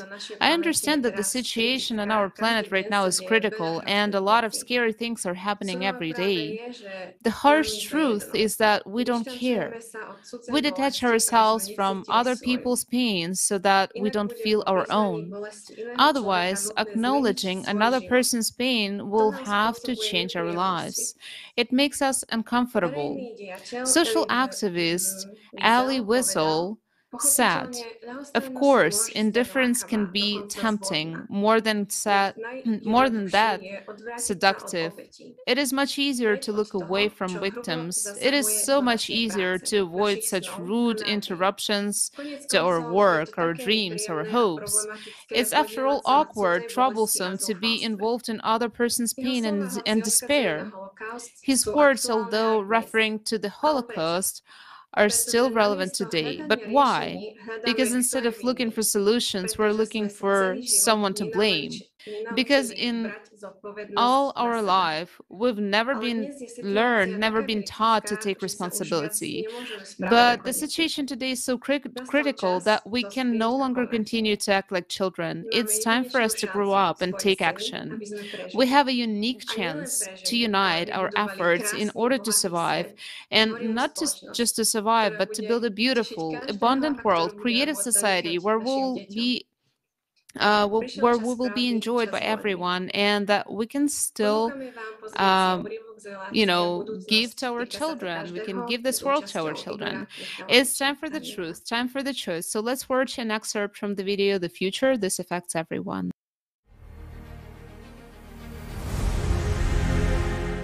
Another advantage of the creative society is that I'll just give a simple example, so that everyone understands, even those for whom the environment is very poor and there is too much CO2. I'll put it in layman's terms. In the consumerist format, the highest value is money. But in the creative format, the highest value is human life. Yes, my friend, human life. yours, your children's, your mother's, and our lives, the lives of all people. And that's what it is built on. We begin to approach things in a different way. We will be able to think in a different way. We will be able to distribute everything in a different way. We will be able to produce everything in a different way. And we will have a chance that we will be able to implement, but we will be able to implement it jointly. That's the point. Or again, everything remains as it has been. We will live as we used to. The sun is still shining. When you go outside, the sky is blue and the grass is green. Why change anything? We can do it this way too. Again, it's up to us to decide. Friends, our choices will define everything. But remember one thing. We, who are living now, are the last generation. We're either the last generation that exists in the hell of the consumerist format, and the first generation to enter the paradise of the creative society. Or we're the last generation that lived in the paradise of the consumerist format and will enter the hell of that reality which awaits us tomorrow in the same consumerist format. It's up to us to decide whom to be, friends. Do you know what I would like to say? That in the future, regardless of the course of events, no matter which path we choose, there will be neither poor nor rich among us. All of us will be equal, but in one case, there will be a wonderful world, while in the other case, all of us will be equalized by the fate that we will determine. Exactly we, ourselves, through our indifference and inaction, and all of us will be equal. It's up to us to choose and to decide which path to follow. The choice is up to us, but the choice is up to everyone. If we don't convey this and do not awaken the entire humanity, we will not solve anything. We won't be able to do it on our own. In order for us to be able, let's say, to sail away along our river in our boat from that waterfall, we should all row together. This is important. The time of egocentrism has passed. It's time to unite. It's a wonderful time. It's time for everyone to mature and treat one's life responsibly. It's time to choose who you are, a human or an animal. If you are a human, you are a part of our entire civilization, the entire humanity. If you are an animal, then without you, we will become animals too. And the choice is up to everyone, whom to be, and whether we will live or not. You know, like in the classic, to be or not to be. And everyone makes this choice now, every one of us. Or doesn't make it. But the outcome will be according to our choice, according to the choice of each of us.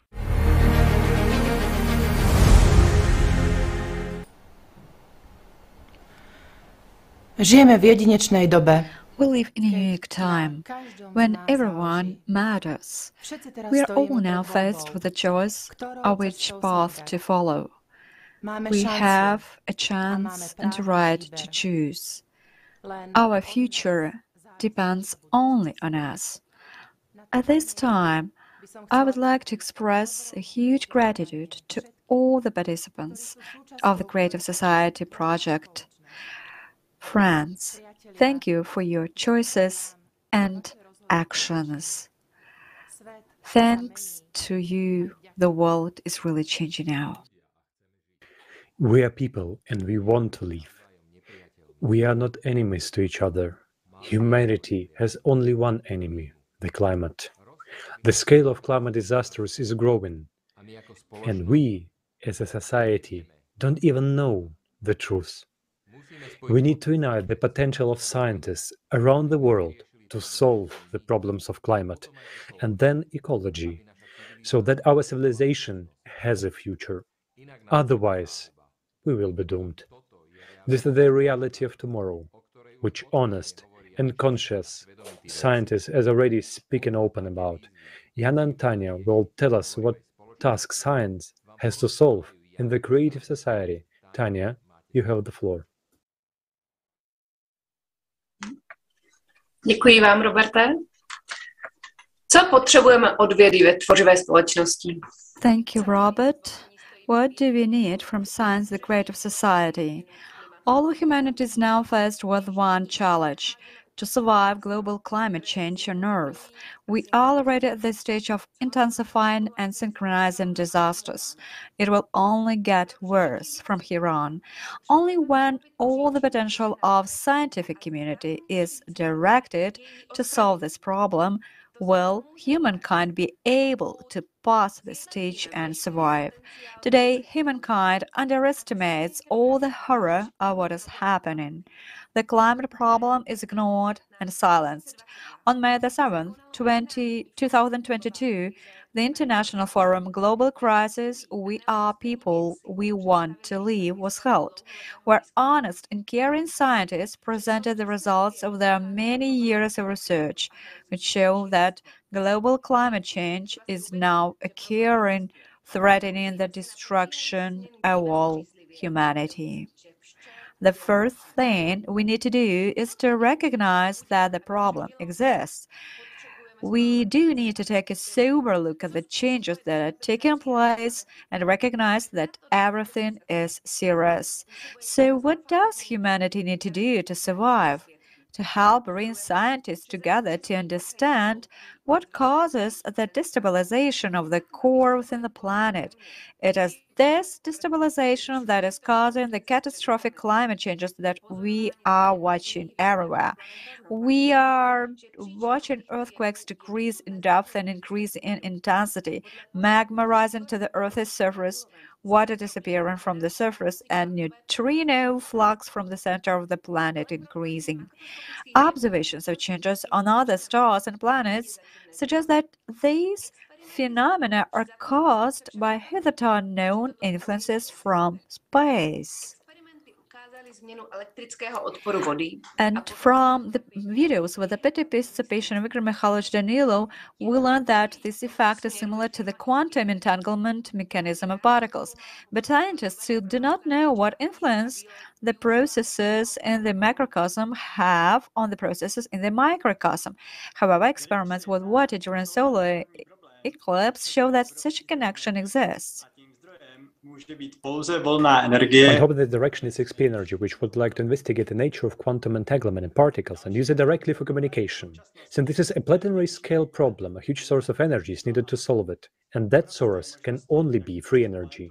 To have a place to live, we must stop global cataclysms. From Igor Mikhailovich Danilov's programs, we know that the global cataclysm occur not only on planet Earth, but in the entire solar system. And this is confirmed by astronomers who observed the planets. They confirmed the synchronization of volcanic and seismic activity on the planets of the solar system with the processes taking place on Earth. If this sounds fantastic to you, let us remember such a phenomenon as quantum entanglement of particles.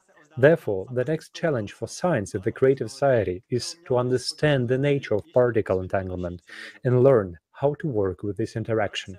Huge opportunities for cleaning the planet from pollution and saving natural resources will arise when we learn how to decompose waste into particles and then assemble from them everything we need for life. With this particle construction technology, we'll be able to solve the problem of hunger and water scarcity. This is important at a time of global natural cataclysms, at an extremely difficult period for mankind. It's not a distant fantasy future, but a technology that was previously available to mankind at the dawn of our civilization. The essence of the problem is that in consumer society, scientists compete with each other for prestige or profit from discoveries. Thus, much information is withheld or distorted, so that competitors do not take advantage of this information and make a key discovery sooner. A lot of time and energy is spent on this. If scientists get together and start working together to solve global problems, progress will accelerate many times over. Today, one of the urgent tasks is the issue of early forecast and warning people about cataclysms. Scientists in different parts of the world already have developed not only in forecasting technology, but even adaptive mechanisms to reduce the force of the elements. But these developments are gathering dust in their desks and do not work to save people. There are several reasons why they are not used, or there is not enough data or financing. And the Creative Society will be able to provide scientists with free access to any data, necessary equipment and funding, and not a limited amount on the residual principle, but as much as it needed for the final solution of the issue. The consumer side spends billions of dollars a year developing and producing deadly weapons to destroy people, while on the creative side, these same funds will serve a single purpose: to save every person's life. A step forward, this unification of scientists is a scientific platform created with the creative society. Scientists can join together to study this nature and cause of these changes take place in the Earth's core, to solve the urgent problem facing humanity. Science in the Great Society will focus on improving human life. It will be up to people to decide where and how much to fund. Thanks to the latter primordial physics and the unification potential of scientists from all over the world in the Great Society, we can enter a whole new evolutionary round. Thank you. Zjednotenie vedcov je pre nás rovnako potrebné, ako aj budovanie tvorivej spoločnosti. Thank you, Jan and Tanya. We need the unification of scientists as much as we need the building of creative society. Our life depends on it. We understand there is a process on which there are certain stages. There are now at the very first, very important stage of informing. Tanya will tell us about the stages of building the creative society. Predávam ti slovo. I give the floor to you. Izgradnja kreativnog društva uključuje 3 faze. Prvo, informacijsku fazu. Building the creative society involves 3 stages: information stage, political stage, a worldwide referendum. Let us dwell on them in more detail. The first stage is informing all of humanity about the creative society. To make an analogy, informing is the foundational house for all humankind. The stronger the foundation, the more stable our house is. This is the most important and the longest stage. For 6,000 years, people have been living in a consumerist format. All this time, we have been told that the history of humankind is a history of wars, conflicts, and exploitation. We were taught that it could not be any other way. So now people do not understand any other model of relationships except the consumer model. At this point, the task of every caring person is to inform as many people as possible about the benefits of the creative society and the possibility of its building. All people should know that we have an alternative to the current inhumane format. Then the possibility of a conscious choice appears. And as it was mentioned above by the speakers, all people want to live in the creative society, but many people just do not know about this possibility yet. Thanks to the internet, if we want to, we can very quickly get this idea out to everyone, anywhere in the world. When all the people are informed and ready to support the building of the creative society, then it will be possible to form an electoral demand. In order to do this technically, it is necessary to create an electoral platform. With today's technological advances, this can be done very quickly, and then it is possible to move on to the political stage. Today, politics is a tool for dividing people, but like any tool, it can also be used for good to unite people. Thanks to politics, we can accelerate the realization, the implementation of the building of the creative society. Because if we move at the same pace as we are now without using politics as a tool, the process of building the creative society will take many years. But because of the rapid acceleration of climate change, humanity does not have the time. Politics and modern technology can help speed up this process of society's transition from a consumerist format to the creative one. And this is where the electoral platform will be an aid in the transition to the political stage. Let us watch the fragment of the video with the participation of Mikhail Danilov. The Creative Society unites everyone. So, for example, in a country where there is a certain number, and across all countries we know how many people are eligible to vote in elections, meaning a lot depends on them, there is such an active electorate. And when more than 50% of the active electorate in a country supports the creative society, then we can already proceed to the second part. The second part, let's call it an electoral platform, meaning creating a certain website that people already visit. It is already specifically in a country that people visit, and here they already need to actually register with their first and last names and some of their strictly personal data and sign in with passwords so that no one else could log in. All this is very easy to do.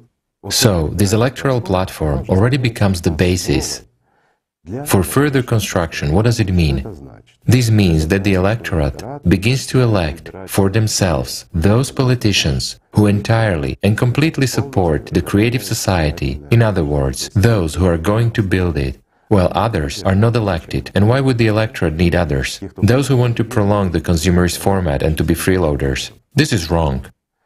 So, when people get into power from the perspective of the creative society through the electoral platform, there should be a certain agreement, for example, between the electorate and those very people who are granted the right to decide for people. And the first thing they should do is to adopt a law about the electoral platform, that it is entitled to revoke, to regulate, and that it represents a legislative base, and the deputies who were delegated by people are obliged to fulfill people's will, meaning what people say. That's what they will vote for. The second law they should immediately adopt is the incorporation of the 8 foundations into their country's constitution. And if people do not comply, as soon as they get into power, the first laws they should adopt are as follows. The first is the electoral platform. The second is the incorporation of the 8 foundations into the constitution of their country. If they fail to do that, this nation revokes its voices, meaning it organizes re-election in this country. And those whom people elected, to whom they temporarily delegated their power, just become the same people as everyone else. But it would be more correct if they answer before the nation for lying, for using this opportunity and not fulfilling what they promised. That's where it all starts. And then adoption of certain laws, decisions, and everything else begins. When the 8 foundations are already in the Constitution, the rest is a mere formality.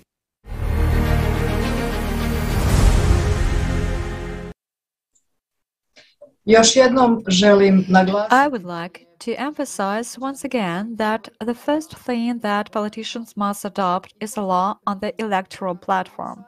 And this is a main issue, because if an unscrupulous politician comes to power, if he's not responsible, he will be able to be recalled thanks to the electoral platform, and or just to take it back thanks to electoral platform. And it will not be like today, a politician comes to power and immediately forgot all his promises. And we need to vote for those politicians who will implement and legislate the 8 foundations of the creative society.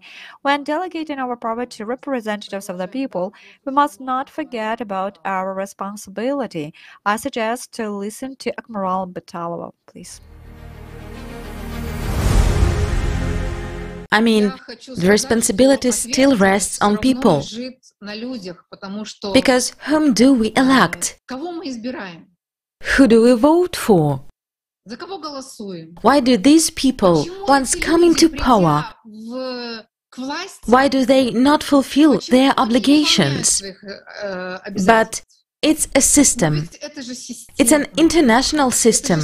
What is the point of changing regimes in one country or region if the whole international system is corrupt? If the countries that call for democracy, for freedom and respect of international law don't respect it themselves, and this is perceived as absolutely normal by the majority of the population in these countries, So, what is to be done? I believe that we must change the entire international system. You see? Because it is corrupt in itself. The change is coming from below, creative society. If you try to change from the top, you don't succeed. The changes has to come from below, from a new awareness. First information and then ethics. Ethics should come from below.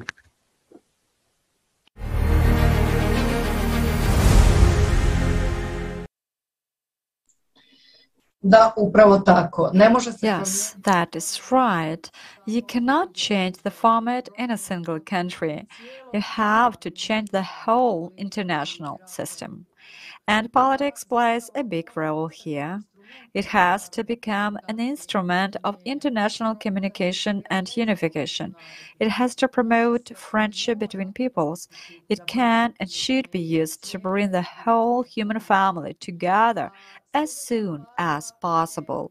And the next stage is the worldwide referendum, the holding of a universal referendum on the acceptance of the creative model of development by all humanity as the only acceptable and necessary for the survival of humankind. Let us watch a fragment of the video with the participation of Igil Mikhailovich Danilov.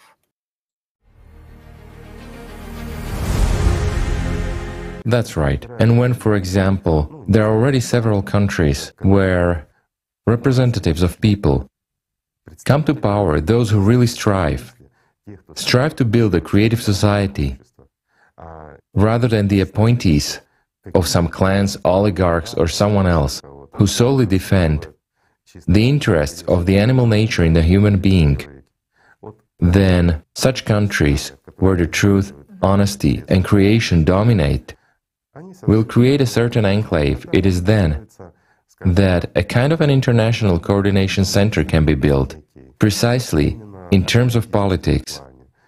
Again, who should be a member of that international center for coordination of, let's say, political parties, right? Precisely the representatives and people from those parties whom the whole party trusts, who really burn with the idea of this created society, who defend it and live by this and understand what it is. So they should be delegated there as responsible ones. Then already at the international level, when there are enough countries, it all begins to acquire a more correct form, and then coordination between countries starts already. And then it is possible to begin to estimate and calculate how it all should happen, so as not to cause any harm. I'll say it again, humanity doesn't need any more revolutions. Humanity needs an evolution. So we should switch to the creative format from our consumerist one, in the evolutionary way, the peaceful and the right one, without destroying and aggravating anything, but only by improving and building something new.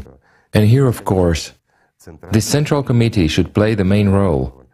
Experts in logistics, economics, and all the main fields should join it in order to coordinate these activities, and then everything will happen smoothly, calmly, when all countries have made a certain decision, or, for example, when at least the majority of the leading countries make this decision, then we can transition smoothly. And then, when the creative society is built in the majority of countries, the rest will also join in.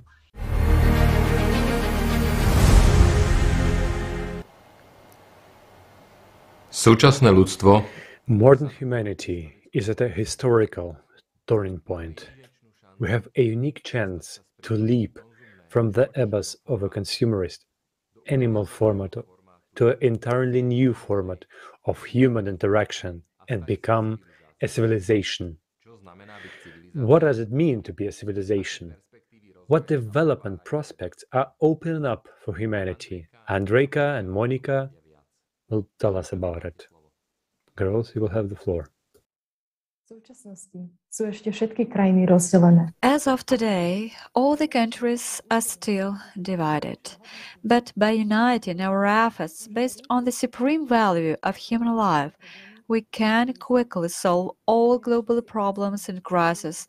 Today's presentation of the speakers show that it is not about technology. It is about the fact that people themselves are divided, unfortunately. And when humanity unites around one goal, then it begins to evolve. It only seems to us that we are developing in an evolutionary way, but is it really so? According to the encyclopedic dictionary, evolution is from the Latin word evolutio, unfolding, means unfolding. Let us look at the vector of society's movement. Yes, more technical means appeared, gadgets so that people had more time developed as a human. But unfortunately, this has had the opposite effect. What values dominate now, and how has this changed over the last 50, 10, 5 years? In doing so, truly valuable technologies like the use of free, infinite energy have been removed from people's use. Just recollect Tesla's ether energy and Searle's magnetic field energy. The vector of science has been changed. Have wars disappeared? No, but weapons have become more versatile and powerful. Have hunger, poverty, environmental problems, and disease disappeared?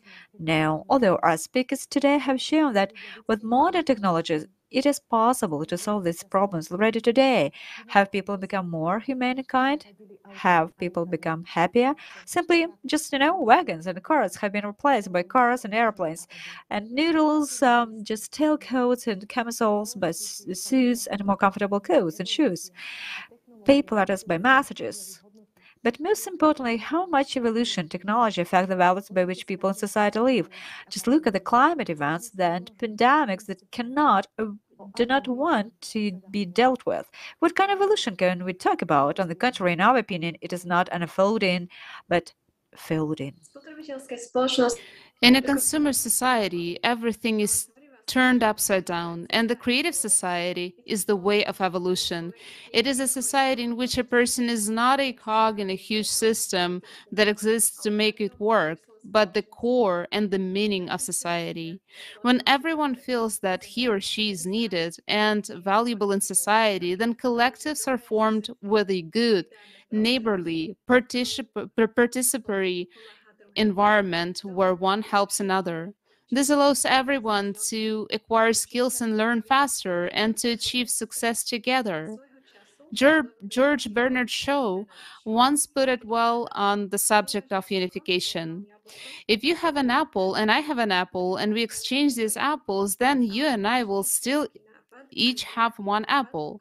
But if you have an idea and I have an idea and we exchange these ideas, then each of us will have two ideas.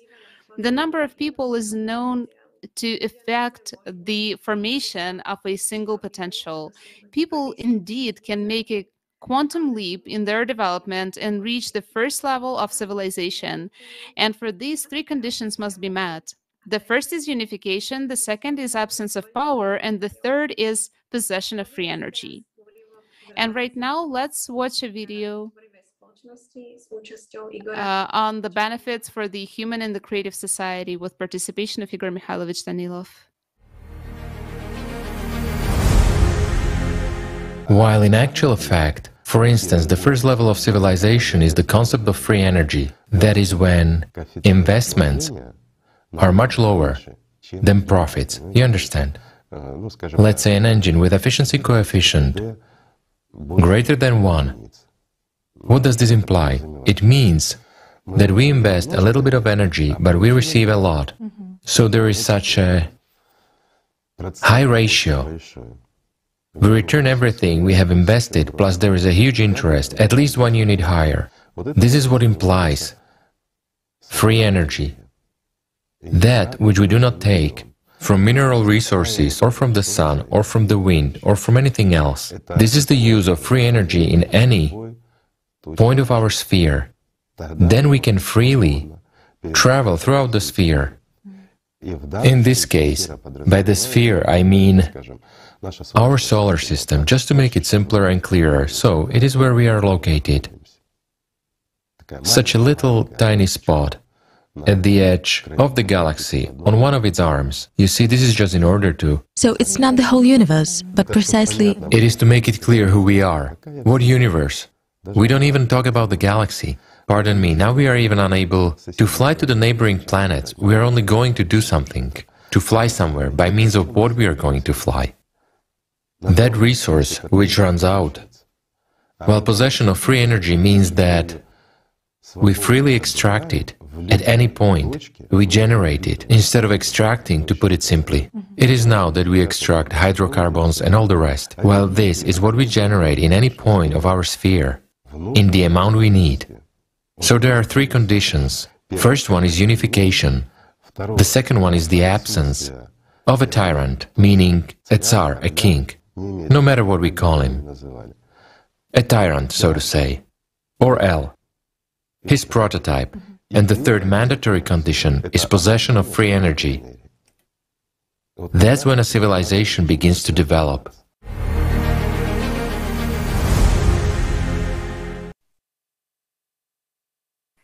Scientist Nikolai Semyonovich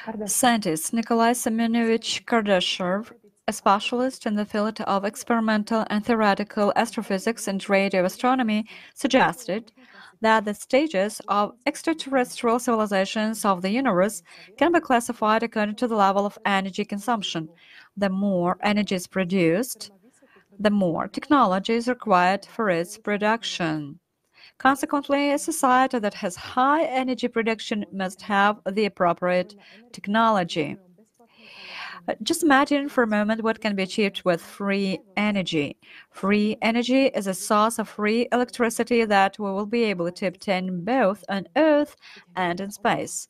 We will be able not only to freely visit other continents, but also to make interplanetary travels. After all, the starry sky has always attracted the eyes of people and beckoned with its obscurity. From now on, space tourism will become a new leisure industry. Even today, scientists are discovering exoplanets where people can live, where the conditions of existence for humans are even much better. It turns out that there are a lot of planets like our Earth. There are billions of them in the universe, and with energy we can get to them and we can explore them. By the way, as Konstantin Eduardovich Tsiolkovsky said, Earth is the cradle of humanity, but it is impossible to live forever only in a cradle.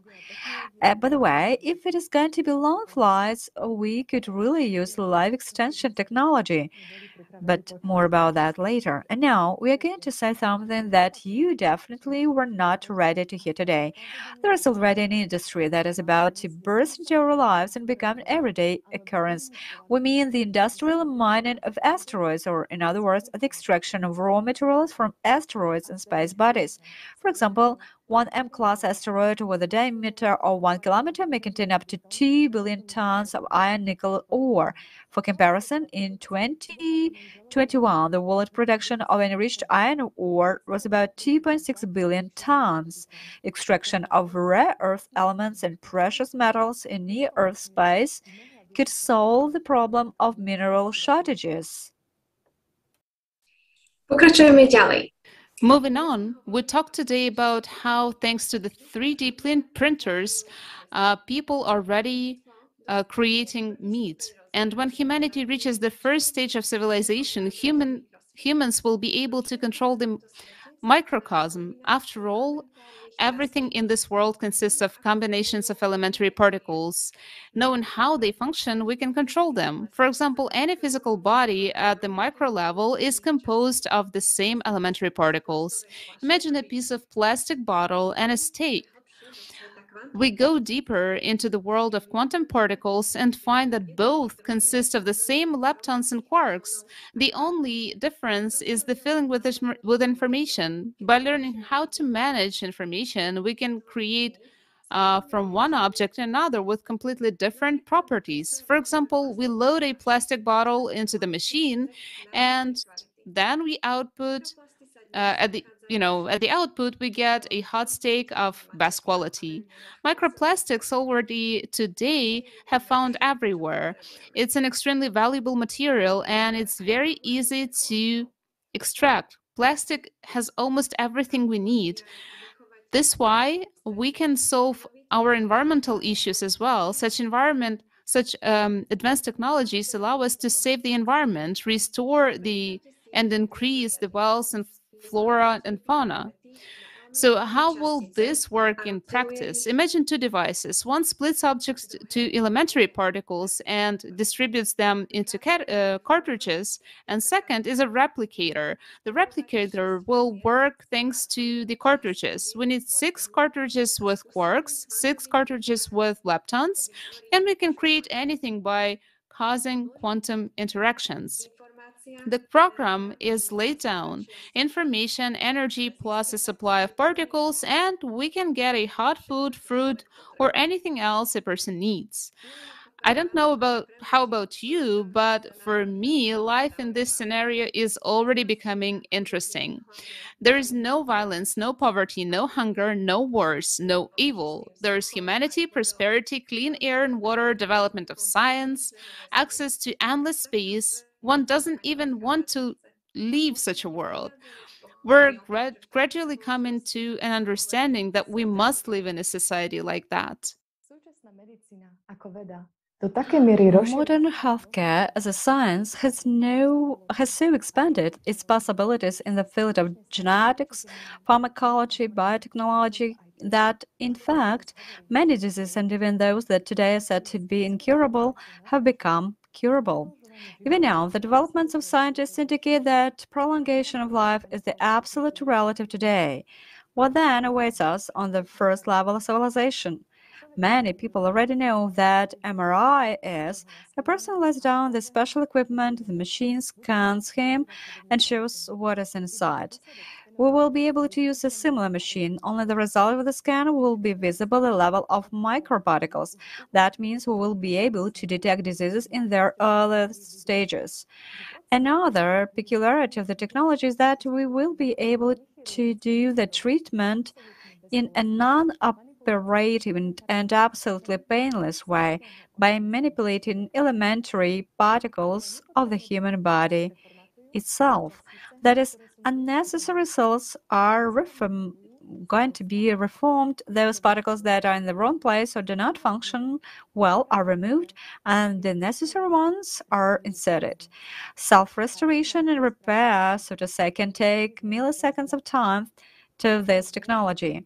And I also have good news for those who would like to change their appearance. Such a device will make it possible to perform body correction. It will take even more time than medical treatment.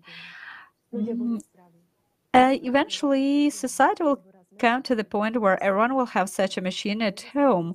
People will be healthy. A person can have correction once a week or once a month, and he will feel fine for as long as he wants. Although it does not give immortality, it only prolongs human life for a certain period of time. But in any case, a person can live as long as his body really needs to live, and live productively and happily. Friends, the most important thing we need to do now is to unite to build creative society.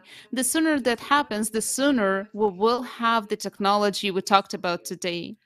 And then we leave behind forever the ignorance, suffering, and misery that now dominates in our world. We will forever leave behind wars, conflicts, diseases, and poverty. When we unite, we create paradise on earth. All the basic needs of everyone's life are met, and we're moving in the direction we have only dreamed of so far. A creative society is our guiding star.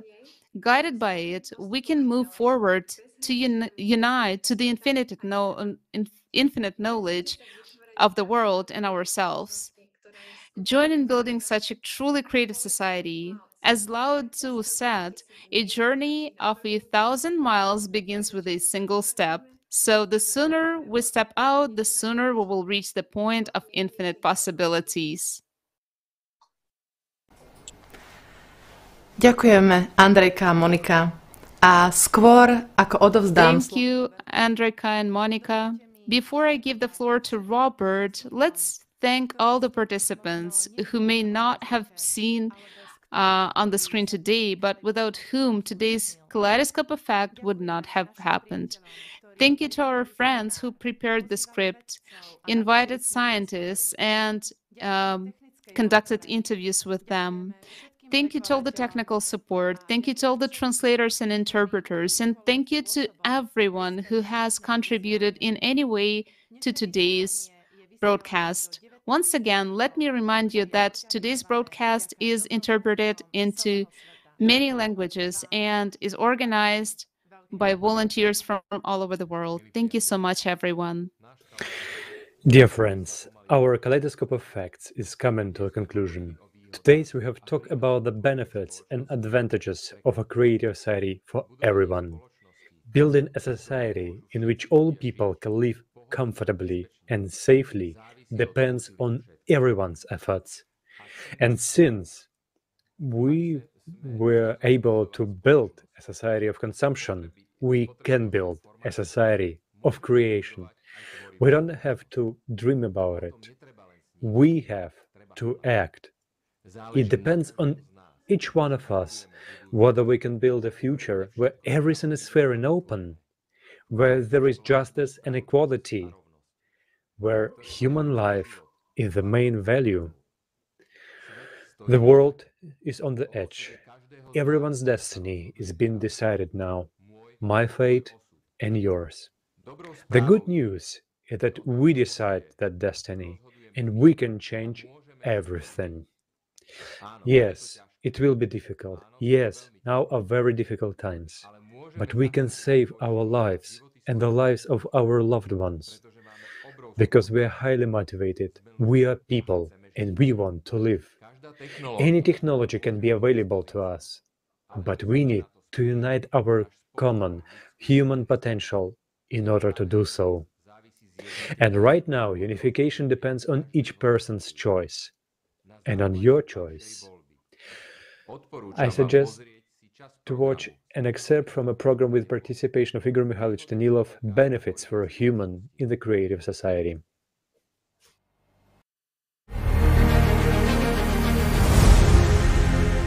To ponder and estimate. There's plenty, a mass of technologies allowing to make life really beautiful, that which we have been talking about with you today, that these particles can be manipulated because it's not difficult. These are absolutely simple things, in fact. But for us to approach this, it is necessary to change the society. It is necessary to change the attitude towards each other. A lot of things need to be changed. All this should go smoothly. That's a natural process. It doesn't mean that it will take hundreds of years or decades. This is a very fast process, actually. Yet it should go according to the plan and with a balanced approach, from the simple to the complex, so that all the 8 foundations of the creative society are taken into account. And the most important thing is for us, first and foremost, to learn, to respect each other, and to love each other. Isn't that right? And everything will be possible then, both the creative society and that which we've been discussing today. All this is easy and simple. There's no science fiction here at all. Yes, indeed. There are these technologies. There's everything. It's just unfortunately... You know what's not there? The creative society. And we should work on that. Should work. So friends, thank you very much for being with us. Thank you too. Thank you so much, Igor Mikhailovich. Thank you very much. Let's simply love each other and build a creative society, if we need it. Thank you for being with us.